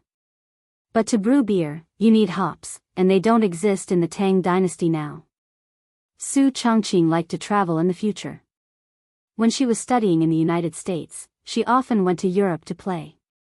When she was traveling in Germany, she had visited a beer museum and had memorized most of the traditional brewing techniques of beer. However, Su Changqing didn't like to drink, so she never thought of brewing beer after transmigrating to the Tang dynasty. Today, when she heard Li Wangyu complain about not having iced beer, she thought of this matter. However, brewing beer required hops, and hops were introduced to China around the Ming dynasty. Li Wangyu was stunned when he heard this, then he slammed the table and stood up, Changqing, you really know how to brew beer? I know about hops. They don't exist in the Tang dynasty, but they do in Europe. As long as we ask those Persian merchants for help, we won't have to worry about not being able to get the hops back. Thus, in order to drink cold beer, Li Wangyu specially went to Chang and Shi City and found several merchants who traveled the Silk Road. He spent a lot of money and asked them to buy hops from Europe for him. Beer was introduced to China at the beginning of the 20th century, but the origin of beer was very ancient. In the 3rd century BC, the Sumerians of Babylon had already brewed beer, and by the 4th century AD, beer had already spread throughout Europe. Therefore, Li Wangyu asking the Persian merchant to help him find hops was not a troublesome matter. However, it was a long journey. It was not until 2 years later that Li Wangyu finally got the hops that he had been longing for from the Persian merchant. With hops, brewing beer wasn't difficult. Hops, wheat, yeast, and water were fermented for more than 10 days before the beer was ready. Originally, Li Wangyu wanted to invite those silk pants to drink cold beer. But now, it was just the right time to satisfy those silk pants' request. When Ching Chumo asked for the beer, Li Wangyu immediately ordered someone to bring over a large barrel of beer. Self-made beer wasn't like liquor or wine. It wasn't suitable for long-term storage. It needed to be refrigerated and consumed as soon as possible. The fresher the beer, the more refreshing it would be. This was also one of the reasons why there were no merchants who used the Silk Road to transport beer to China. In order to preserve the beer that Li Wangyu brewed, he stored it in the cellar with ice cubes. When the barrel was brought out, it was still emitting cold air. Ziyu, your beer has been chilled? Qing Chimo asked curiously as he reached out to touch the cold beer barrel. That's right. This beer is called beer, and it's best to drink it chilled. Li Wangyu didn't forget to say a few words. Then, he picked up a huge beer glass, put in ice, and poured a full glass of beer. In order to drink the beer, Li Wangyu ordered the craftsman to make a batch of beer by blowing glass according to the appearance of beer cups in the future.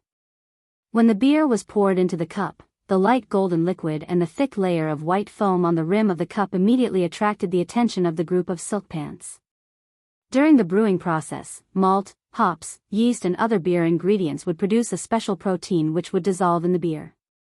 During the fermentation process, a large amount of carbon dioxide would be produced. Thus, when the beer was poured out, it would produce white foam. Naturally, those silk pants had never seen beer before, so they found it novel. Zio, what kind of beer is this? It's so unique. Give me a cup to try. TSK, TSK. This beer is actually light golden. Why are there so many bubbles? Li Wangyu ignored them and picked up the glass of beer in his hand, tilting his head back to take a sip. That familiar cool and refreshing taste caused Li Wangyu to burp in satisfaction after gulping down half a cup of beer. Only then did he turn his head and smile at the other rich kids. Brothers, the taste of this beer is smooth, sweet, and has a rich aftertaste. It's completely different from the alcohol that you've drunk on a daily basis. The silk pants were already envious of the beer. Hearing Li Wangyu's words, they naturally did not hesitate and rushed forward to grab the glass of beer. They poured the beer out of the barrel and impatiently drank it in big gulps. Li Wangyu did not expect that the silk pants would have such a different reaction when they drank the beer that he thought was refreshing. After Qing Chimo and the others drank it, they immediately spat it out. They jumped and scolded, Zio, are you kidding us? You dare to say that such a disgusting beer is delicious? Yes. It's so bitter. Are you sure it's not horse urine? Zio, what kind of beer is this? It's so bland and tasteless. Qing Chimo and the others were used to drinking strong alcohol. Now that they suddenly tasted beer, they did not realize the benefits of the beer and were all disgusted. As for Fang Yai, Chai Lingwu, and the others, after drinking it in big gulps, they were like Li Wangyu and comfortably burped, comfortable. This beer is so refreshing. Good beer. Comfortable. After they finished speaking, they could not help but look at each other with disdain in their eyes. Obviously, they all felt that the other party's taste was too bad. Thus, a civil war over whether the beer tasted good or not immediately broke out. Qing Chimo and Fang Yai and the others spat at each other, looking like they wanted to wash each other's faces with their own saliva. Li Wangyu was too lazy to participate in the silk pants' internal conflict. He minded his own business and drank his beer and ate his skewers, feeling very comfortable. Niu Jingping sat next to him and unceremoniously reached out to grab the skewers that Li Wangyu had just barbecued and ate with the beer. Li Wangyu curiously asked, Brother Jingping, why don't you argue with Brother Chimo and the others? Niu Jingping took a bite of the mutton skewer in his hand and laughed, I'm not as stupid as them. What's there to argue about? With good food and good beer in front of us, what's the point of talking nonsense? Zio, don't just watch from the sidelines. Let me ask you, now that there's good beer and good food, where's the beauty? Quickly call her over and let me see her. Li Wangyu silently gave Niu Jingping the middle finger. It seemed that this guy was not arguing because he was thinking about the beauty. I'll take another day off tomorrow because I have something to do. I'll praise myself while I'm at it. I wrote another chapter. Awesome. If it's not hydrology, where did the 2 million plus words come from? The introduction can be finished with 200 words. Wahahaha. Hydrology is good for a while, hydrology is good for a while. The ancients did not lie to me. Chapter 984. In fact, Li Wangyu had been waiting for them to ask about the beauty. Ever since the debauches had made these 3 requests in order to play with him yesterday, he had been busy the entire day waiting to watch a good show. After Niu Jingping asked the question about the beauty, those who were still quarreling stopped quarreling as they all turned their heads and stared at Li Wangyu with burning eyes. Yes, Ziyu, where is the beauty? Li Wangyu was not in a hurry. He smiled at Qing Chumo and said, Brother Chumo, you haven't said whether my beer passed the test yet. Qing Chumo hesitated for a moment, then took a big gulp of beer. He had been arguing with Fang Yai and the others just now, so he was a little thirsty. After taking another sip of the cold beer, he realized the beauty of the beer. Although the taste of the beer was a lot lighter than the strong alcohol he was used to, it was quite refreshing and refreshing. Don't say, this beer is really good for quenching thirst. Yes, this beer passed the test. Speaking of which, Ziyu, why did you give this beer such a weird name? Qing Chumo took another big gulp of the cold beer and shook his head. Obviously, he was very dissatisfied with Li Wangyu's naming ability. Li Wangyu silently rolled his eyes, too lazy to bother with this guy. He naturally knew that the name beer was very strange in the Tang dynasty. After all, beer was just a transliteration of the English word beer. It did not have any meaning. Even the word beer did not appear in the Tang dynasty. It was a word invented by the people of Qingdao in the future. Qing Chumo and the others had always thought that the beer Li Wangyu was talking about was spleen wine or skin wine. Logically speaking, beer should be called wheat wine, just like sorghum wine and rice wine. It should be named after the ingredients used to brew it, or it should be given another elegant name. However, Li Wangyu was too lazy to think of a new name. Moreover, he was already used to calling it beer. If he changed the name, he would not be used to it. Therefore, Li Wangyu did not care whether the Tang people could accept it or not. He stubbornly used the name beer. After the silk pants got used to the taste of beer, they all accepted this kind of alcohol. After all, beer and barbecue were a perfect match. Naturally, they could taste the beauty of it. Alright, Zio, your brothers admit that today's food and wine are pretty good. You can summon that beauty now. That's right. Let us brothers see what kind of beauty we have never seen before. Haha. If you want to fool us, you can go to the Taiji Palace yourself tomorrow. Wahahaha. Qing Chumo and the others laughed very happily. They were waiting to make fun of Li Wangyu later. How could Li Wangyu not understand what these bastards were thinking? However, he was already prepared. He only laughed in his heart. It was still unknown who would emerge victorious in the end. Brothers, don't be anxious. I've already sent someone to inform them. Those beauties will be here soon. Come, brothers, have some barbecue. This barbecued lamb kidney is good stuff. Not only is it chewy, it's also a rare tonic. It's best for men's vitality. Brothers, hee, you know. As Li Wangyu spoke, he winked at the silk pants. It wasn't easy for me to find these beauties for you brothers. Brothers, you can all get close to them today. There's no need to be polite. The silk pants were slightly stunned. Then, they came to a sudden realization, and strange smiles appeared on their faces. Hee, Zio's words are reasonable. As the saying goes, what you eat is what you nourish. This lamb kidney is very nutritious. Give me 10 skewers, no, 20 skewers. Get lost. You bastard, aren't you afraid of dying? Wahahaha, dying under a peony skirt, I'll still be a romantic ghost.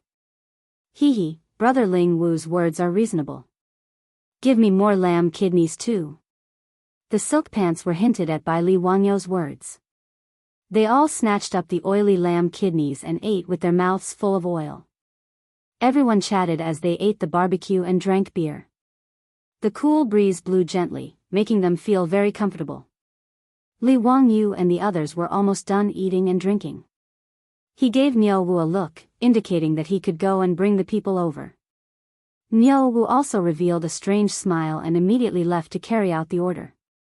Not long after, 10 beautiful women, under Niao Wu's lead, swayed their slender waists and smiled sweetly as they arrived at the castle's balcony. When Qing Chimo, Fang Yai, and the others saw so many beautiful women, their eyes immediately widened. Their vulgar gazes wantonly swept over the beauties. Even with the picky eyes of the silk pants, the 10 beautiful women in front of them were of the highest quality. Even in the peace square where beauties were as common as clouds, they were at the level of courtesans. However, the silk pants were curious. There were tens of thousands of courtesans in the peace square, but there were only about 100 courtesans at the level of courtesans. Which one had they not seen before? The 10 beauties in front of them were the most beautiful women they had never seen before. They couldn't help but be curious as to where Li Wangyu had found these beauties. The silk pants did not stand on ceremony. They directly went forward and each picked a beauty that was pleasing to the eye and pulled them to their side. Since Li Wangyu had already said that these beauties could be intimate, that meant that they would serve them in bed. Naturally, they would not stand on ceremony. What was even more infuriating was that this group of silk pants hugged these beauties and teased them while not forgetting to provoke Li Wangyu with words. Ziyu, although these beauties are beautiful, there is nothing special about them. How can you say that we have not seen them before? You can't fool us like this. Yes, that's the reason. Tomorrow is the Taiji Palace to pick up the bride. Ziyu, you can go by yourself. Forgive us for not accompanying you. Wahahaha, Ziyu, you can't blame us for this. Li Wangyu smiled strangely at the side and continued to drink his beer. Brothers, don't be impatient. This little brother promises that you have definitely not seen these beauties before. Qing Chimo curled his lips in disdain. Ziyu, don't talk nonsense. They all have the same nose and mouth. What's so special about them? You dare to boast shamelessly that we have never seen such beauties before? Li Wangyu smiled. Brothers, as long as these beauties open their mouths, you will know what's so special about them. When the silk pants heard him say this, they realized in hindsight that these beauties had been here for so long and none of them had opened their mouths to speak. Previously, no matter how they teased them, these beauties only covered their mouths and giggled. They never opened their mouths to speak, as if they were mutes. This made the silk pants all puzzled. They did not understand what this meant. Could it be that Li Wangyu had found them a group of deaf and mute women? Or was there something special about these beauties' voices? Qing Chimo casually hugged a beauty and asked, Ziyu, don't try to be mysterious. Quickly tell us, what's so special about these little ladies? Li Wangyu asked curiously, what little ladies? Brothers, you asked this little brother to find them. But you have never seen beauties before, so you didn't say anything about little ladies. The silk pants were stunned again and looked at each other. They did not understand the difference between the two.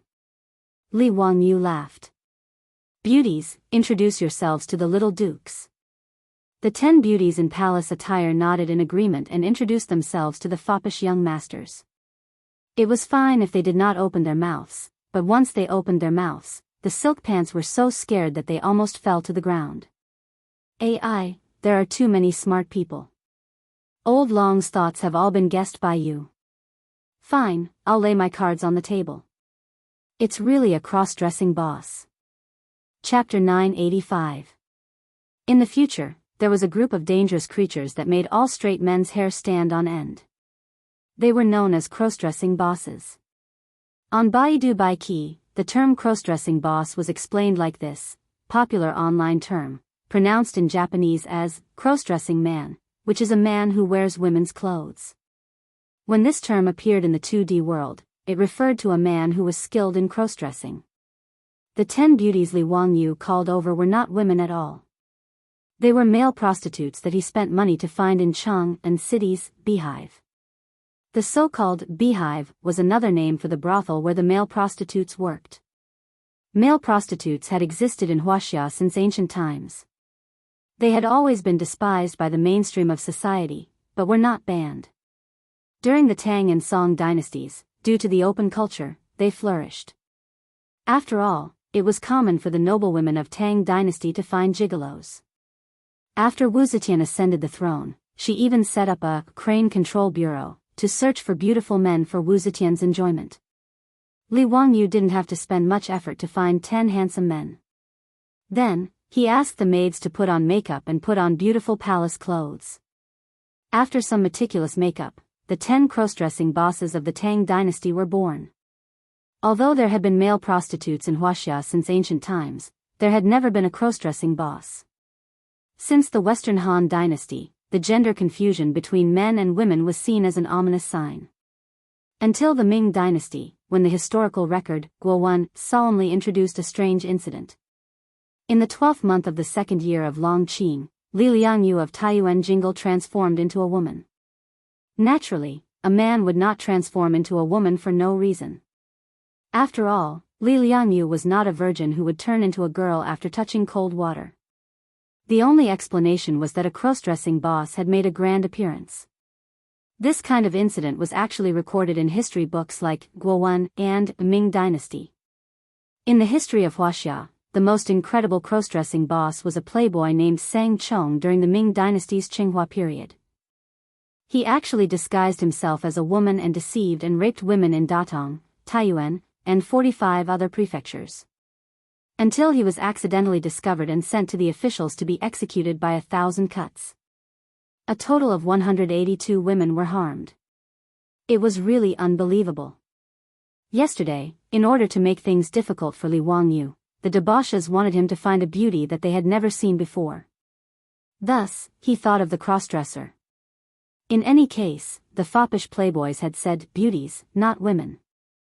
The silk pants wanted to tease him, so Li Wangyu came up with this despicable move, planning to disgust this group of bastards.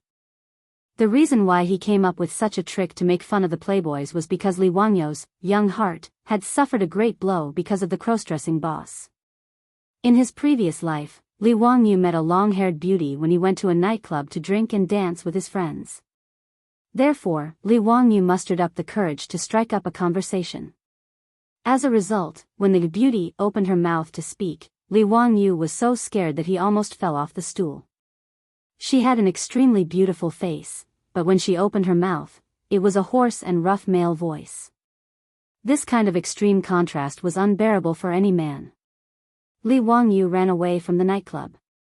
Since then, he had been traumatized by the cross-dressing boss. Therefore, when the foppish playboys wanted to make things difficult for him, he immediately thought of a way to counterattack. At this moment, on the balcony, the foppish playboys were shocked when they heard the little ladies in their arms speak. It was no less shocking than the shock that Li Wangyu had received in the nightclub. Replying to the young duke, this servant is called. Before the cross-dressing boss in Qing Chimo's arms could finish introducing himself, Qing Chimo threw him out as if he had been electrocuted. The group of foppish playboys were all shocked by the rough male voice. They were all dumbstruck, their faces full of horror. Zio, she, why are they talking like that? Like a man's voice? Fang Yai's tongue was tied, and he couldn't speak clearly for a long time. Li Wangyu chuckled, Yai Xiong, what are you saying? They are men, so of course they speak with a male voice. What's so strange about that? Men? The foppish playboys were all petrified. Li Wangyu nodded with certainty, of course they are men. My brothers asked me to find beauties, not little ladies. Why, aren't the beauties that I found beautiful? Chai Lingwu, who had just been holding the cross-dressing boss, suddenly retched. He turned his head and held the spittoon to vomit violently. The others weren't any better than Chai Lingwu. Their faces were all green, and they looked disgusted as if they had eaten a fly. Li Wangyu understood this group of foppish playboys. He knew that they were all steely straight men. They had absolutely no interest in adding men on top of men. It was because of this understanding that he deliberately played tricks on the foppish playboys like this. Including letting the foppish playboys eat roasted kidneys, it was all for the sake of mocking them. Li Wangyu was very satisfied with the foppish playboys' reactions. He asked with a cheeky smile, my brothers, are you satisfied with the beauties that I have prepared for you? Have you not seen any of them before? The foppish playboys looked at each other. Chai Lingwu, who had already vomited all the beer and barbecue he had eaten, raised his head and wiped the stain on the corner of his mouth. He raised his head and glared at Li Wangyu. Beat him up. Chai Lingwu screamed and charged straight at Li Wangyu. Ching Chumo, Fang Yai and the rest didn't hesitate. They all rolled up their sleeves and followed Chai Lingwu. Li Wangyu saw that the situation wasn't good. He turned and wanted to run, but how could he run? He was grabbed by Fang Yai and pressed down by the group of foppish playboys. Including the lame Niu Jingping, the 10 foppish playboys all piled on top of Li Wangyu in a human pyramid. They let him see what was really called adding men on top of men. The 3 Qing brothers, Fang Yi and the Yuqi twins, were all burly men. Being pressed down by the foppish playboys, Li Wangyu almost vomited his dinner from last night. I was wrong. I was wrong. Little brother was really wrong. Brothers, please spare me. Heroes, please spare me. Li Wangyu struggled under the pile of people and weakly begged for mercy. Niu Wu and Lai Hot's troops, as well as the servant girls, didn't go up to help. They just stood on the side and watched the show. The foppish playboys trampled on Li Wangyu for a long time before they stood up and pulled Li Wangyu up. Looking at Li Wangyu again, his hair was messy like a chicken's nest. His clothes were untidy and dirty. He was in a very sorry state. Li Wangyu glared at Niu Wu, who was watching the show with folded arms. Naturally, he was angry that Niu Wu didn't save him. Niu Wu, on the other hand, simply turned his head and pretended that he didn't see his Lungjuan's resentful gaze. According to the rules of Jianghu, those who prank others will be pranked by others. You can't blame others. After Li Wangyu sent the crossdressers away, he once again called the house's musicians to play and dance to liven things up. After wiping away the psychological shadow of the foppish playboys, the balcony once again became lively.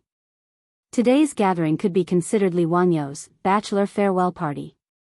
Although the Tang dynasty didn't have the custom of a bachelor farewell party, using wine to get the groom drunk was a fine tradition of Wuxia. Moreover, the foppish playboys had been greatly provoked by Li Wangyu today, so they wouldn't easily let him go. Cup after cup of wine was forced down Li Wangyu's nose by the foppish playboys. After a while, Li Wangyu was so drunk that he slid under the table like a pile of mud. Ching Chumo and the others laughed and let him go. They called the Lai Hot servant girls to help him back to bed. Li Wangyu was in a daze as Aphrodite and Perrin helped him to the bed and fell asleep.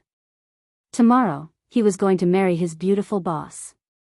After living 2 lives, Li Wangyu was finally going to start a family, get married, and have children. Old Long's Reader Chat Group, Q Group 1035064474, Fatty Long's Dragon's Gate Formation, welcome to hurt each other. Chapter 986. Time flew by. Li Wangyu, who had been in the western region for 4 years, finally returned to Chang'an City. When he hurried back to Dingzhou village with Niu Wu and the others, his beautiful superior had already led everyone in the mansion to welcome him at the village entrance. Li Wangyu did not expect that his wife, Su Changqing, was holding a 2-year-old baby in her arms. Without waiting for him to speak, Su Changqing smiled and walked forward with the baby in her arms. Wangyu, you're finally back. Come and see your son. Since he was born, you haven't seen him as his father. Son. Li Wangyu was tongue-tied. Su Changqing nodded affirmatively. Yes, your son is already 2 years old. Look at how much he looks like you. He's so cute. 2 years old, my son. Li Wangyu's head was a little dizzy. He counted with his fingers. He had been in charge of the Western expedition for 4 years. Since he went to the Western region, he had not returned to Chang'an, nor had he seen his wife. But the child in front of him was already 2 years old. Li Wangyu unconsciously thought of an anecdote in The Legacy of the Heavenly Treasure of the First Yuan Dynasty. Yang Guizhong was sent to Jianghu. His wife missed him so much that she fell ill. She suddenly became pregnant with Yang Guozhong in her dream and gave birth to a boy named Yang Guozhong. When Yang Guozhong returned, his wife recounted what happened in her dream. Yang Guozhong said, "This husband and wife miss each other so much." Everyone laughed at that time. Yang Guifei's elder brother, Yang Guozhong, had been an official for many years. His wife, Pei Rou, gave birth to a son for him. She even said that she missed Yang Guozhong too much. In her dream, she had sex with Yang Guozhong and got pregnant. Yang Guozhong actually believed his wife's words and treated the baby as his own flesh and blood. He even named him Yang Guozhong. It was needless to say how Yang Guozhong was mocked by the common people. Li Wangyu was not Yang Guozhong. After he figured out the meaning of this matter, he could not help but break out in a cold sweat. But before he could say anything, a series of shouts sounded in his ears, and his body began to shake violently. Lang Jun, wake up. Don't sleep anymore. If you continue sleeping, you'll miss the time. Li Wangyu suddenly woke up and opened his eyes. Only then did he realize that he had been dreaming. For years later, he would return home and have a son. That was just a ridiculous dream. Li Wangyu exhaled deeply and wiped the sweat from his forehead, allowing Aphrodite and Perrin to help him up from the bed. How could he have such a horrible dream? Li Wangyu couldn't help but shiver when he recalled the events in his dream. Dreams are all opposite, all opposite. He kept comforting himself in his heart. To say that Su Changqing would make him a cuckold, even if he transmigrated again, Li Wangyu wouldn't believe it. But why would he have such a ridiculous dream on the night before the wedding? Li Wangyu couldn't figure it out. Before he could figure out the meaning of his ridiculous dream, Aphrodite and Perrin had already led a group of maidservants to help him wash up and dress up. Perrin was busy wiping Li Wangyu's face with a hot towel while scolding her. Lang Jun, Sister Aphrodite, and I have been calling you for a long time before you woke up. Today is your big day with Sister Changqing. Lang Jun, how could you drink so much last night? Fortunately, you didn't pick up the bride until evening, otherwise you would have missed the time. Li Wangyu had indeed been heavily drunk by Ching Chimo and his group of playboys last night. Now that he was woken up, he still felt his mouth dry and his temples throbbing.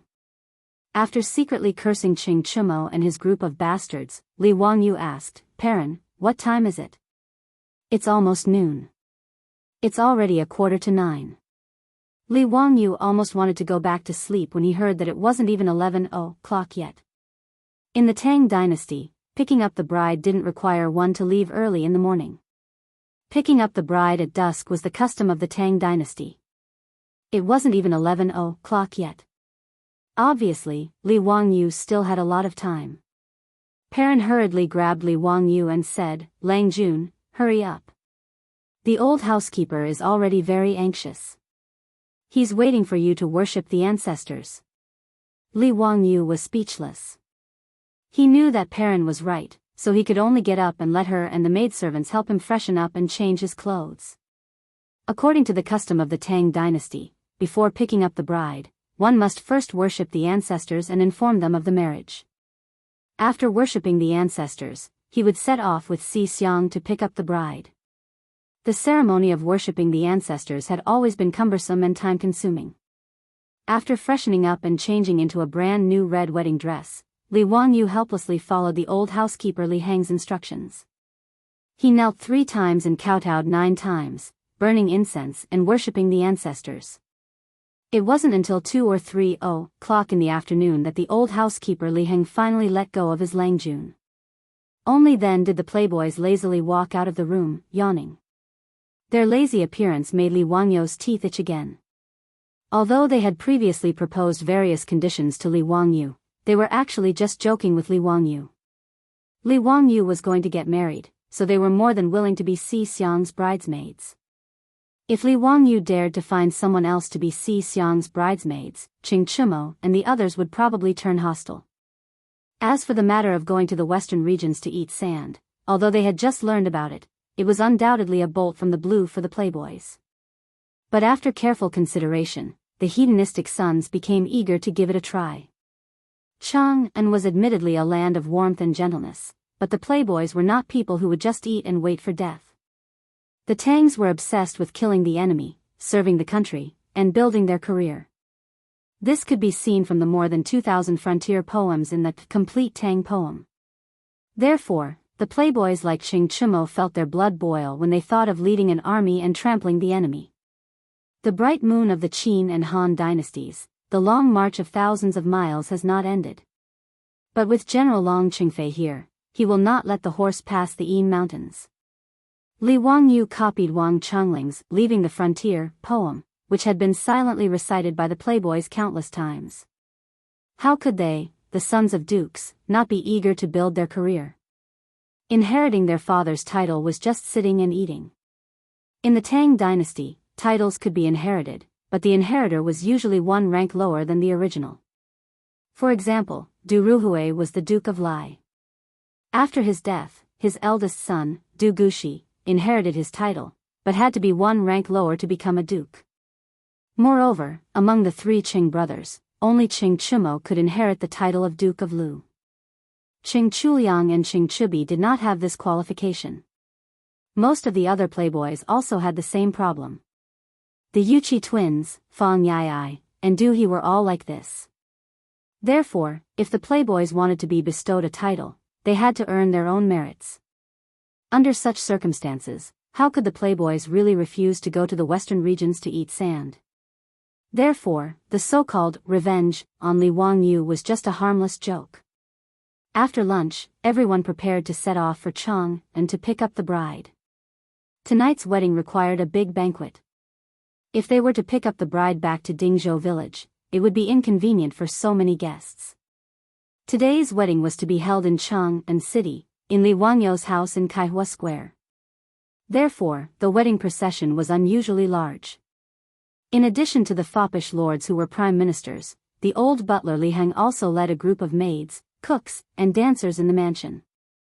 Hundreds of people set off together to Chang and City to escort the bride. As soon as the wedding procession left the residence, Li Wangyu suddenly pulled on the reins of his horse. After greeting everyone, he turned his horse around and galloped back to his castle with Perrin and Aphrodite in tow. This made the playboys a little confused. They did not understand what was wrong with this guy. Chapter 987. Li Wangyou's departure was sudden, but his return wasn't slow either. When he returned to the wedding procession, the wastrel's eyes were wide open. Li Wangyu, who had always been thin and weak, seemed to have grown muscles in an instant at this moment. His body couldn't help but gain weight. Even the originally loose red groom's robe on his body was bulging. Qing Chimo couldn't help but go up and pat Li Wangyou's shoulder, but his eyes immediately widened. Zio, you're too treacherous. How did you think of such a shameless thing? Qing Chimo's words stunned the wastrels, who didn't understand why this fellow would say such a thing. When the crowd went up and touched Li Wangyou's body, they couldn't help but laugh and scold him. Zio, it's really the first time since the beginning of time that you went to the wedding procession like this. Damn it, why didn't I think of this move? Zio, you're shameless too. But I like it, haha. Shameless, too shameless. Bah, I'm ashamed to be associated with you. Zio, don't talk nonsense, hurry up and prepare a set of armor for your brother. Chai Lingwu laughed. Li Wangyu silently rolled his eyes and gave Chai Lingwu the middle finger to show his disdain. He had hurried back to the residence just now to ask Perrin and Avro to find the Saint Seiya armor and put it on him under the groom's robe. The reason why he had to wear armor when he went to the wedding procession was naturally not because he was afraid of assassination, but because in the Tang dynasty's wedding procession customs, there was a very evil custom of choosing a son-in-law. Even though he was marrying a princess today, the wedding procession process was more or less similar to that of the common folk. Choosing a son-in-law, urging the bride to dress, sitting in a saddle, setting up a wild goose, covering the knees, going around the carriage, and blocking the carriage were all wedding customs of the Tang dynasty. Choosing a son-in-law, also known as playing with a son-in-law, was when the bride's relatives took the son-in-law down a notch. The groom and the bridesmaids would be teased and made difficult by the bride's relatives, and they would be served with wooden sticks. They had to be taught a lesson with a stick before they could proceed to the next stage. Su Chongqing was a time traveler. Although she had no relatives in the Tang dynasty, since Pai Lupi had conferred her the title of Princess Yanling, the people in the palace were considered her relatives. In addition, the group of professional women that Su Chongqing had personally brought out had set off early to Taiji Palace to support Su Chongqing.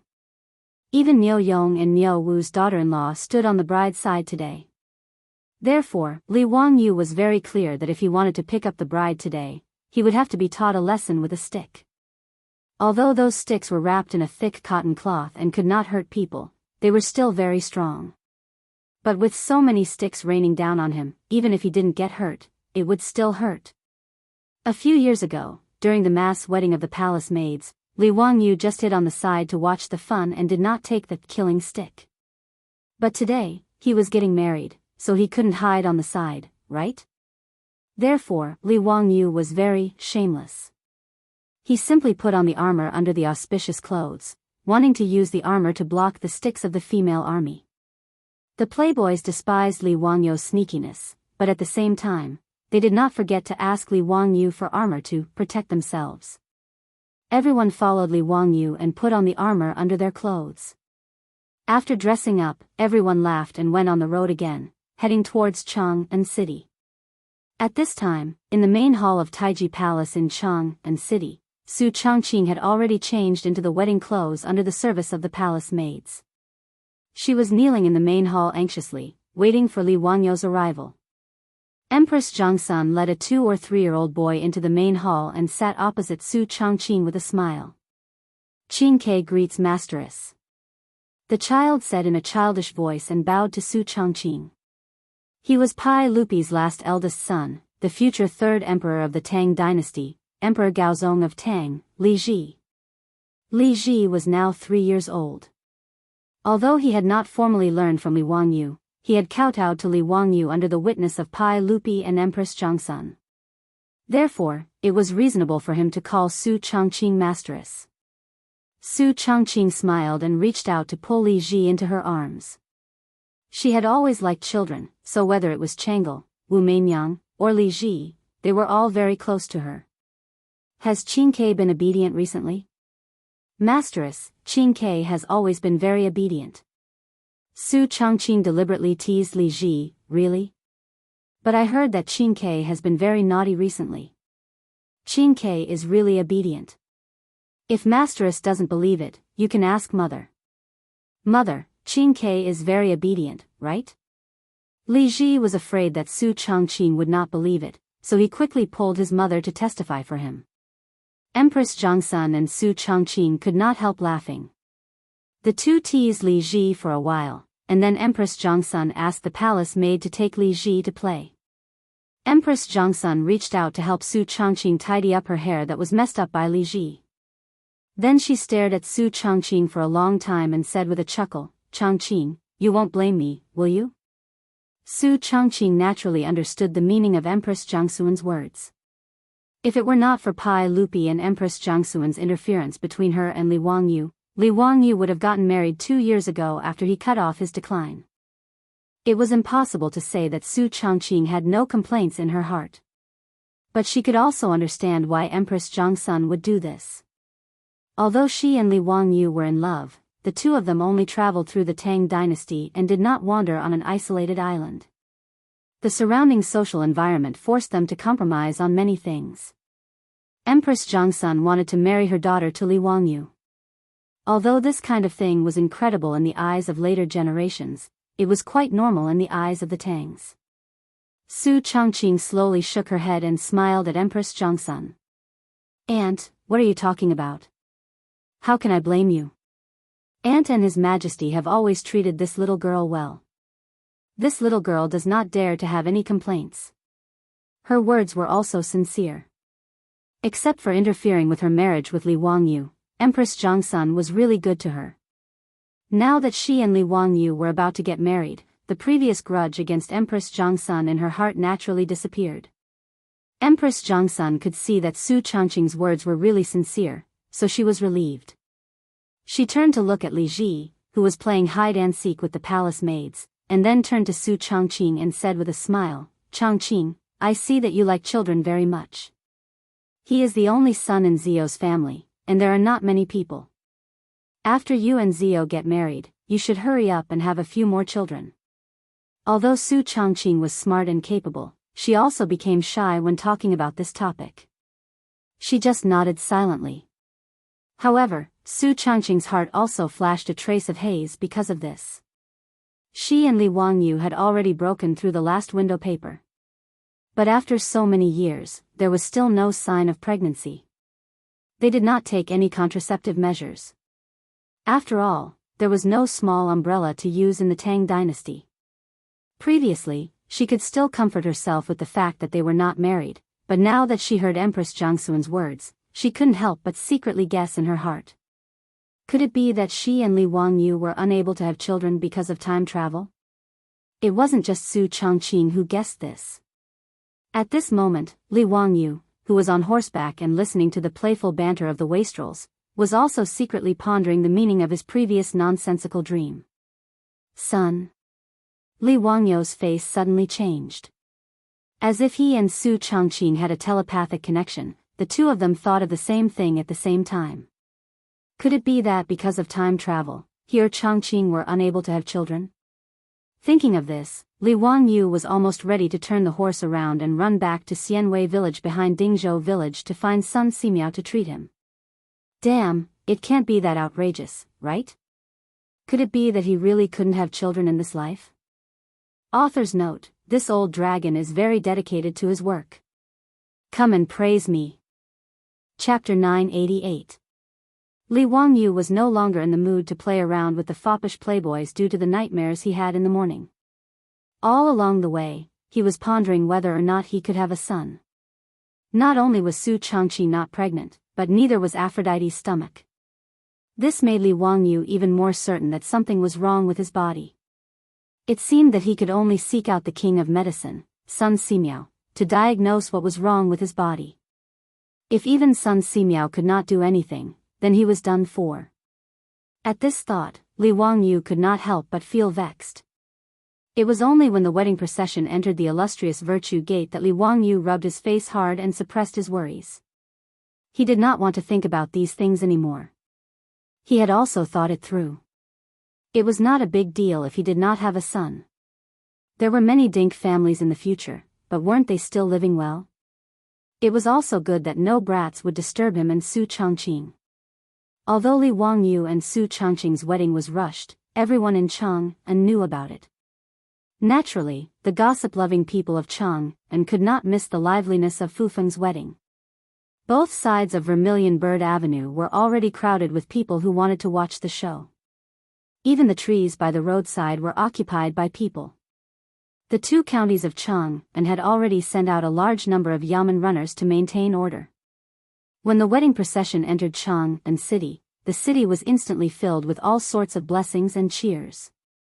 May the Duke live a long life together and have a son soon. May the Duke and Princess Yanling grow old together. May the Duke's marriage last forever. Li Wangyu was wearing a bright red auspicious robe and riding on the horse that Pai Lupi had lost to him.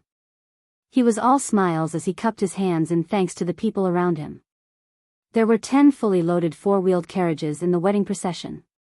The old butler, Li Heng, was also smiling until his face was full of wrinkles. He didn't even need Li Wangyu's instructions as he nimbly climbed onto a carriage. He grabbed a large amount of copper coins from the bamboo basket in the carriage and threw them towards the crowd on the side of the road. These carriages were filled with shiny yellow copper coins. So many commoners came to join in the fun. Naturally, it wasn't just for gossip. It was an unwritten rule for rich families to spread the good news when they fetched the bride. It was to share joy with the people and also to get a good omen. With Li Wangyu's wealth, he naturally did not lack this bit of copper coins. Li Heng acted on his own initiative and prepared 10 whole carts of brand new copper coins for splashing. Even so, Li Heng was still nagging along the way. Time was too tight, and they had prepared too few copper coins. After all, the copper coins used for the wedding banknotes were all newly cast Kai Yuan Tong Bao. After 2 or 3 days, Li Heng had only obtained so many copper coins. Li Wangyu could only shake his head and smile bitterly at his smug butler and let him do as he pleased. The Lai Hot's troops, maids, and servants all followed the old butler, Li Heng. They continuously grabbed handfuls of copper coins from the bamboo baskets on the carriages and threw them towards the crowd. Vermilion Bird Avenue became more and more lively. The wedding procession threw copper coins along the way. The crowd's cheers for the wedding banknotes and their congratulations to Li Wangyu resounded through the sky. When they arrived at the Vermilion Bird Gate in the Imperial City, Li Wangyu's facial muscles were stiff from smiling.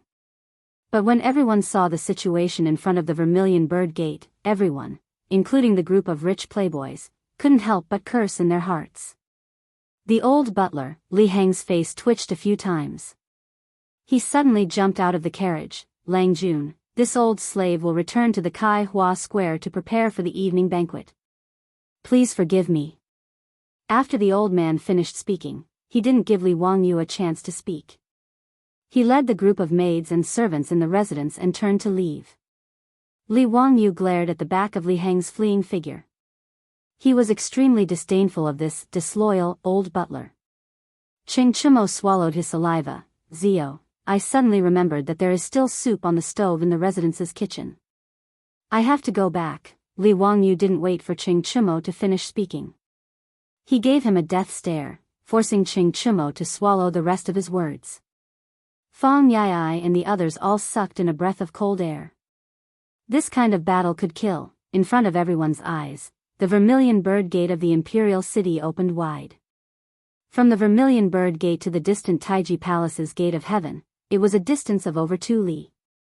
At this moment, on both sides of the Imperial City's main road, several thousand palace maids stood in a dense crowd. They all held wooden clubs in their hands, laughing and giggling at Li Wangyu and the other debauches. Chai Lingwu reached out to touch the armor beneath his clothes.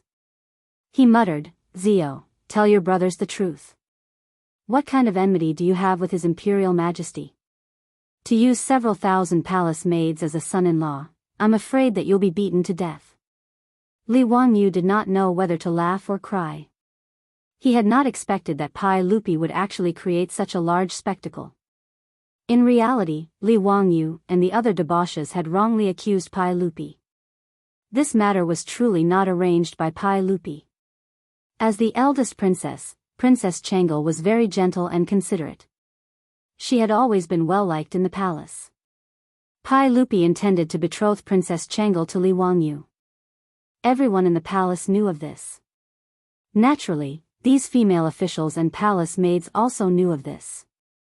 However, who would have thought that before Princess Changel could marry Li Wangyu, the Commandery Duke of Fufeng would first marry Princess Yanling? This naturally caused all of the female officials and palace maids to be dissatisfied.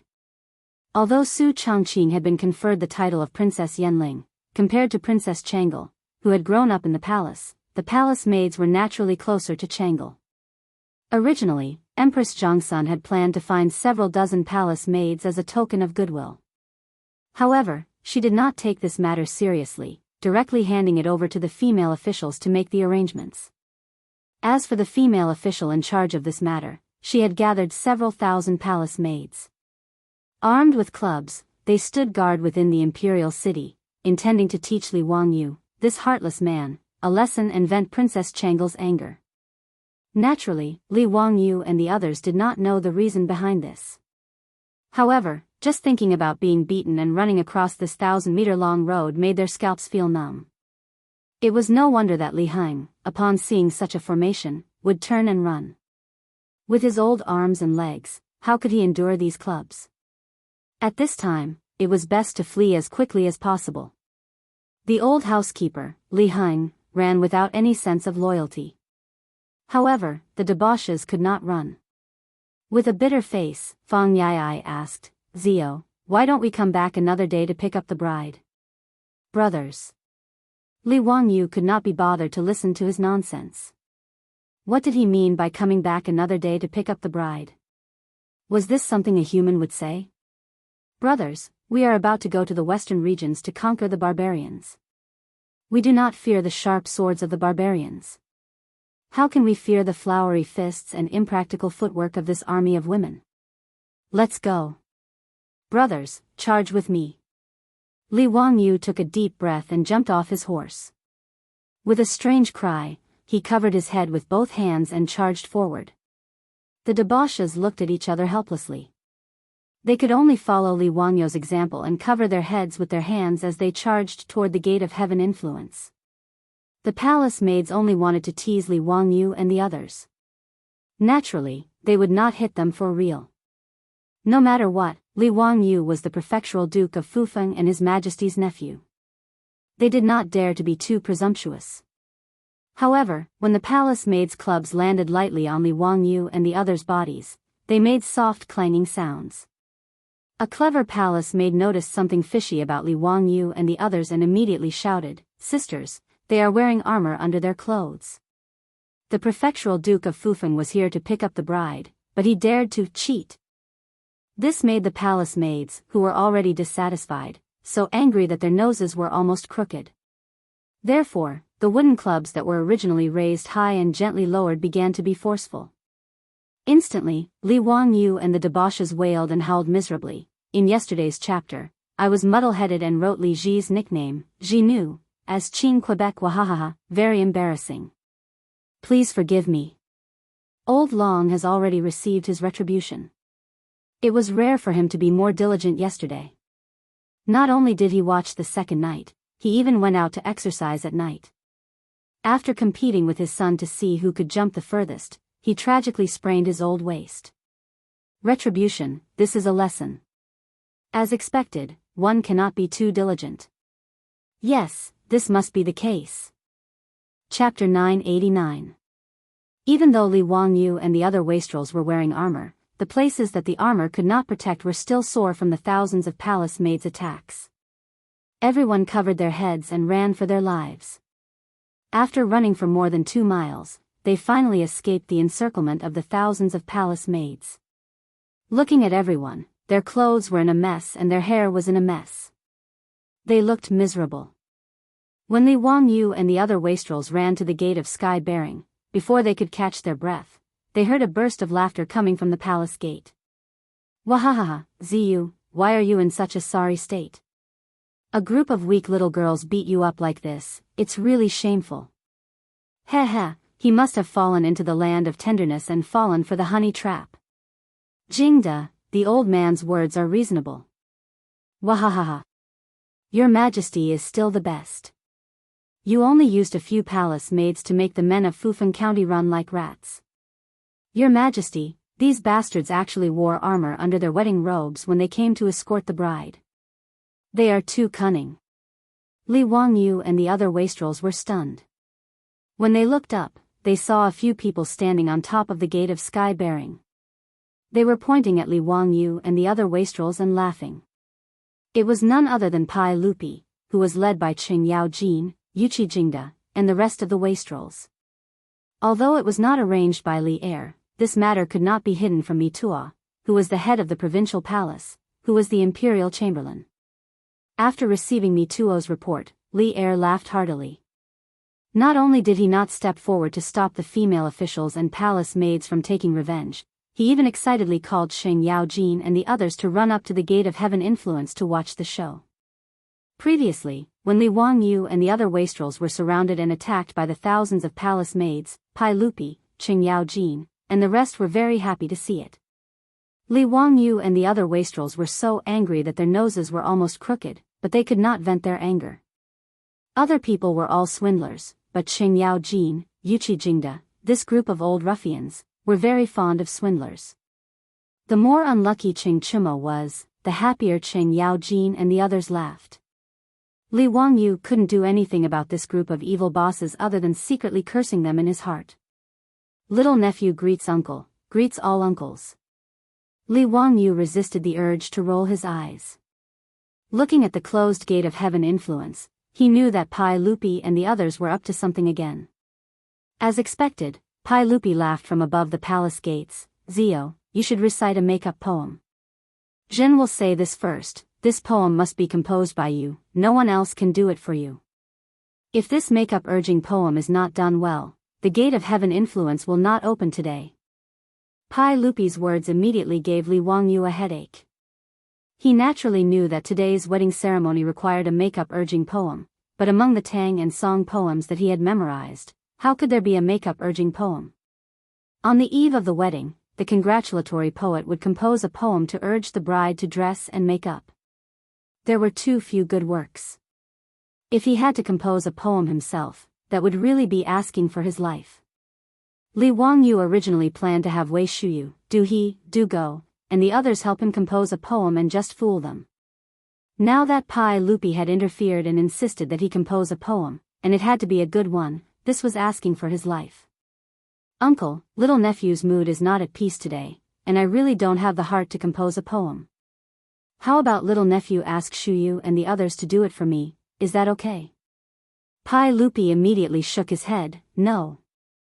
Zio, don't be lazy. Zhen has not heard you compose a poem for a long time. Today's opportunity is rare, how can I let you go? Li Wangyu was in a predicament. Compose your sister's makeup urging poem? Can't he just use a limerick? As a world-renowned little immortal of poetry, if he could not compose a makeup urging poem, this would probably be the most explosive news in Chang and city tomorrow, and even in the entire Tang dynasty. Thinking of this, the forehead of the habitual plagiarist was sweating like beans. He racked his brains to recall the poems he had memorized to see if there were any suitable verses that could be used to make up the number. Just as Li Wangyu was about to be driven to despair by Pai Lupi, a few female officials rushed to the gate of heaven influence. Even outside the palace gate, Li Wangyu could hear the loud voices of Pai Lupi, Jianghu, and the others. What? Is this true? Did you summon Lu Fengyu to confirm? This is a serious matter, you can't joke about it. Pai Lupi's voice came, and Li Wangyu could not help but feel his heart skip a beat. Today was his and Su Changqing's big day. Could it be that there was a noble in the palace who was sick? If that was the case, then he was really unlucky. Before Li Wangyu could figure out the meaning of Pai Lupi's words, he heard Qing Yaojin's hoarse voice again. Bastard, if this is true, then it's really a coincidence. Your Majesty, this is a joyous occasion. Joyous occasion? Li Wangyu's heart, which had just been raised, could not help but fall back down.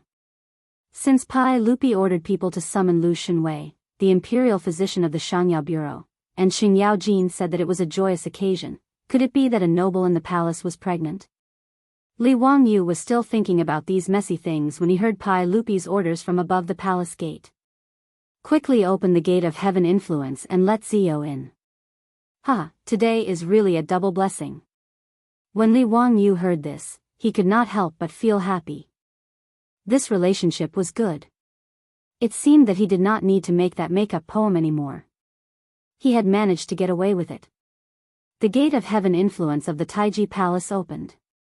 After Li Wangyu and the other silk pants entered the palace gate, they immediately bowed to Pai Lupi. Congratulations, uncle. Congratulations, uncle. Pai Lupi was slightly taken aback. Zio, what do you mean by this? Where did this emperor's happiness come from? Li Wangyu was confused by Pai Lupi's reaction. He could not help but say, it's not uncle? Could it be His Majesty the Emperor Emeritus? I wonder which noble in the palace is pregnant. Pai Lupi only reacted after a while. He was so angry that he went forward and slapped Li Wangyu on the back of his head. What nonsense are you talking about, you little bastard? What kind of nonsense is this? It's you little bastard, who is going to be a father. Me? Li Wangyu was shocked and hurriedly waved his hands. Uncle, don't scare your nephew. How could your nephew? He subconsciously wanted to deny it. How could he be the father of Pai Lupi's child if a noble in the Taiji Palace was pregnant? What did the women in the harem have to do with him? If someone was pregnant, how could he be blamed for it? Wasn't Pai Lupi trying to frame him for causing chaos in the harem? His head would be chopped off.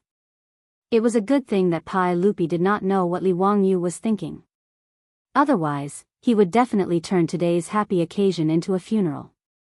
After that, Li Wangyu suddenly came to a realization, there there was indeed a woman in the harem today.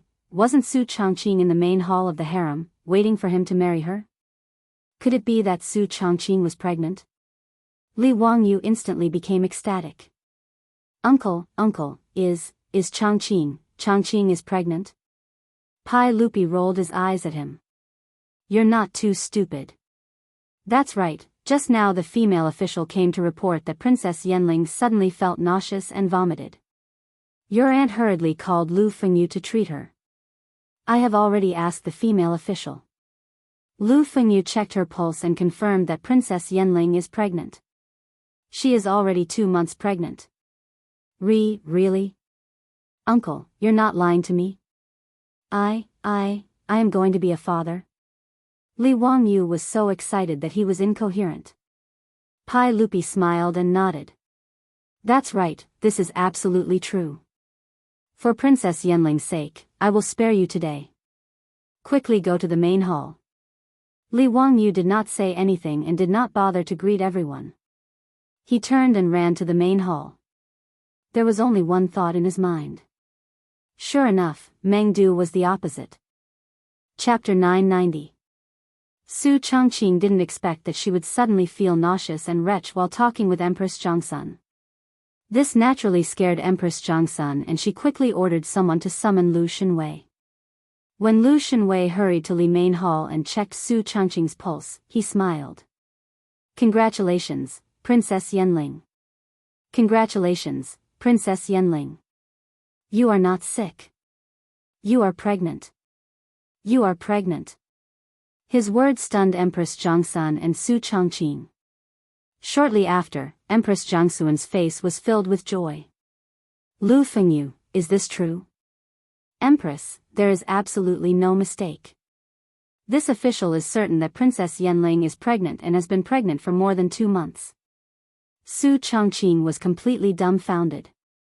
Previously, she had been inwardly depressed, suspecting that she and Li Wangyu couldn't have children. She didn't expect the surprise to come so suddenly.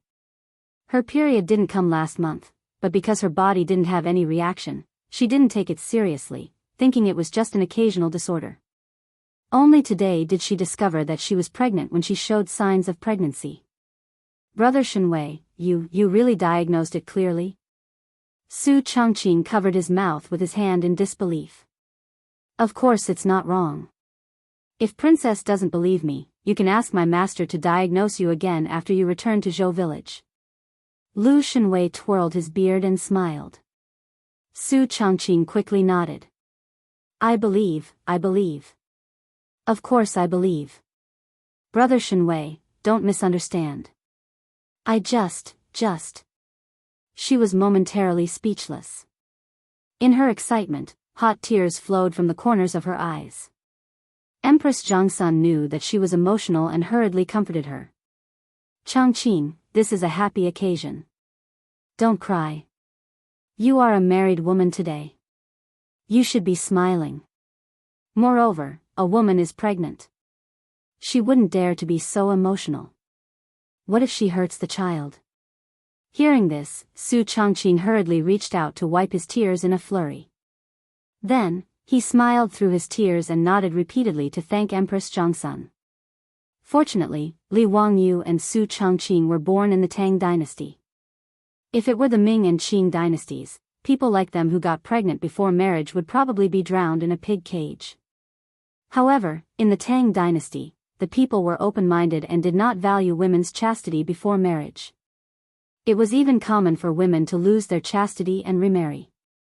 Like Li Wangyu and Su Changqing, the Tangs would not find it shameful. They would only regard it as a matter of elegance. Therefore, Empress Zhongsun was not surprised by Su Changqing's pregnancy.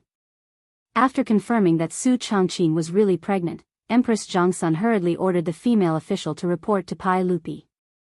In Li Wangyu's line, his father, Li Zhou, had passed away long ago. Li Wangyu was Li Zhou's only son.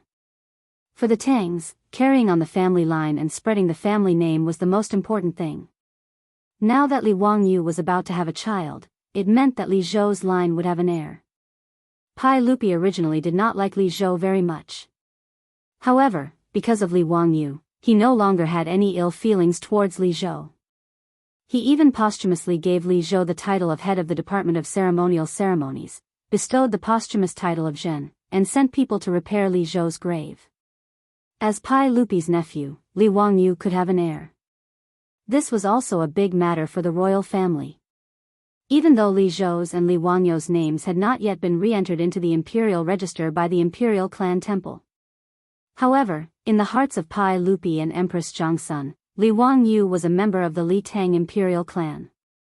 There was no doubt about this. Therefore, whether it was Empress Zhangsun or Pai Lupi, when they learned that Su Changqing was pregnant, their first reaction was to be overjoyed. Seeing Li Wangyu's back as he madly ran away, Pai Lupi jokingly scolded, but then he frowned. Su Changqing was pregnant with Li Wangyu's heir. This was naturally a good thing, but it was also a problem that was neither too big nor too small. Pai Lupi understood his nephew very well. He knew that he was a very emotional person. In addition, Li Wangyu valued Lady Su very much. Now that Lady Su was pregnant, this guy might not be willing to go to the western regions. The 150,000 troops of the Western Punitive Expedition were still stationed in Jianghu, waiting for the imperial court to send a new general manager. If Li Wangyu did not want to do it, then it would really be a headache for Pai Lupi. After Cheng Yaojin laughed, he also thought of this matter. Your Majesty, now that Princess Yanling is pregnant, I'm afraid that Zio will not be willing to go to the western regions. Pai Lupi nodded and sighed, that's right, I also thought of this matter. Sigh, this is a troublesome matter. He shook his head, forget it. No matter what, today is Zio's big day. We'll discuss this matter after he gets married. Cheng Yaojin and the others could only silently nod and no longer discuss this matter. After Li Wangyu ran madly to Li Main Hall, he did not wait for the palace maids to inform him. He wanted to rush into the hall, but he almost collided with Empress Zhangsun. Zio, you're going to be a father. Why are you still so impatient? Empress Zhangsun stretched out a slender finger and lightly tapped Li Wangyu's head as she scolded him jokingly. Li Wangyu did not have his usual quick-wittedness. He only grinned foolishly, yes, Aunt is right. Hee, Auntie, is Changqing doing well? Empress Zhangsun rolled her eyes at him, Changqing is inside. You should go in. Don't be so careless. Be careful not to hurt the child. Yes, I understand. After getting Empress Zhangsun's permission, Li Wangyu immediately ran into the hall. Not to mention how happy Li Wangyu and Su Changqing were, and how helpless Li Wangyu was. In short, the bustling wedding was simplified because of Su Changqing's pregnancy. The wedding process of sitting in the saddle, dipping the goose, covering the knees, going around the carriage, and blocking the carriage was just a formality. Pai Lupi and Empress Zhangsun had Li Wangyu carefully help Su Changqing onto the carriage, which could be considered to have completed the bridal escort process. After the bridal escort carriage arrived at Kaihua Square Lai Hot, the old housekeeper Li Heng and the others were wild with joy when they learned that their mistress was pregnant. It was lively again. And on this day of the wedding banquet, Li Wangyu was unsurprisingly drunk by a group of guests who came to congratulate him again. After Li Wangyu and Su Changqing's wedding, it was lively for 2 days. Li Wangyu slowly recovered from his ecstasy. And the first thing that Li Wangyu thought of was the same as Pai Lupi's guess. This guy didn't want to go to the western regions anymore. Su Changqing was now 2 months pregnant. In other words, in 8 months, he would be a father. At this time, asking him to abandon his wife and child and run to the western regions was simply asking for his life. From Chang'an to the western regions, even on a fast horse, it would take 2 months, not to mention that the army moved even slower. In other words, as long as Li Wangyu took over the position of general manager of the Western Punitive Expedition Army, not only would he not be able to see the birth of his child, but it could even be said that when he came back, the child would be old enough to eat soy sauce. But the matter of him being the general manager of the Western Punitive Expedition Army had already been issued an imperial edict. It was a matter that was set in stone. If Li Wangyu disobeyed the order and didn't go, then he would be beheaded. Even if Pai Lupi couldn't bear to behead him, it was impossible for him not to punish him. Li Wangyu was in a dilemma and didn't know what to do. On the third day of the wedding, Li Wangyu was secretly pondering about what perfect excuse he should find to dodge this matter. Just then, the old housekeeper Li Heng gently knocked on the door of the study room. Lang Jun, there is a guest. Chapter 991. Li Wangyu was so upset that he was not in the mood to receive guests. He replied impatiently, "Is it Qing Chumo and the others? Tell them that I am not feeling well today and cannot receive guests. Tell them to go back." Li Heng also knew what his Lang Jun was worried about. He hesitated for a moment before continuing, "Lang Jun, it is Duke Yu who is here to visit." Yu Shinan? If Yu Shinan was looking for him, he should have sent someone to invite him to Yu Shinan's residence in Chang'an. This was the proper etiquette he should have as a junior. This was not a holiday, why would Yu Shinan come all the way to Dingzhou village? Li Wangyu was dazed for a moment before he understood Yu Shinan's intentions. It must be that Pai Lupi knew what he was thinking and was afraid that he would play some tricks and refuse to go to the western regions. Therefore, he asked Yu Shinan to persuade him. Li Wangyu could not help but smile bitterly. Yu Shinan was his teacher and friend. He was also an old man whom he respected greatly. If Yu Shinan had asked, he would not have been able to refuse. But since Yu Shinan had come, there was no reason for him to avoid meeting him. Li Wangyu sighed and stood up helplessly. "I will go and welcome Duke Yu." After inviting Yu Shinan into the living room and ordering the servants to serve tea and snacks, Yu Shinan looked at Li Wangyu with a smile. "Zio, why do you look so sad? Did this old man take the liberty to come and disturb Zio?" Li Wangyu quickly shook his head. "What are you saying, Duke Yu? Don't laugh at me. How can you not know why I am worried? I didn't expect that Zio would have such sentiments for love." Sure enough, His Majesty was right. With your weary personality, it must be because of Princess Yenling's pregnancy that you are unwilling to take up the post of General Manager of the Western Punitive Expedition. Am I wrong? Li Wangyu nodded silently. He really did not want to go to the western regions at this time. Perhaps in the eyes of the Tangs, wives and concubines were not that important. It was even more impossible for him to give up his official position just because his wife was pregnant. Li Wangyu's way of thinking was indeed somewhat deviant. But for Li Wangyu, it was too irresponsible of him to not be by his wife's side when she was pregnant, even when his child was born. Moreover, this era was different from the later generations. A woman giving birth to a child was tantamount to crossing the gates of hell. Even in the imperial family, with the care of the famous doctors in the Shangyao Bureau, there were still many concubines who died from dystocia. Under such circumstances, how could he be at ease? Even if Su Chongqing gave birth successfully, he didn't want to miss his child's growth. These were two completely different worldviews, yet it was difficult to explain to Yu Shinan. Yu Shinan stroked his beard and smiled. "Zio, you should know what it means to put personal interests aside for the greater good. Yu the Great conquered the flood 3 times but did not enter the house. Zhuge Kongming gave his all until he died. They are all role models for our generation." The old man took a sip of tea and continued, "Ziyu, you are only 20 years old, but His Majesty will not look down on you because of your age. Do you know how important it is to be the general manager of the Western Expedition Army? His Majesty is willing to entrust 150,000 soldiers to you. So how can you put personal interests aside for the greater good? Men are used for those who understand them, women are groomed for those who love them. His Majesty treats me like a national scholar, so I should repay His Majesty like a national scholar." Yu Shinan's eloquence was naturally good. His words left Li Wangyu speechless. Although he didn't agree with Yu Shinan's principles, he couldn't ignore Yu Shinan's words because he was in the Tang dynasty. "Master Yu, I understand all these principles, but I am worried about my wife and child." Li Wangyu stuttered as he explained. "Zio, you can rest assured. His Majesty has already said that he will send more female officials to take care of Princess Yenling. Lu Fengyu will also stay here to take care of the princess. In addition, Sun Daozhang is nearby. What do you have to worry about?" Li Wangyu was speechless and didn't know how to answer. Yushernan didn't wait for Li Wangyu to speak and continued, His Majesty has already said that if you are fast enough, Zio.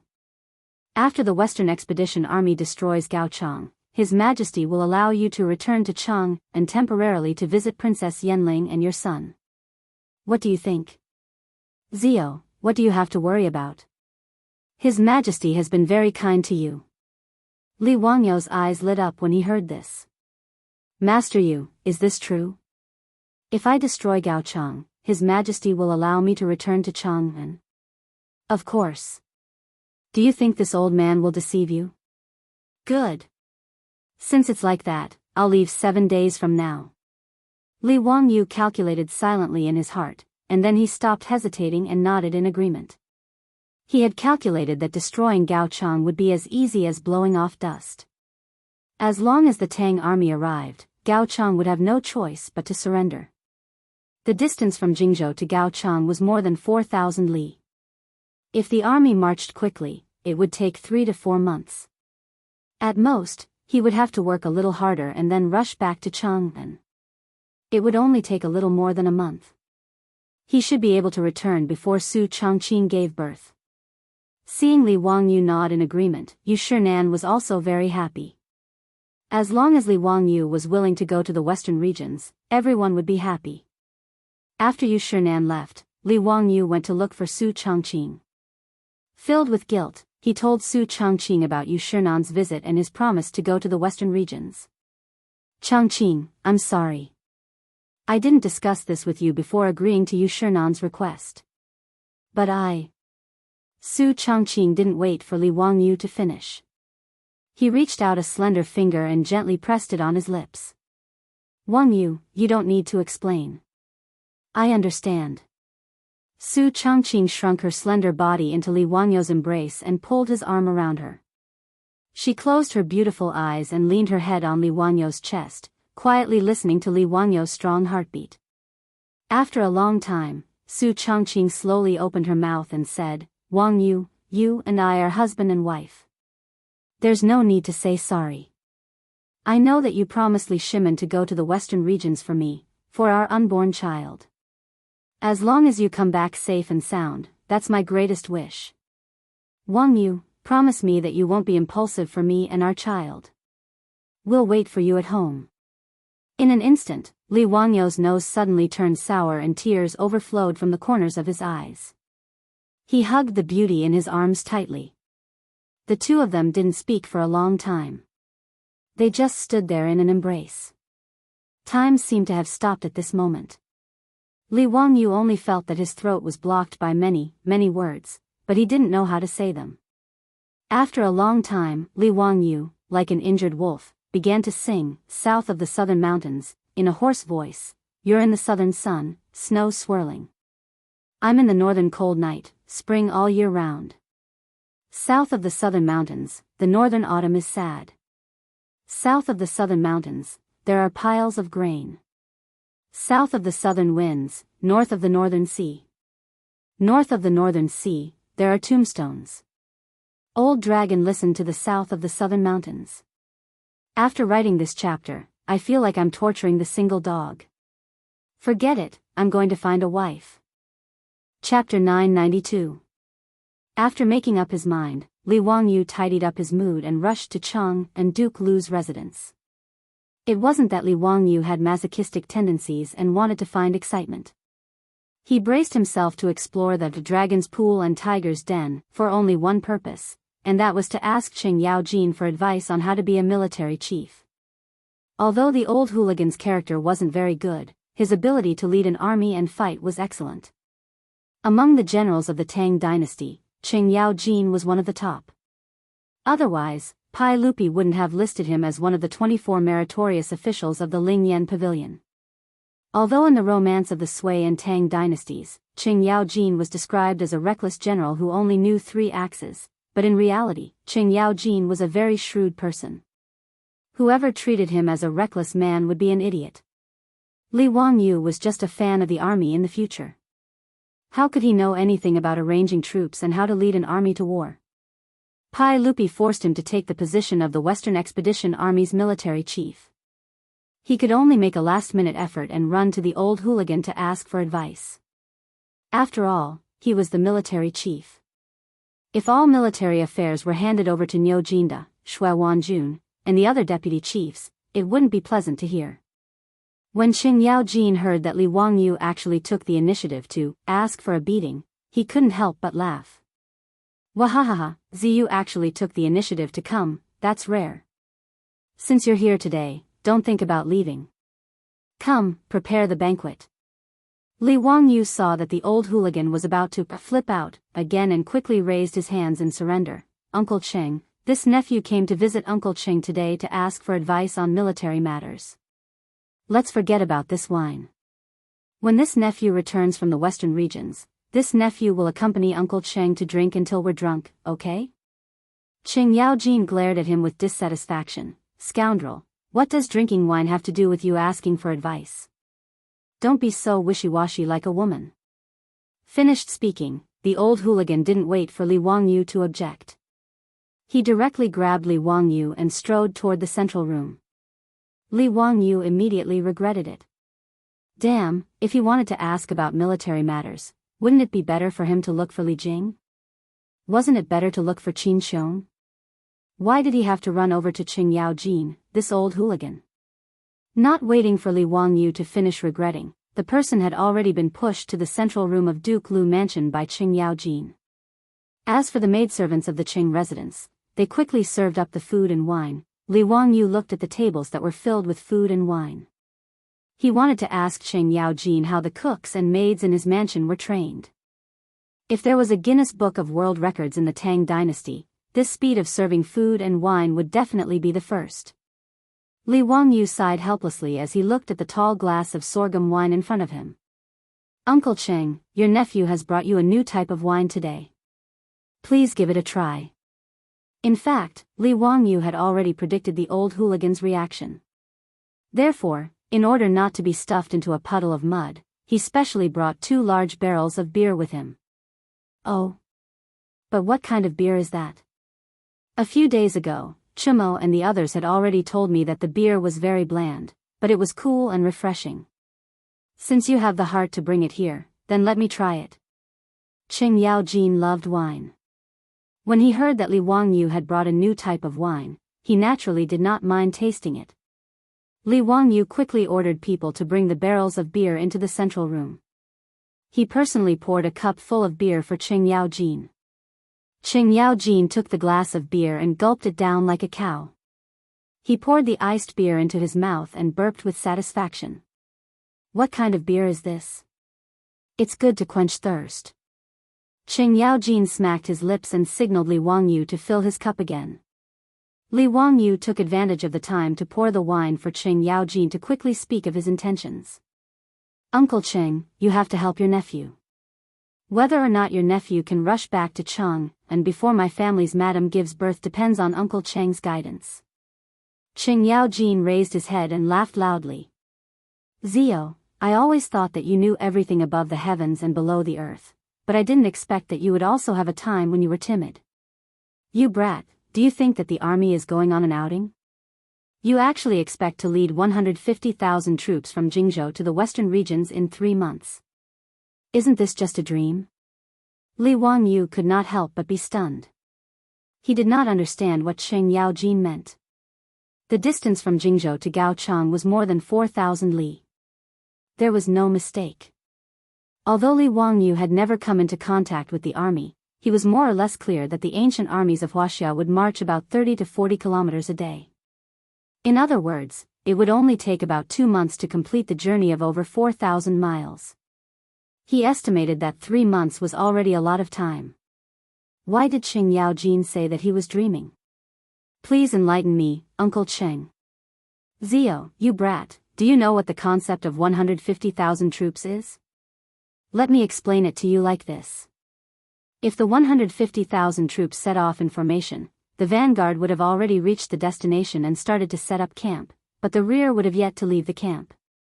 Do you understand? Moreover, the speed of the army's march is based on the speed of the supply wagons. If the army marches for 8 hours a day, with the speed of the supply wagons, they would at most travel 40 to 50 li a day. Moreover, if there is a storm and the army is unable to move, they can only stay in the camp. After marching for many days, the army also needs to rest. Things like this are quite normal. Therefore, it is impossible for the 150,000 troops to rush to Gaochang without at least half a year. Qing Yaojin's words immediately made Li Wangyu dizzy. As a military fanatic, he knew that Qing Yaojin was not bluffing him. In the past, the 800,000-strong army of the former Qin was said to have broken the flow by casting the whip. In the end, the vanguard was completely defeated, and the rear was still on the way. This was the wooden barrel principle. The marching speed of the army had to be consistent with the slowest unit in the army. However, Li Wangyu thought that the speed of the logistics of the army should not be so slow. Li Wangyu asked in confusion, "Uncle Qing, ever since I created the four-wheeled carriages, the speed of the logistics has not been slow. Not to mention 200 li a day, even 100 li a day is not a problem." Qing Yaojin raised his head and drank another large cup of beer. He glared at him and said, "Nonsense. Do you think those four-wheeled carriages of yours can enter the desert?" When Li Wangyu heard this, it was as if he was struck by lightning. He was stunned on the spot. He had indeed forgotten that after the army passed Dunhuang County, they would enter the vast desert. The Ting'er Desert was the fourth largest desert in China. It was more than 160 kilometers wide, and the four-wheeled carriages would not be able to enter it. The Tang dynasty had already established a trade center in Dunhuang County. Large quantities of goods were transported to Dunhuang County by four-wheeled carriages. This greatly reduced the transportation distance of the Silk Road caravans. However, from Dunhuang County to the western region, the caravans had to change to camel caravans to continue forward. It was the same for the army. To supply the 150,000 troops with supplies, they had to use a large number of camel caravans to meet the needs of the army. As a result, the Tang army's marching speed would not be fast. Moreover, to pass through the desert, the Tang army had to bring sufficient water in addition to provisions and supplies. Under the guidance of a guide, they could pass through the desert. After Li Wangyu understood this point, he could not help but sit down dejectedly. If that was the case, how could he rush back to Cheng in half a year? Chapter 993. Qing Yaojin happily chugged down a cup of cold beer, and after letting out another loud burp, he was very satisfied. He then looked at Li Wangyu, who had a conflicted expression on his face, and gave him another heavy blow. "Zio, you brat, you probably haven't calculated how much grain is needed to supply an army of 150,000 soldiers, right? Let this old man put it this way, not mentioning the equipment, armor, tents, flags, and drums, just the grain alone is an astronomical figure. When the soldiers of the Tang dynasty set out, they bring 5 days' worth of rations and rely on the rest of the supplies. Each soldier eats 2 liters of rice a day, and for an army of 150,000 soldiers, just this alone requires 3,000 dan of grain. If we calculate that each carriage can carry 30 dan, we need 100 carriages to supply the army for 1 day. Luckily, the Tang dynasty doesn't lack horses and mules, and we also have you to make these carriages.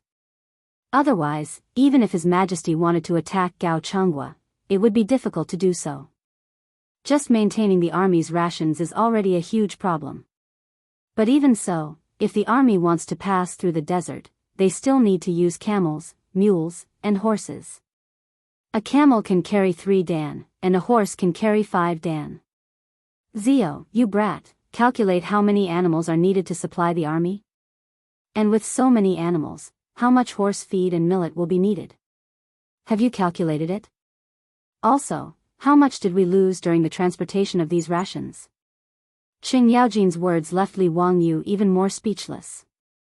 He really didn't know about this, but when he did, he was given a fright. It was no wonder that Pai Lupi only ordered Ho Junji to attack the western regions in the 13th year of Zhengguan.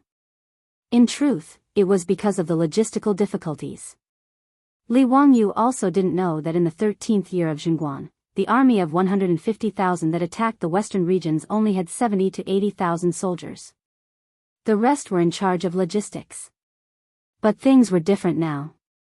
At the very least, after Li Wangyu made the horseshoes, the Tang dynasty's warhorses and horse-drawn horses had rapidly declined.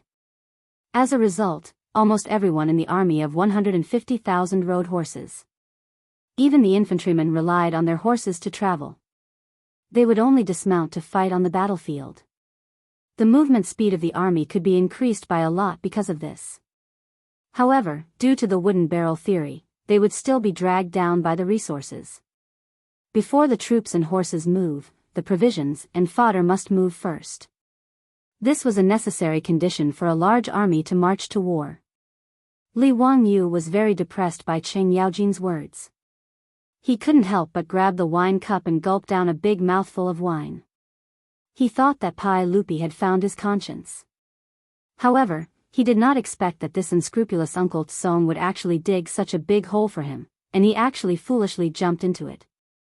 Li Wangyu might not understand military matters, but how could Pai Lupi not know? Pai Lupi was well aware of how long it would take for an army of 150,000 to reach Gaochang. Even so, Pai Lupi still pretended to ask Yu Shinan to tell him that after destroying Gaochang, he could return to Chang'an for a visit. Bah, this old man is really bad. The more Li Wangyu thought about it, the angrier he got. He didn't even need Chen Yaojin to persuade him to drink. He drank one cup after another to drown his sorrows. Chen Yaojin did not try to persuade Li Wangyu. For an old hooligan, not hitting someone when they were down was already very kind. Zio, don't be so anxious. It's not a big deal for a woman to give birth. Look at me, my wife has given birth to so many children for me, but I've never been as nervous as you. Chen Yaojin drank big mouthfuls of wine as he made fun of Li Wangyu. Li Wangyu silently rolled his eyes. He really couldn't be bothered to talk nonsense with this old hooligan. Chen Yaojin pointed at a plate of food that the maidservant had just brought over and said, "Come, Zio, try the bacon made by the chef in my residence. It's perfect to go with wine. I'm not bragging, but there's no place in Chang'an that makes better bacon than the one in my residence. Even the food bureau in His Majesty's palace can't compare." Chen Yaojin's words made Li Wangyu's eyes light up. Bacon? Then, he suddenly slapped his head. He had been muddle-headed recently. How could he have forgotten about the military rations? The military rations of the Tang dynasty mainly consisted of various kinds of millet and livestock. These unprocessed millet and livestock were not only difficult to transport, but also not easy to eat. Due to the problems of transportation and productivity, ordinary soldiers could at most guarantee staple foods like millet. As for non-staple foods, they could only eat soy sauce and pickles. In fact, since ancient times, Wuxia also had military rations that were easy to carry around. For example, the rations that the Han army brought were called chow. The so-called chow was fried rice noodles. After the 5 grains were fried, they were crushed so that they could be carried. It was equivalent to the fried rice and fried noodles of the modern era. When eating, one would grab a handful and put it into one's mouth and send it underwater. Soy sauce, salted fish, salted meat, and various kinds of pickles were the salt that the soldiers needed every day. There were also fast food, such as rice balls and noodles. However, in most cases, the military still cooked millet into rice or porridge to eat. The range of military rations in the modern era was very wide. Li Wangyu had invented an air pump for his hemispherical experiment and could use vacuum packaging to preserve food. After cooking the food, it could be sealed in bamboo tubes or earthen jars to preserve it for a long time. In addition, foods such as luncheon meat and instant noodles were not difficult to make. Li Wangyu could even learn from Qi Jiguang's military rations, light biscuits. These military rations could not only be made in Chang'an, but they could also be made from local materials for the Western Expedition Army. Making millet and livestock directly into military rations that were easy to store and transport could greatly reduce the amount of grain transported. Thinking about this, Li Wangyu almost wanted to get up and leave. He wanted to return to Zhou village to discuss with Su Chongqing and immediately start the production of military rations.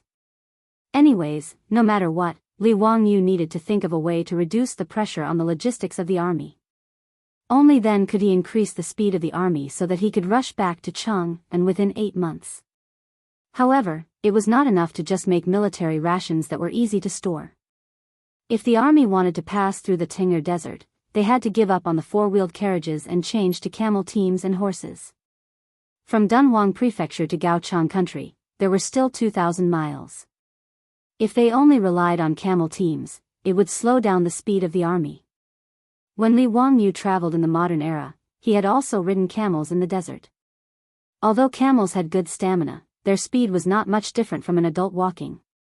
If they relied on camel teams to transport supplies and slowly walked 2,000 miles to Gaochang Country, it would be too late. Li Wangyu definitely could not rush back to Chang, and before his beautiful boss gave birth. Thinking about this, Li Wangyu felt even more anxious. He secretly wondered if there was a way to let 4-wheeled carriages pass through the desert. Li Wangyu naturally understood that 4-wheeled carriages could not pass through the desert because the wheels were too narrow and the pressure was too high. The solution was simple, and that was to widen the wheels to increase the surface area of the wheels and reduce the pressure. However, there was no rubber in the Tang dynasty, much less rubber tires.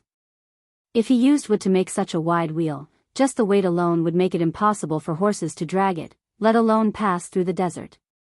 As for tracks, that was even more out of the question. The technical difficulty was even more complicated than rubber tires, and it was not something Li Wangyu could do. Moreover, with the weight of iron tracks, even horses and camels would not be able to pull them. The Tang Desert had become a stumbling block. Chapter 994. Li Wangyu thought about it, but he could not think of a way to get the 4-wheeled carriage through the desert. Actually, the best way was to get rubber out of it. However, rubber trees were far away in South America, so where would the Tang dynasty find them? Of course, apart from the rubber trees in South America, China also had a plant that could replace rubber, and that was rubber grass. The rubber grass that originated in Xinjiang could also be used to extract rubber. Li Wangyu remembered that the rubber grass in the future could be used to extract 70 kilograms of rubber per mu. On the other hand, the rubber trees could only extract 80 kilograms per mu. However, the rubber grass was far away in the western regions, and distant water could not quench the present thirst. Furthermore, Li Wangyu did not know how to extract rubber from the rubber grass. Now that the army was about to set off, where would he find the time to experiment? On the other hand, after he led the army to conquer the western regions and establish the Anxi Protectorate, he should order people to plant rubber grass. Even if the production was low, as long as he could get rubber out of it, it would be worth it. However, it was useless to talk about all this now. It would not be of any help to him in getting the 4-wheeled carriage through the desert. Seeing Li Wangyu frown, Qing Yaojin laughed even more happily. Zio, don't let your thoughts run wild. Just lead the army to conquer the western regions. If you want women, just bring your concubine. If not, there are plenty of beautiful women in the western regions. A real man shouldn't be so bashful over a woman. Li Wangyu was so angry that he had nothing to say. Qing Yaojin, this old hooligan, should be caught and drowned in a pig cage. However, since things had already reached this point, even if he was unwilling, he had no other choice. Even after returning to Dingzhou village, Li Wangyu did not dare to tell Su Changqing about his conversation with Qing Yaojin. If Su Changqing knew that he could not return to Chang, and in 8 months, how disappointed and upset would he be? Although his beautiful boss was only 2 months pregnant, Li Wangyu didn't dare to take the risk and make her sad because of him. Li Wangyu only had Niao Wu select a few quick-witted troops from the manor and teach them how to make vacuum-packed food, luncheon meat, instant noodles, and other things. He then had them set out in advance, bringing along the command of his military chief, and quickly rushing to Jingzhou. He had the Western Punitive Expedition Army immediately begin preparing military rations according to the methods he taught them. As for the subsequent production of military rations, Li Wangyu taught it to Yan Liben and asked him to pass it on to the Ministry of War.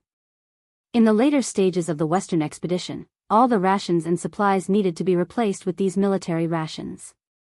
The reason why Li Wangyu didn't report such an important matter to Pai Lupi directly was because he was angry.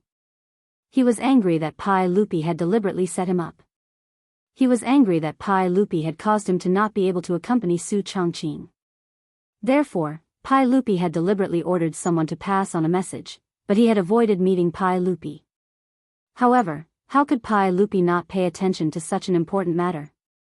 After the Ministry of War produced a batch of military rations according to Li Wangyou's method, they immediately presented it to Pai Lupi.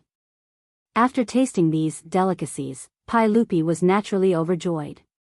On the same day, he led a group of dukes to Dingzhou village. Even though Li Wangyou felt uncomfortable with the arrival of Pai Lupi, he could only obediently go out of the manor to welcome him. Your subject Li Wangyou, prefectural duke of Fufeng, greets your majesty. This fellow was also angry and didn't even refer to himself as nephew. He followed the etiquette of a subject greeting the king and greeted Pai Lupi. Pai Lupi looked at him in surprise, but immediately understood Li Wangyou's intentions. Huh, are you angry with me? Your subject doesn't dare. Don't dare. Pai Lupi suddenly knocked Li Wangyou's head with a chestnut. I don't see how you don't dare. You still dare to give me that look. Do you believe that I will immediately order people to send you to Li Main Hall and let the Empress teach you a lesson? Li Wangyou's expression became even more bitter when he heard this, and he hurriedly begged for mercy. Your Majesty. Oh, no, uncle, I was wrong. I know I was wrong. A wise man submits to circumstances. When it's time to admit defeat, it's best to admit defeat for safety. If Empress Jiangsun was long-winded, it would be quite torturous. Li Wangyou would rather go to the prison of the censorate than listen to Empress Jiangsun's long-winded nagging. If there's a next time, I won't let you off so easily. Lead the way to your castle's balcony. Today, I also want to eat skewers and drink iced beer. Li Wangyou was speechless. Damn, as expected, this group of foppish young masters had big mouths. He guessed that the whole Chang and city knew about eating skewers and drinking iced beer, right? In fact, his guess was not wrong at all. There were even some clever merchants in Chang and city who had already learned how to barbecue skewers, and many restaurants had launched barbecue dishes. Other than beer that no one knew how to brew and could not be supplied for a while, barbecue quickly became popular in Chang and city, and had even begun to spread to the surrounding provinces and counties. Qing Yaojin was even more big-mouthed. When he heard this, he immediately laughed and said proudly, Your Majesty, a few days ago, you came to my residence and brought me a few barrels of beer. Although the beer is bland, it's quite refreshing to drink after being chilled. Your Majesty and all the officials should drink a few more cups today. His words were full of smugness. Obviously, he was showing off that Pai Lupi, Yuchi Jingda, and the others didn't drink beer. Li Wangyou was so angry that he rolled his eyes. Damn, the beer that was sent to Duke Lu's residence should have been poured out and fed to the dogs. Wasn't this blatantly trying to make him look bad? As expected, when Pai Lupi heard Qing Yaojin's words, his face immediately became unhappy. Ziyu, why didn't you send me some beer into the palace? Why? Don't you have any idea in your heart? If you didn't force me to eat sand in the western region, would I not send you beer? Li Wangyou was rolling his eyes in his heart, but he could only show an expression of fear and trepidation. Uncle, you've wronged me. This beer has just been brewed not long ago. I have to find someone to try it first and see if I'll have any hysteria after drinking it. Uncle's health is more important. How can I casually offer you beer? Ziyu's words are reasonable. Pai Lupi was very happy when he heard this. He turned his head and glanced at Qing Yaojin, who was showing off. Some old man's skin is rough and his flesh is thick. It's best to use him to test the beer. The group of dukes who didn't get to drink the beer also laughed. Each of them began to use words to ridicule Qing Yaojin, this old hooligan. Qing Yaojin, who was just proud of himself, was so angry that his face immediately turned black. Ziyu, you brat, come over here. Today, I'll have a good time with you. Qing Yaojin rubbed his fists and looked at Li Wangyou, ready to take action to vent his anger. Li Wangyou naturally had long been prepared for this old hooligan to flip out. He quickly hid behind Pai Lupi, causing everyone to burst into laughter again. After laughing and joking, the little bit of awkwardness between Li Wangyu and Pai Lupi dissipated. Li Wangyu invited everyone to the castle's balcony to take a seat and ordered people to bring barbecue and iced beer. Everyone ate and drank until they were drunk. Only then did Pai Lupi bring up the matter of the army rations again. Chapter 995. Zio, I have personally tasted the military rations that you ordered your men to produce. If it can really be preserved for a long time like you said, the combat strength of the Tang dynasty's cavalry will increase by 30%. I will remember all of these merits. When the Western Expedition Army returns victorious, I will not be stingy with your rewards. Pai Lupi's words were not exaggerated at all. Whether or not the soldiers could eat well would actually affect their combat strength. There were many examples in history of winning wars because of improved food. It was not that Pai Lupi was unwilling to provide better rations for the army. It was just that he was limited by the transportation capacity and how to cook them on the battlefield. In fact, ever since Li Wangyu accidentally discovered the high-yield potato crop and popularized it throughout the Tang dynasty, food was no longer the main factor that restricted the logistics of the Tang army. Transportation, storage, and cooking were the key factors. The production methods that Li Wangyu came up with perfectly solved the logistical problems of the army. For example, rice that was steamed with corn, potatoes, and bacon could be sealed in a clay jar and vacuumed. It could be easily stored for about a month. Luncheon meat was just a mixture of pork, seasoning, and starch, and then steaming it in a pot.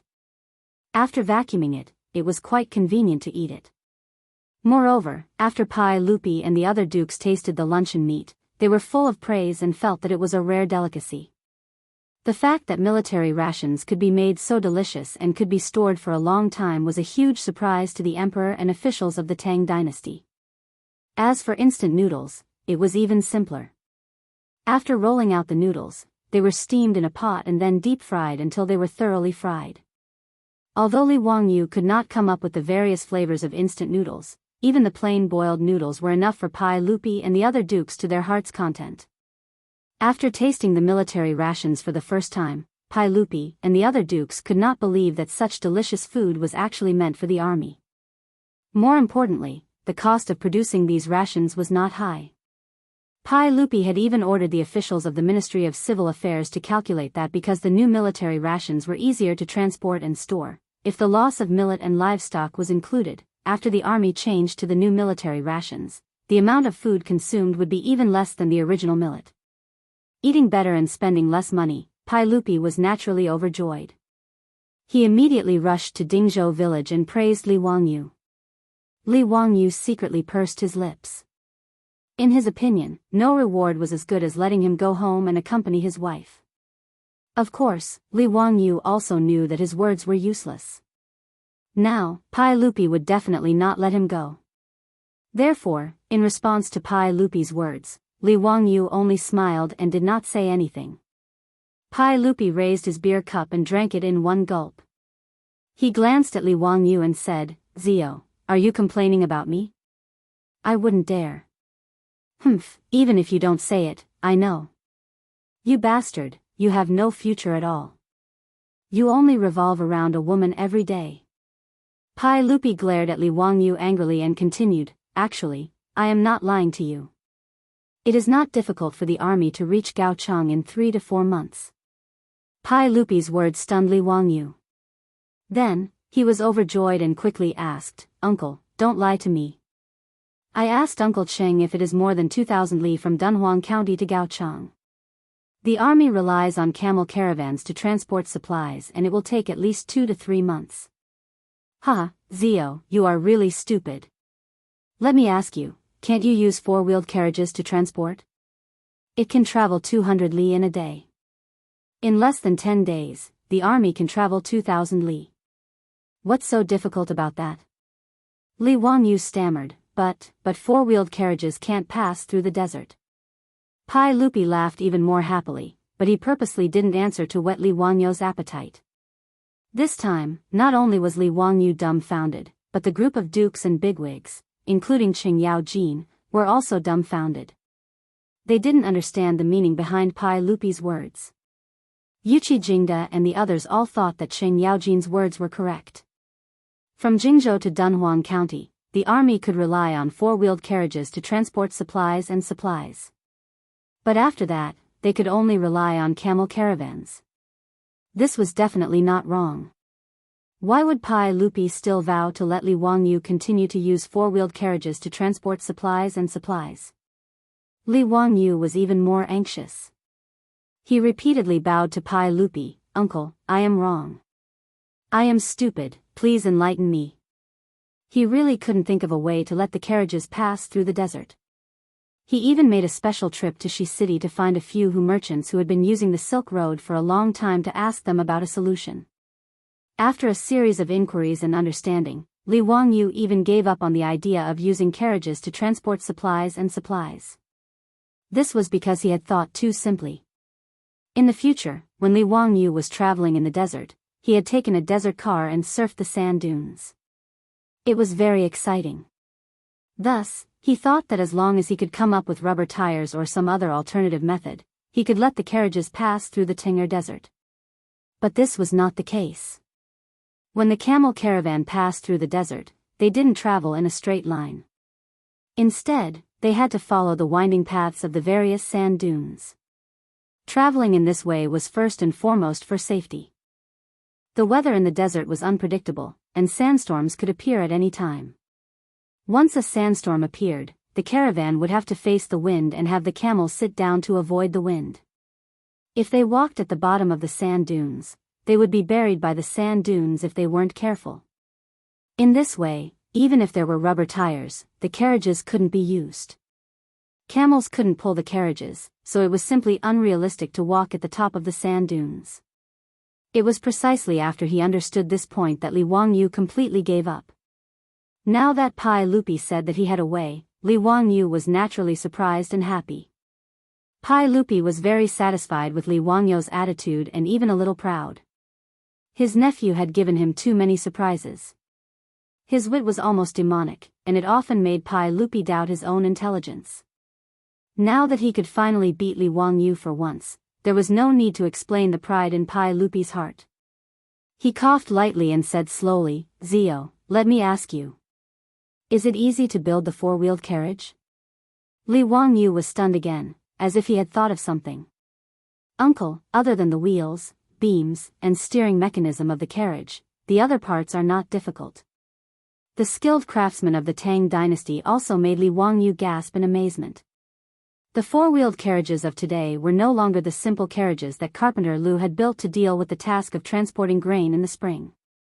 Right now, the main beam and steering mechanism of the carriage were made from metal by the Ministry of Works and the craftsmen of the General Work Supervisor after many experiments. The changes brought about by this were that the four-wheeled carriage could carry more weight, and the steering was easier and smoother. As for the other parts of the carriage, a normal carriage used to transport goods was simple, and it was basically made of wood. Pai Lupi laughed when he heard this. "If that's the case, Zio, why can't you dismantle the carriages in Dunhuang County and reassemble them after the army passes through the desert?" Pai Lupi's words made Li Wangyu completely petrified. Damn, why didn't he think of such a simple logic before? Chapter 996.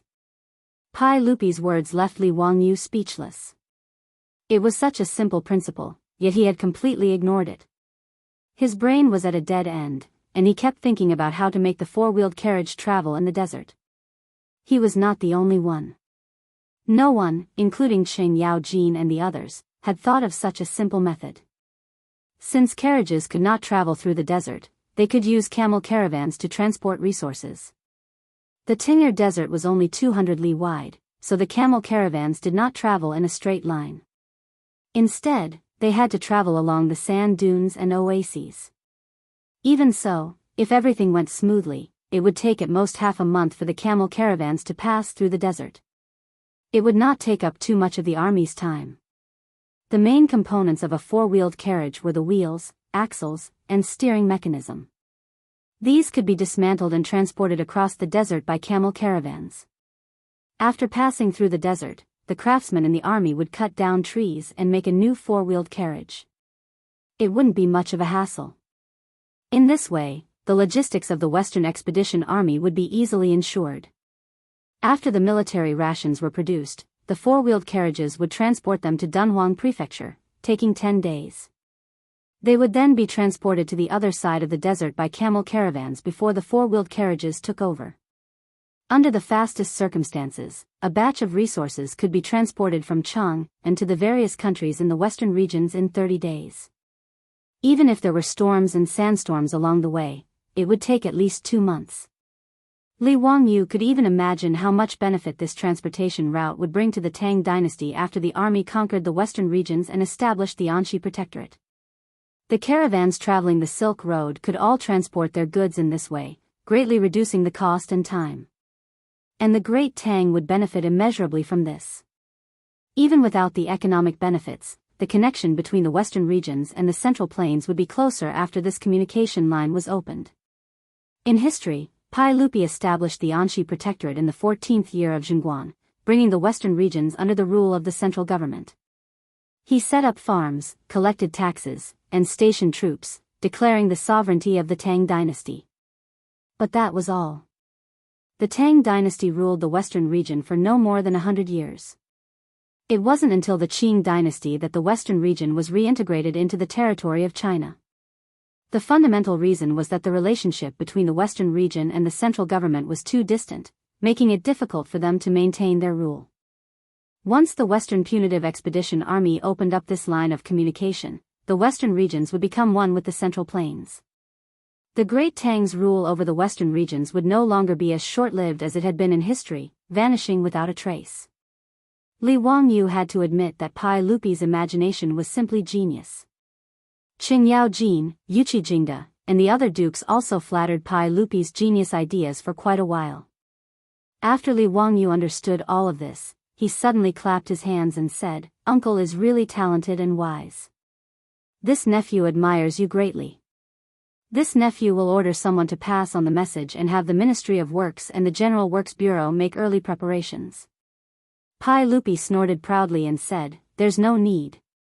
This emperor has already ordered the Ministry of Works and the General Works Bureau to make the parts for 1,000 carriages. I've already ordered people to send them to Dunhuang County in advance." Li Wangyu finally understood that Pai Lupi had already thought of a solution. It was just that he wanted to make him suffer because of his bad taste. However, even if he was played by Pai Lupi didn't fool him. As a result, it would be very easy for him to go back and forth to Chang, and within 8 months after conquering Gaochang. Li Wangyu hurriedly bowed to Pai Lupi and said, "Thank you, uncle. This nephew is grateful to the point of shedding tears. This nephew was very willful in the past. Uncle, please be magnanimous and forgive this one. That's enough. From now on, it's more important to concentrate on your work. Don't throw a tantrum anymore. You're going to be a father soon, and you're also a county duke. You can't be so reckless. If this emperor doesn't force you to go to the western regions, I'm afraid that I don't know when you'll be willing to take out the new military rations." Yes. You're right, uncle." Pai Lupi had solved a huge problem for him. Now, no matter what Pai Lupi lectured him, Li Wangyu could only listen obediently. Pai Lupi was very pleased with himself after teaching Li Wangyu a lesson. Only then did he let him go. Li Wangyu set aside his worries and continued to flatter Pai Lupi with the other dukes. This emperor of the ages laughed heartily and downed cup after cup of beer like it was water. After Pai Lupi and the other dukes had their fill, Li Wangyu heaved a long sigh of relief as they were carefully escorted back to Chang and by the guards. Several days later, it was finally time for them to set off. Li Wangyu put on the glittering silver armor with the help of Aphrodite and Perrin. At the moment of departure, he hugged Su Changqing tightly, who was already in tears, and gently stroked her hair. He whispered in Su Changqing's ear, "Changqing, wait for me at home." Su Changqing rubbed her teary eyes and only clutched Li Wangyu's clothes tightly while nodding desperately. In fact, if it were in the past, the two of them wouldn't be so sad as if they were about to part forever. It was just that Su Changqing was coincidentally pregnant, and the strong woman in the past had melted into tenderness. After appeasing his beautiful superior with great difficulty, he repeatedly instructed the old steward Li Heng and Perrin to take good care of her. Only then did Li Wangyu reluctantly get on the imperial horse that Pai Lupi had given him. Suppressing the reluctance in his heart, Li Wangyu didn't dare to look back and directly urged the horse to gallop out of the mansion.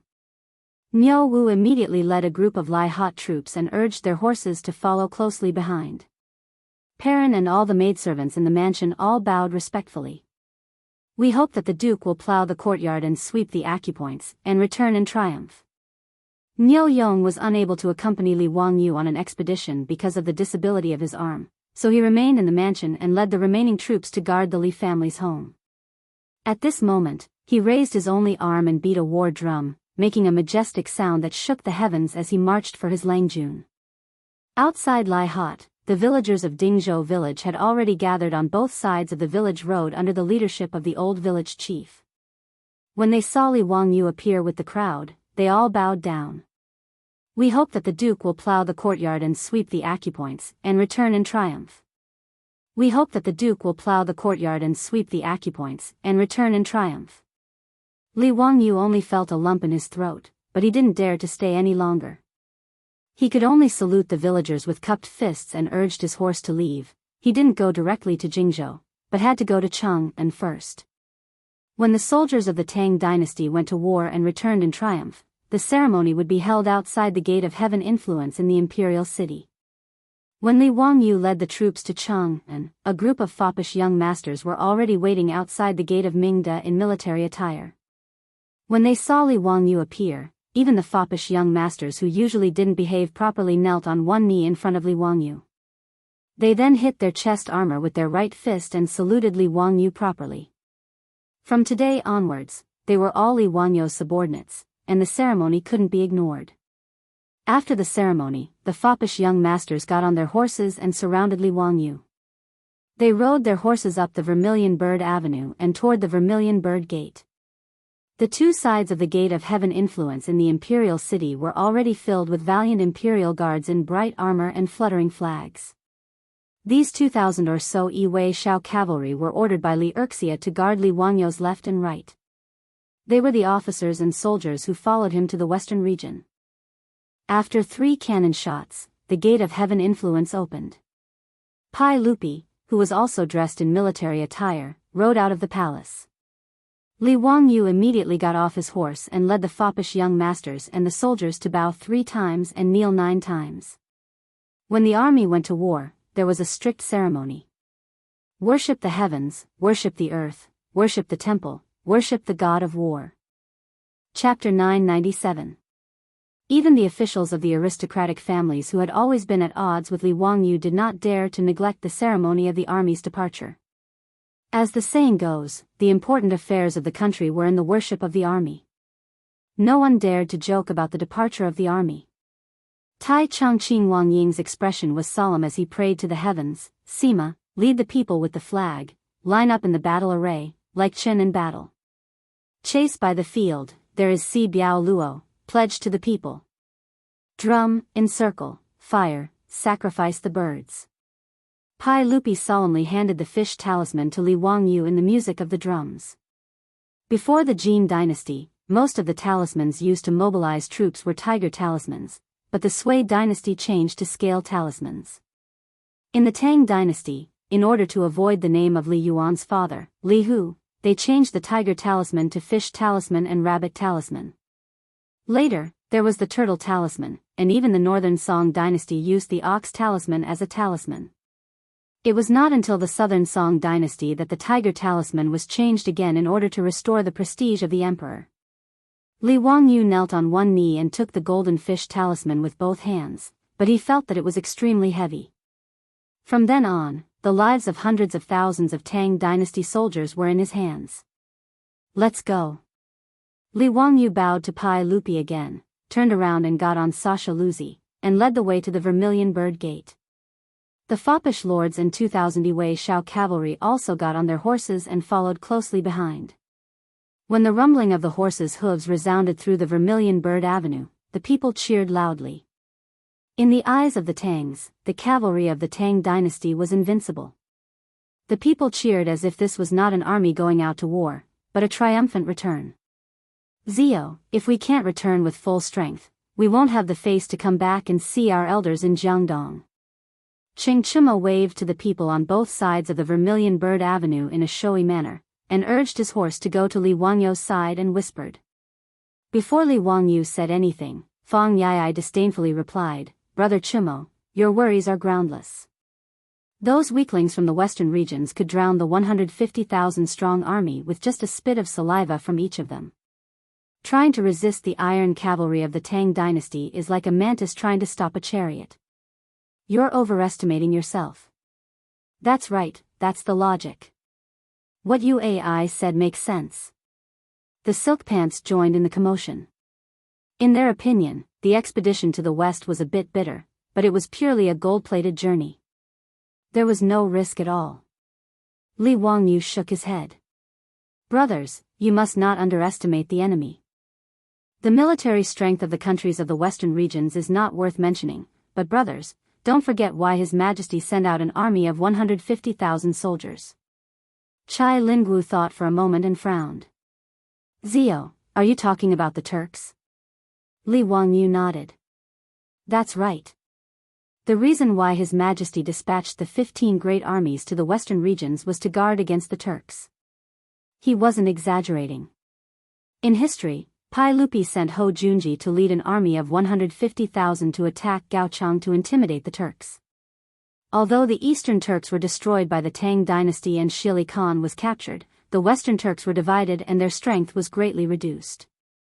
However, the Turks in the north were an enemy that the Tang dynasty had to guard against. At the end of the Tang dynasty, there were as many as 67 times when the Turks attacked the Central Plains. Under such circumstances, it wasn't surprising that Pai Lupi and the officials in the imperial court treated the Turks as their number one enemy. Even though Li Wangyu had given the map to Pai Lupi, the Turks were still the enemy that the Tang dynasty had to guard against. Li Wangyu was actually a little worried that the Turks would come to cause trouble when the Western Expedition Army attacked the western regions. Although in history, the 14th year of Zhengguan's invasion of Gaochang went smoothly, it was now the 5th year of Zhengguan's reign. Who could guarantee that the Turks wouldn't cause any trouble? Although he was anxious to flatten Gaochang and return to Chang'an to accompany his wife, he couldn't be careless since he had taken on such a heavy responsibility. If the cavalry of the Tang dynasty were to suffer heavy casualties because of him, Li Wangyu wouldn't be able to rest easy for the rest of his life.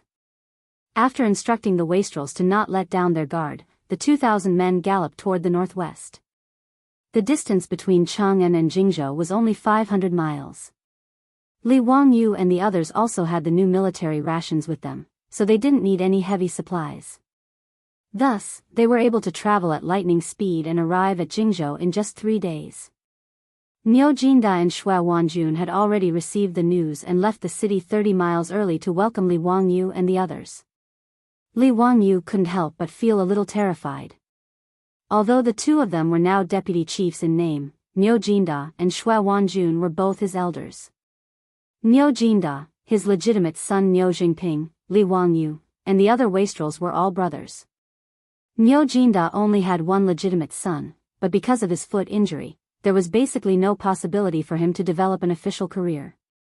In the future, he could only inherit Niu Jinda's title and muddle along. Therefore, Niu Jinda could see very clearly that if his son wanted to live a good life after his death, the key would be Li Wangyu and the other wastrels. Since Li Wangyu had appeared out of nowhere, and in just a few years, he had risen from a commoner to a duke who had founded a country. Niu Jinda and those who knew Li Wangyu admired him even more. In Niu Jinda's opinion, if it weren't for Li Wangyu being so young, he should at least be the founding duke based on his achievements. Although Xue Wanjun wasn't familiar with Li Wangyu, he also understood Li Wangyu's ability and status. To Xue Wanjun, Li Wangyu was more important as the crown prince's teacher and the emperor's nephew. But no matter what, neither Niu Jinda nor Xue Wanjun put on the airs of an elder in front of Li Wangyu. Instead, they truly treated themselves as his subordinates. After seeing Li Wangyu, Niu Jinda and Xue Wanjun immediately bowed and cupped their fists in greeting. This startled Li Wangyu so much that he immediately jumped off his horse and supported the two. Uncle Niu, General Xue, please don't be so courteous. I really don't deserve this. Niu Jinda laughed loudly and said, "This is not like Chang'an City. The army has its own rules. General Manager, please don't be so courteous. Just give us your orders." "Uncle Niu, you are too courteous. You also know that I was forced by the emperor to be the marching general manager. I had no choice. But when it comes to marching and fighting, it is the first time for me to get involved. Therefore, if there is anything wrong with me, please feel free to point it out." Li Wangyou's attitude was very humble. He wasn't the kind of person who had his eyes on the top of his head. He knew what his strengths and weaknesses were. When it came to marching and fighting, he was a layman. Even if he was the marching general manager, it was better for him not to get involved. Professional matters should be left to the professionals. This was also the management method that his beautiful superior had taught him before he left. In Su Changqing's opinion, managing the 150,000 people of the Western Expedition Army was no different from managing a large company. Even if Li Wangyu didn't understand anything as chairman, as long as he used the right person, there was nothing to worry about. For Li Wangyu, the simplest thing was to delegate power. He could leave all military matters to Niu Jinda and Xue Wanjun. Moreover, an army of 150,000 couldn't possibly march all at once. It had to be divided into the vanguard, the center, and the rear, all of them working together. When the time came, Xue Wanjun would lead the vanguard, Niu Jinda would oversee the center, and Li Wangyu would lead the rear to slowly hold the line. In history, before Hou Junji's army had even arrived, Xue Wanjun's vanguard had already scared King Gaochang to death and attacked Gaochang. After Li Wangyou's army arrived at Jing province and rested for a day, the army of 150,000 finally set out for the western regions.